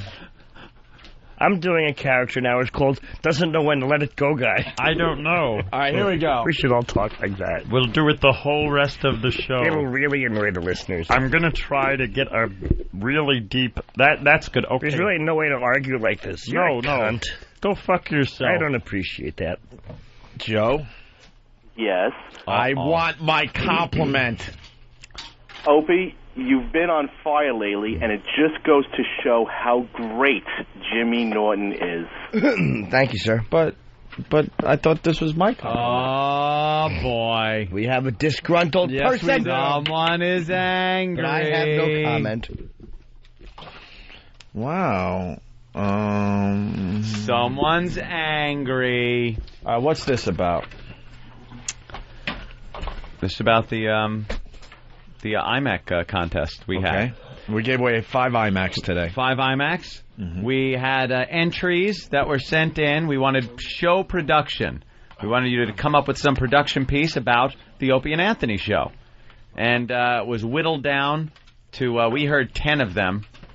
And the top 5 out of those 10 won IMACs. Congratulations. It didn't take long before an email of grave disappointment and anger came in from, I gather, is this a contestant? Indeed it is, a 4-time contestant. Oh, and is he, do you have his work? We certainly do. Okay, first let's read the letter. And first of all, I would like to say you should not have CC'd me on this. If you noticed, I was out of the contest completely. You should not have CC'd. Why were you out of the contest? No reason, just... You didn't want to... Jimmy's a little angry. Yeah, no, Jimmy's a little angry, and well he should be. You were making a stand. No, just not going to. I actually would never have mentioned it again if this didn't come in with my CC on it. He should be. He didn't get an IMAC. Nope. So he wasn't going to participate. I wasn't going to smash them, but why would I plug a company that spit on me? Spit on Jimmy. All right. Here's the email. Why did you even have a contest? Why not just give all the friends of the show a fucking computer and save everyone else the trouble of thinking that it was an actual contest? I'll agree with that. I'll editorialize here for a moment. The friends that won happened to contribute very good production, which was the basis of the contest. They are not paid employees of this program. They aren't friends or family of this program. They are listeners that contribute stuff to this program. They contributed production that was worthy of them winning. That's what happened. They also contributed. If a lot of people more people would have contributed, there would have been more to a judge. Maybe better ones. Quite frankly, it was a lame contest. We didn't have enough time. That should have been a contest that took at least a month. And we would have got some amazing production pieces. But it was a thing they threw together over there, and they wanted to do it in a week, and we were able to get 2 weeks out of the contest, which means the quality went up a little bit. So here's what we have. I dare you to put up a poll with the 4 entries I sent in, and I guarantee that they are all voted above your top 10. Not one of them is even memorable. Ooh. This guy is so pissed that he's... I can agree with like a couple of them really stunk, but it's all subjective. A couple of them stunk. But to say that all 10 of them, none of them memorable, I'll bet you guys didn't even listen to half the entries. I disagree with that wholeheartedly. I didn't listen to one. Because we didn't really believe in the contest. It was a sales-driven contest with rules, and we can't just... The guys... whatever. Now we have to get serious. We've been having fun being silly for the last hour. I actually did listen to a lot of them online. Did listen there to were a lot of people that contributed, that posted on message boards and stuff before they got here. This dummy doesn't realize we can't just hand IMAX to our friends. That's not what I mean. We would get in a lot of trouble for that. Right.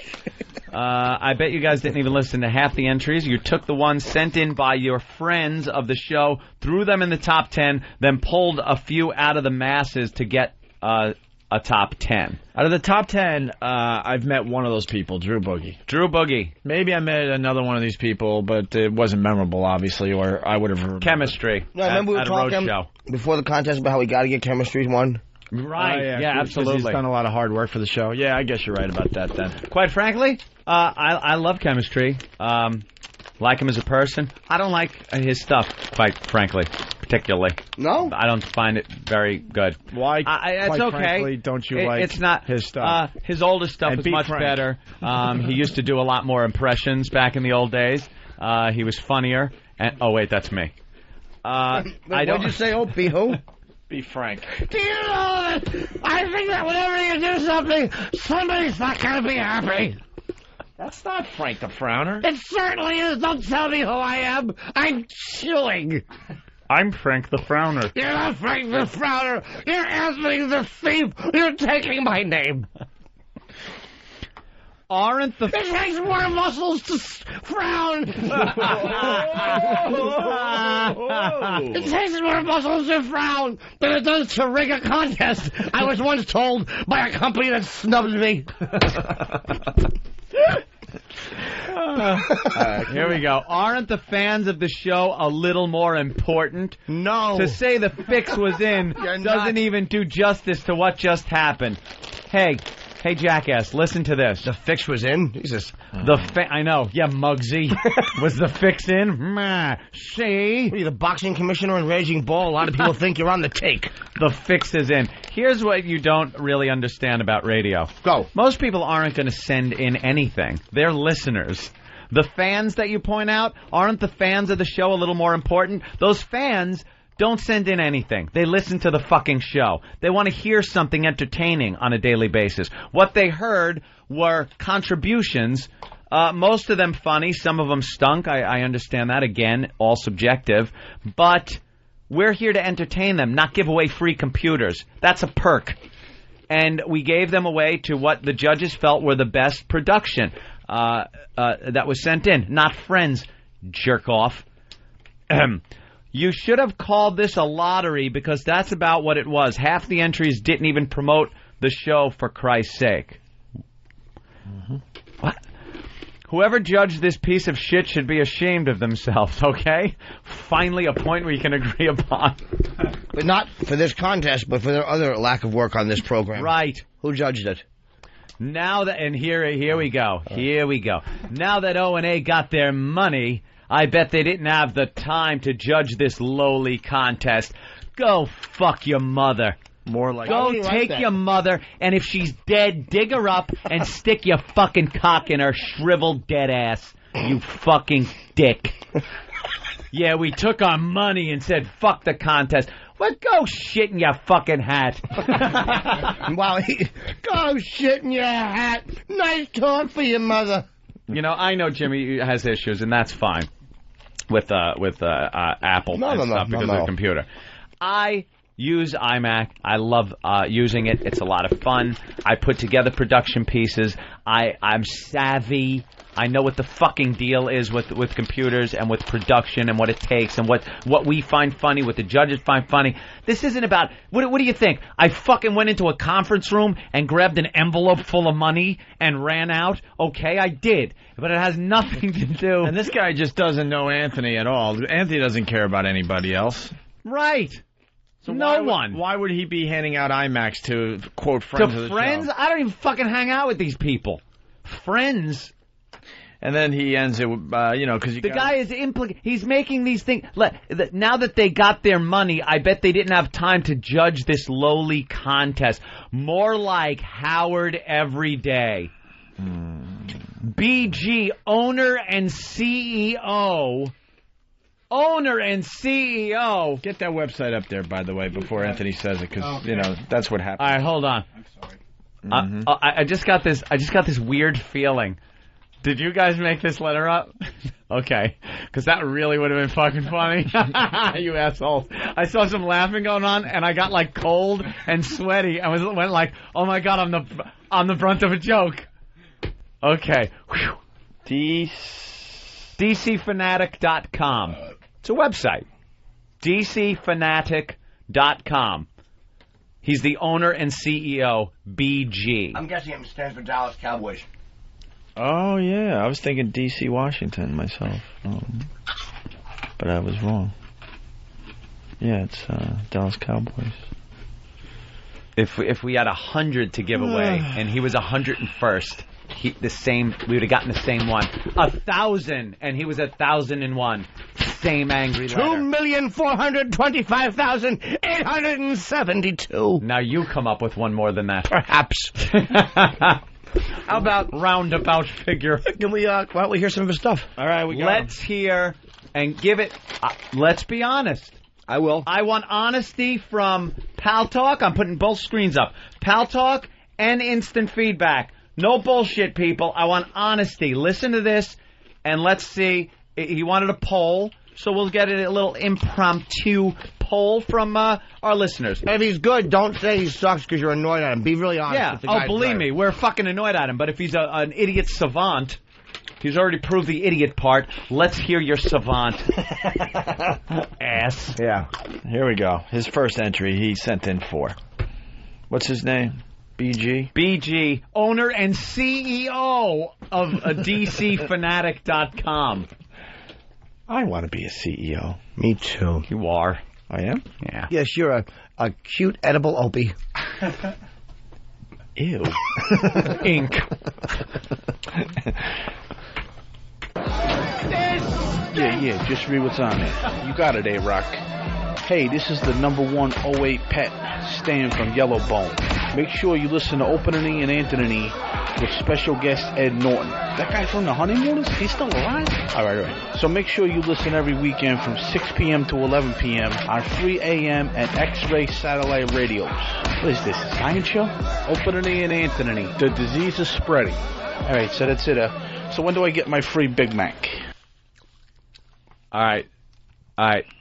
Look, BG. That was BG. Worse than I was hoping for. I was hoping. Let me be honest with you.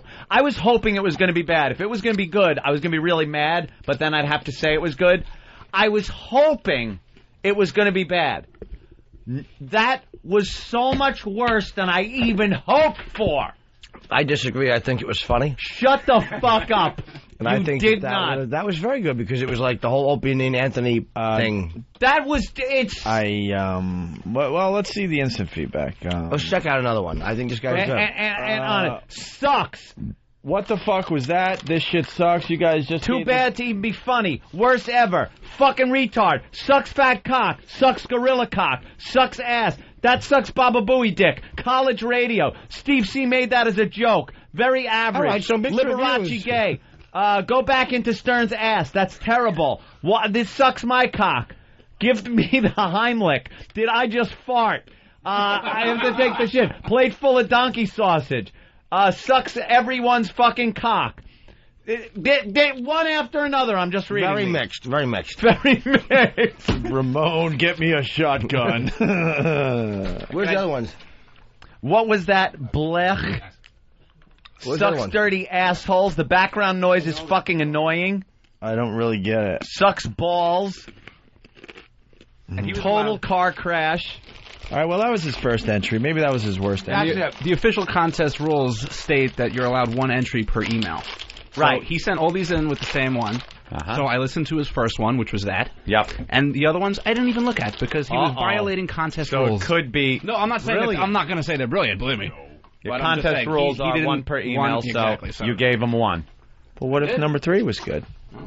Too fucking bad. Let's hear another, my friend. Here's number 2. Here's number 2. BG. And again, even though number 1 was a fucking abortion, let's be open-minded. Number 2 might be good. Stephen Yellowstone, 202 News, here outside Opie and Anthony Studios in New York with the fans. Son, why such a big fan of the Opie and Anthony show? Cause, bro, all them other shows out there are gay. We're their whores. We're their whores. A few more Johns that want our fine ass. They want our fine asses. Because we're still young and sweet. Supple. We're still supple. And we're good. We do it all. The Opie and Anthony show, spreading the virus. No homo.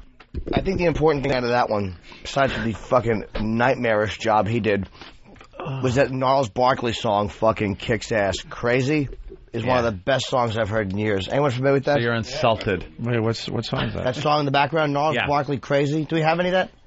That's fucking fantastic. And I hate new music. You actually know a new song? Wow. I remember when I lost my mind. There was something so pleasant about that place. Even your emotions have an echo and so much. Send Gnarls an iMac just to piss this idiot off. You like this, right? And when you're out there without care, I was out of. I bet Earl likes this. This is great. Very funky. A lot of soul. Earl likes this? Of course he does. I like this too. Black, you know, Earl. I just thought I'd point that out. I want to hear the hook. Here comes the hook. Does that make me crazy?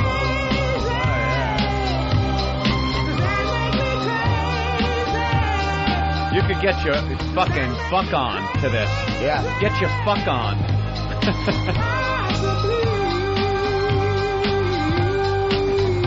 That's good, because this kind of cleanses the palate from the shit sandwich we just ate, courtesy of BG, owner and CEO of DCFanatic.com. Oh, shit. From the shit sandwich he just sent us. Yes, Jimmy? What are you doing?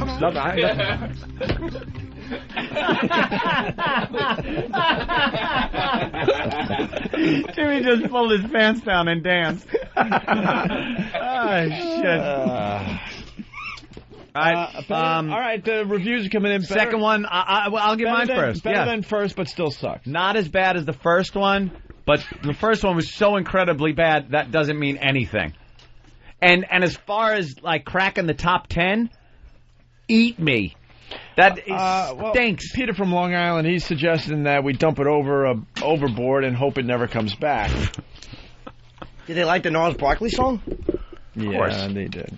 I hope people go out and buy that. I've laughed more at a post-rape examination. That's not saying much. That's from our listeners. Yeah. They could say that after fucking the greatest comedy ever. Owner and CEO of my ass is what Bert from Philly says. Wow. All right. Well, come on. This guy should be given more of a chance than anyone else. Anyone else. Give him two more fucking shots. All right. Here's the third one. Let's hear number 3 from this genius. King Norton, King Norton, can I please have your autograph? It's me, Derek Jeter from the New York Yankees.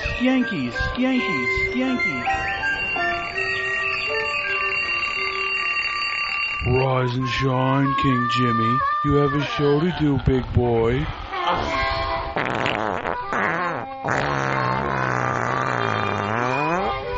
Wake up with the Opie and Anthony Show.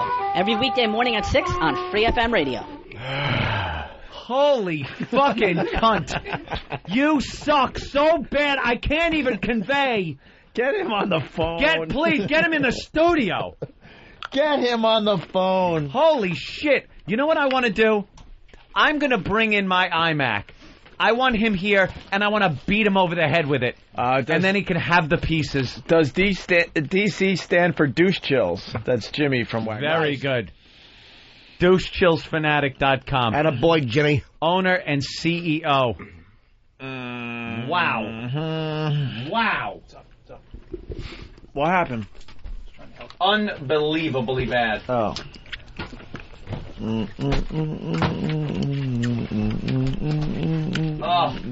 Steve has an opinion?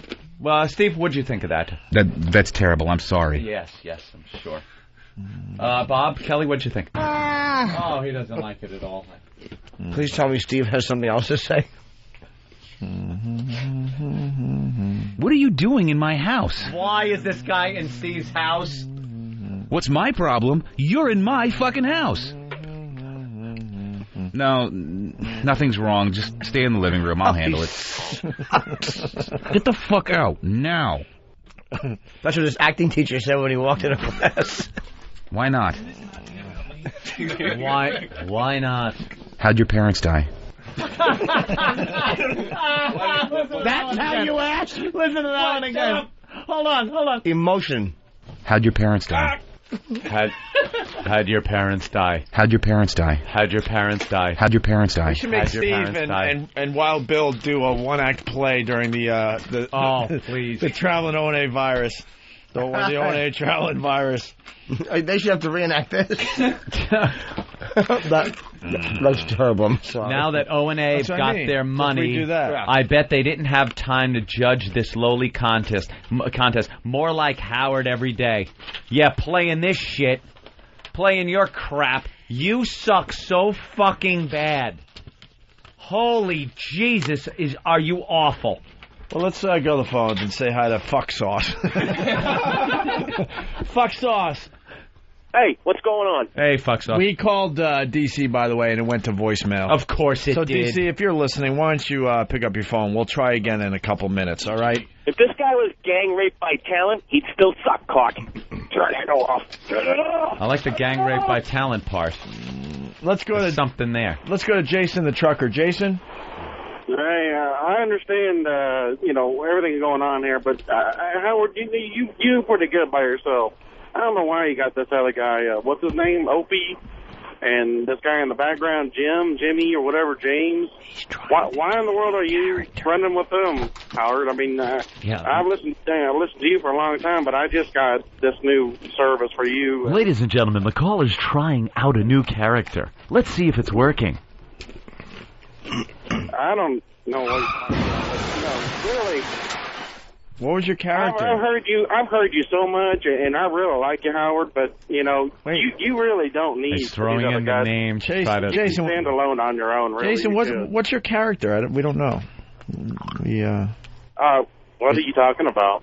Is your character who should fuck his mother? Is that your character, you cornball? I don't understand your character. Call us when it's better defined. Sonny Forelli, live from Boston. Yeah, where's my fucking goddamn iMac? I'm a fucking friend of this show. God damn it. Yeah. I should have fucking left out. You should have been, front of the line. Pat from Moonachie should have been trying to eat one. All our friends should have gotten them. I feel all fucking left out now. You guys aren't my friends anymore. No, I guess we're not. You would have had a computer. God damn it. I want to hear now the final entry of 4 that this talentless piece of crap has sent in saying that it was better than all 10, never mind just the winners, everything that was heard today. And could you guys cue up my favorite one? Yeah, but I want the tag now, if we haven't done this stuff. Oh, yeah. Damn, where that bitch go to get this stuff? I don't know, but I'm feeling real bad right now. She better hurry up. I can't take it no more. Yo, I hope this is her coming right now. I'm back. What took you so long, bitch? Y'all don't even know what I had to go do to get this crack. Crack? Who said anything about crack? You were supposed to get us the Opie and Anthony show. This stupid bitch. Now just calm down, guys. Just calm down. The Opie and Anthony show. Monday through Friday on Free FM Radio. That's funny. I like it. Shut the fuck up. Shut up, Jimmy. I am beyond pissed. Listening to that just angered me. That one could be worse than the first one. Which was worse than the second one. Can I steal your bit? Give me that fucking CD. Wait, let me think about it. I want to steal your bit. All right, you can steal my bit today. You're in my fucking house. Here you go. Just make sure people know it's my bit. Ladies and gentlemen, I will be performing Opie's bit. Thank you, Anthony. Jimmy doesn't give me credit when he steals my bit. I take your bit. But Anthony gives me credit. Wait, set it up better. Wow, this is really good. No, I'm serious. I think... Didn't we steal that from an intern, to be honest with you, at AM? I think we did. Brian? Yeah, little Brian. Wow, this is really good. I think we should... No, really, I think we should put this away somewhere, and we'll play it again. This guy's really talented. We'll play it again a lot of times. I think when we go away, it should definitely be on our best of. Mm-hmm. It's really good. What's the guy's name? BG. BG, great job. Let me file this. You suck!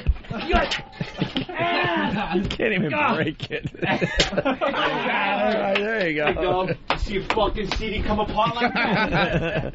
Hey, it's how the CEO laughs. That's a seal. Hey, I don't do voices at the end of my bits. I threw in a little bit of Anthony. I made it my own. Oh, all right. Very good. I like that. All right. Oh, you suck. And that's all the time I'm giving you. Attaboy, Ant. How does it feel that this entry beat all 4 of yours, BG? That should annoy him.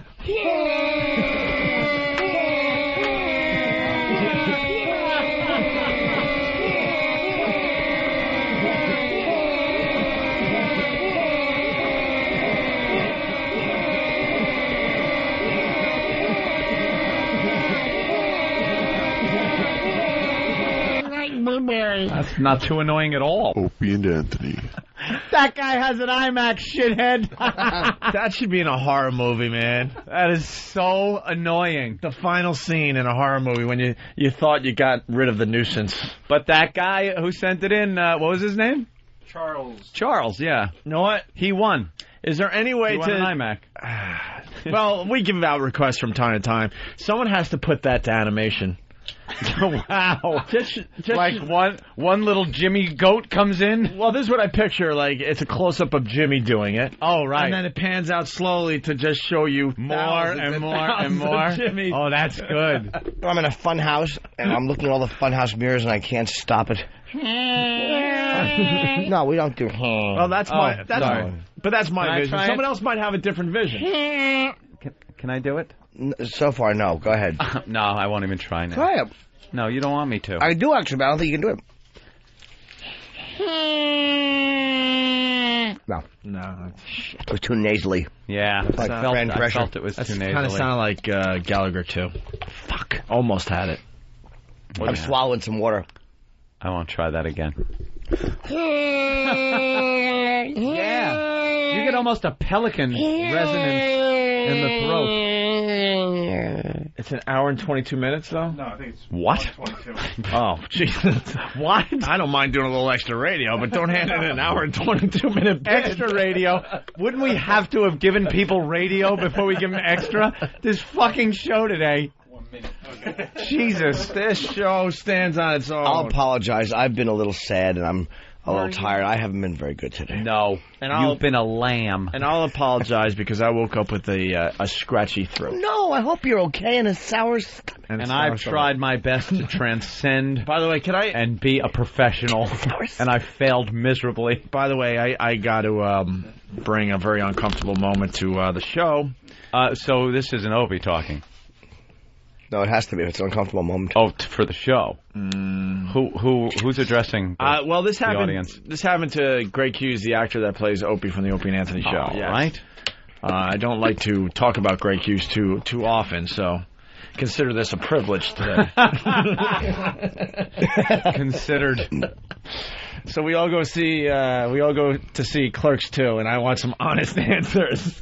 Oh. No, and nothing about the movie. I did like the movie, I really did, and I think the guys are coming in next week, and nothing about that. So the movie lets out. We had a beautiful screening room, like something you could picture, and maybe Anthony's home.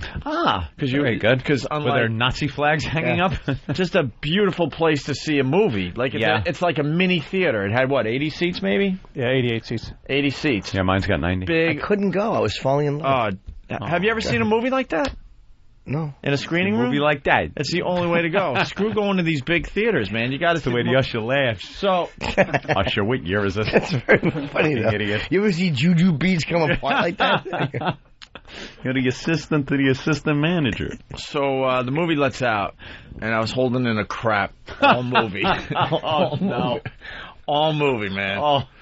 And I ran into the bathroom, and the bathroom was the size of what? Seriously, that room?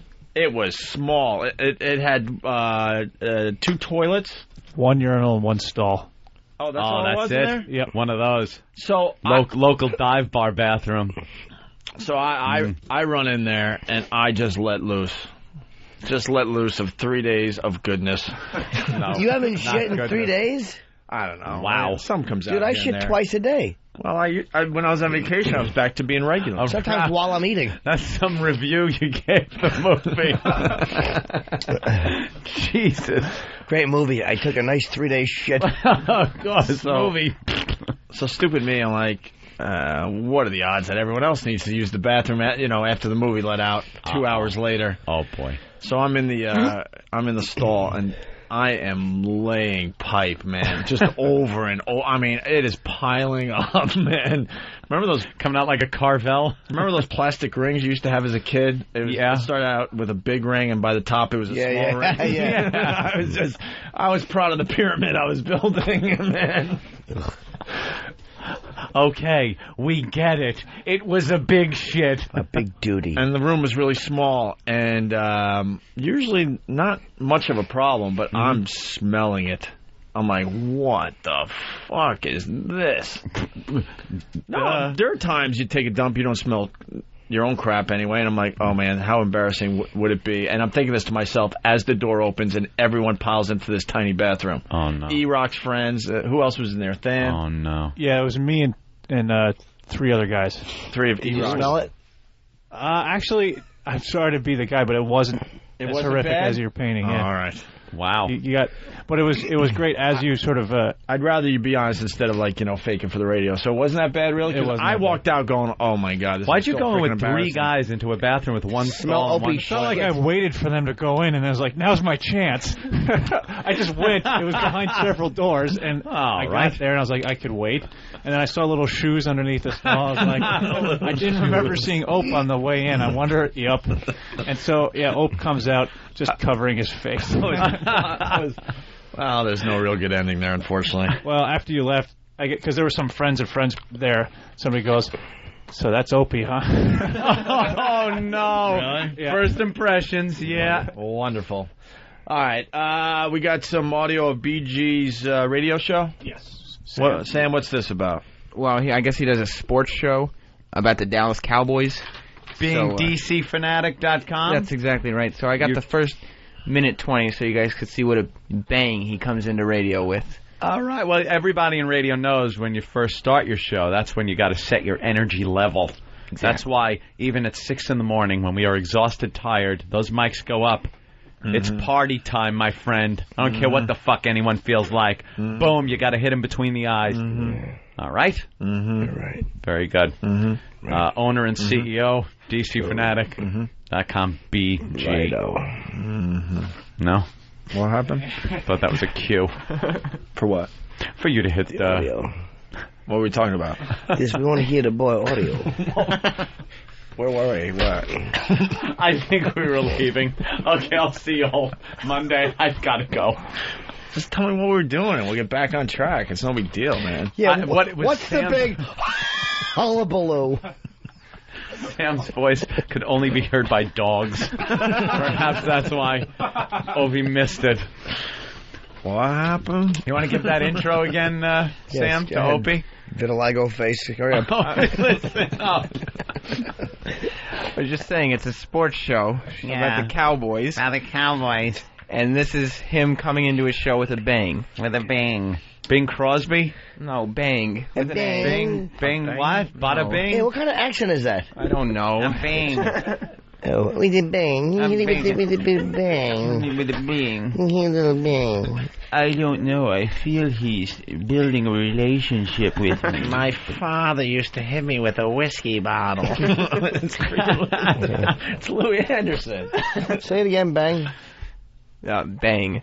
Bang. Bang. Try bang. to talk in a deep voice. Let's hear your deep radio voice. We all have one. Anything. Jimmy, do your deep radio voice. Hey, this is Jim Norton. Listen to the radio. Listening. Welcome aboard. Very, very professional. Anthony, would you like to do your deep radio voice? I certainly would, Opie. Thank you. Very good. Anybody else want to try their deep radio voice? Where's E-Rock? E-Rock is good for a deep radio voice. No, he's not. Let's get E-Rock. Get that. And then we'll listen to... E-Rock, we want to hear your deep radio voice. We know E-Rock. you've done radio. Let her rip. Come on, child hat. Hey, this is my deep radio voice. Ooh, it's a little crackly. It's like you were trying to go a little too deep. All right, let's come up a little. All right, Sam's going to do his deep radio voice. Work on it. Let's go, Sam. All 300 infantry. Hey, you finally made it. This is my deep radio voice. Oh, 300 faggot. Yeah, exactly.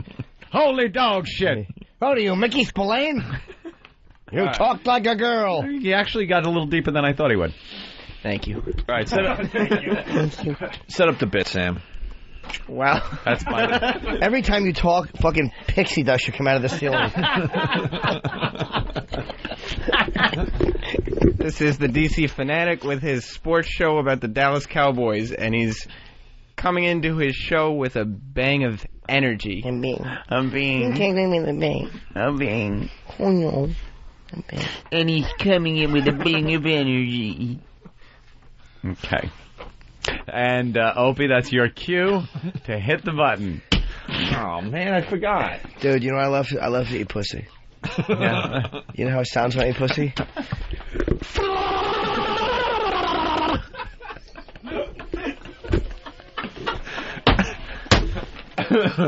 Where's E-Rock? E-Rock. Bring E-Rock in. What the fuck happened? That's how I eat pussy.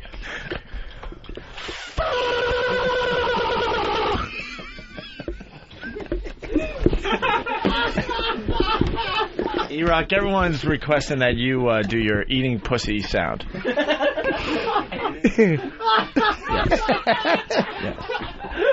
And if anybody else would like to do theirs, please line up.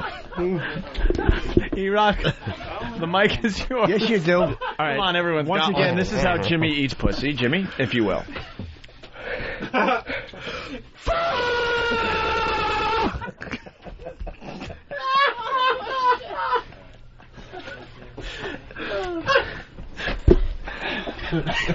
All right, it's E-Rock's turn. E-Rock? Yeah.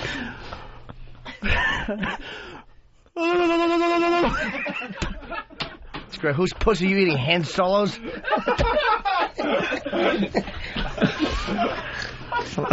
That was a Down syndrome pussy noise. That was awful. A lot of echo, too. It sounded like...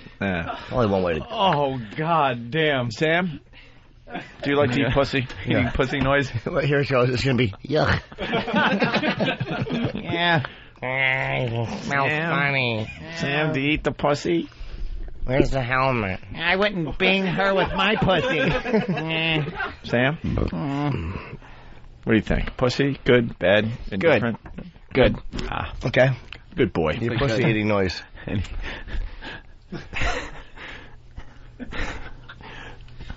What the fuck was that? Your tongue didn't even clear your fingers. Oh, my God. That just didn't sound like... Will you show these youngsters once again, please? Learn from the master. Oh.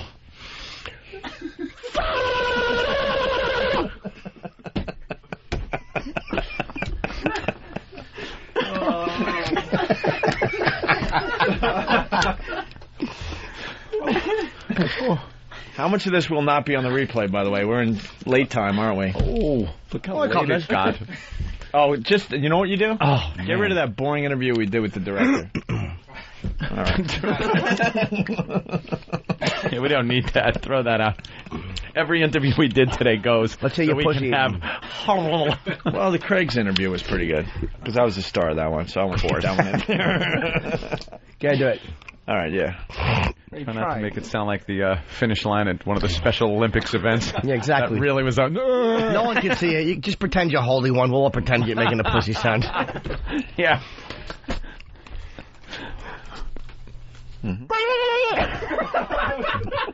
That was right. Licking his finger. I don't know how to make that noise. Yeah. Yeah. We know you don't, son. It's okay, though. All right. So what was this recording?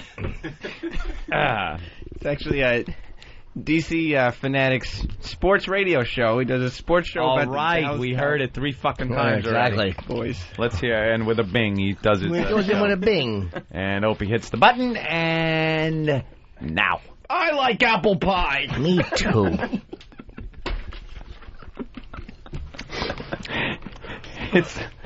It's like trying to hold something together. That's do you know what I do when I'm in a apart. haunted house and I get scared? No.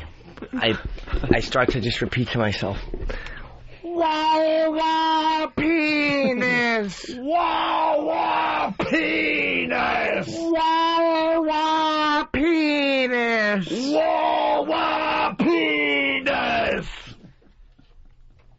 Makes a boy feel better. Silly.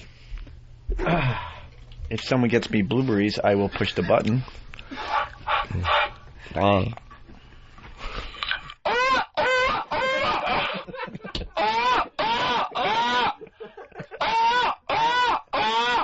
You're listening to WBLS.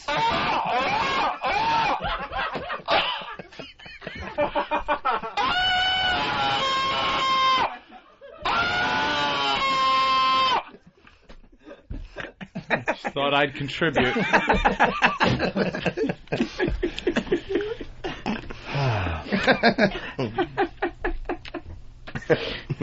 All right. Well, BG, his name is. Ooh, a text message.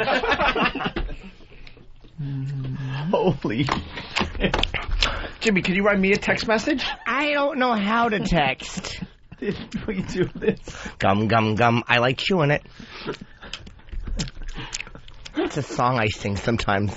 Holy shit. I do want to hear this guy's radio show. What guy? Ooh, I don't know.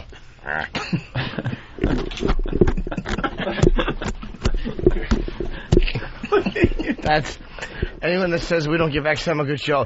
That's Rubber Band on the mic.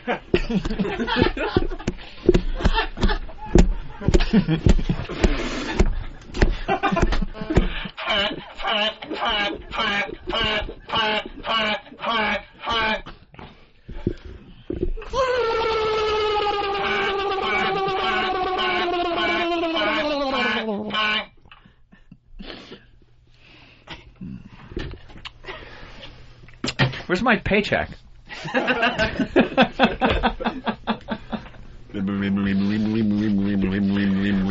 This is all for you, BJ. BG. Let me get his fucking name right. It's all for a BJ? What? Let's start a jam band. I'd like that. I want to hear his show. Start with the noise, and I'll try to. Damn it! I'll try to jump in. Okay. Well, but a hard one to. It has to be a rhythm. Oh, go like you. Boom, boom, boom, boom. Okay, hold on. A baby cunt. No, we're not singing. We're just no jamming. words. We're just jamming. I'll start it.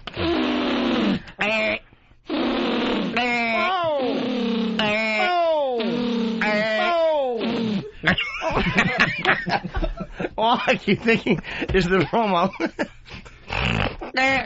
The Opie and Anthony show. They are probably so pissed. Oh, I don't blame them. Over it. They're just listening going, what the fuck are they doing? What is this garbage? We can't be paying them. Here's the beauty. This is somebody's first day hearing the show. Somebody is hearing the show for the first time. Got all their equipment hooked up. That's finally. Find Bob Edwards stupid. This is as good as it gets. Let's say hi to Lonnie. Lonnie. Oh, goddamn. Hey, guys, I have a request. I want to hear Frank the Frowner eat pussy. He might implode. Yeah, no kidding. His head might blow off.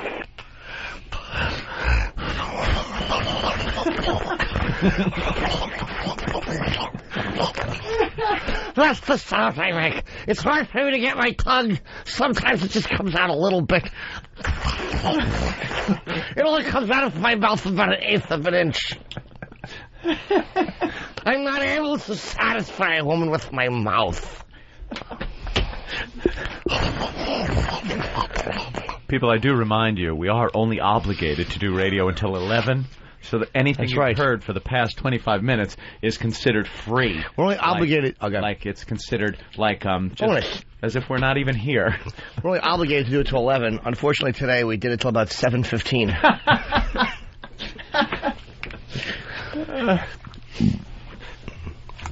People are saying this sounds like our old afternoon show. Drunk. Balloon animals! Where did he go? Opie just ran out of the studio yelling balloon animals. Mucinex. Mucinex. Shaking a pill bottle. I think that's Mucinex in it, and the end of this awful show today. Is that it? I had a good time today. I had fun. I was very. Do you remember when we did the story about the train saw Psycho? I had nothing for that one. Seems like 2 days ago, doesn't it? Yeah. But we had fun with that. We talked about a guy getting cut up. Did a little Saul Rosenberg impression there. I'm just doing a little recap.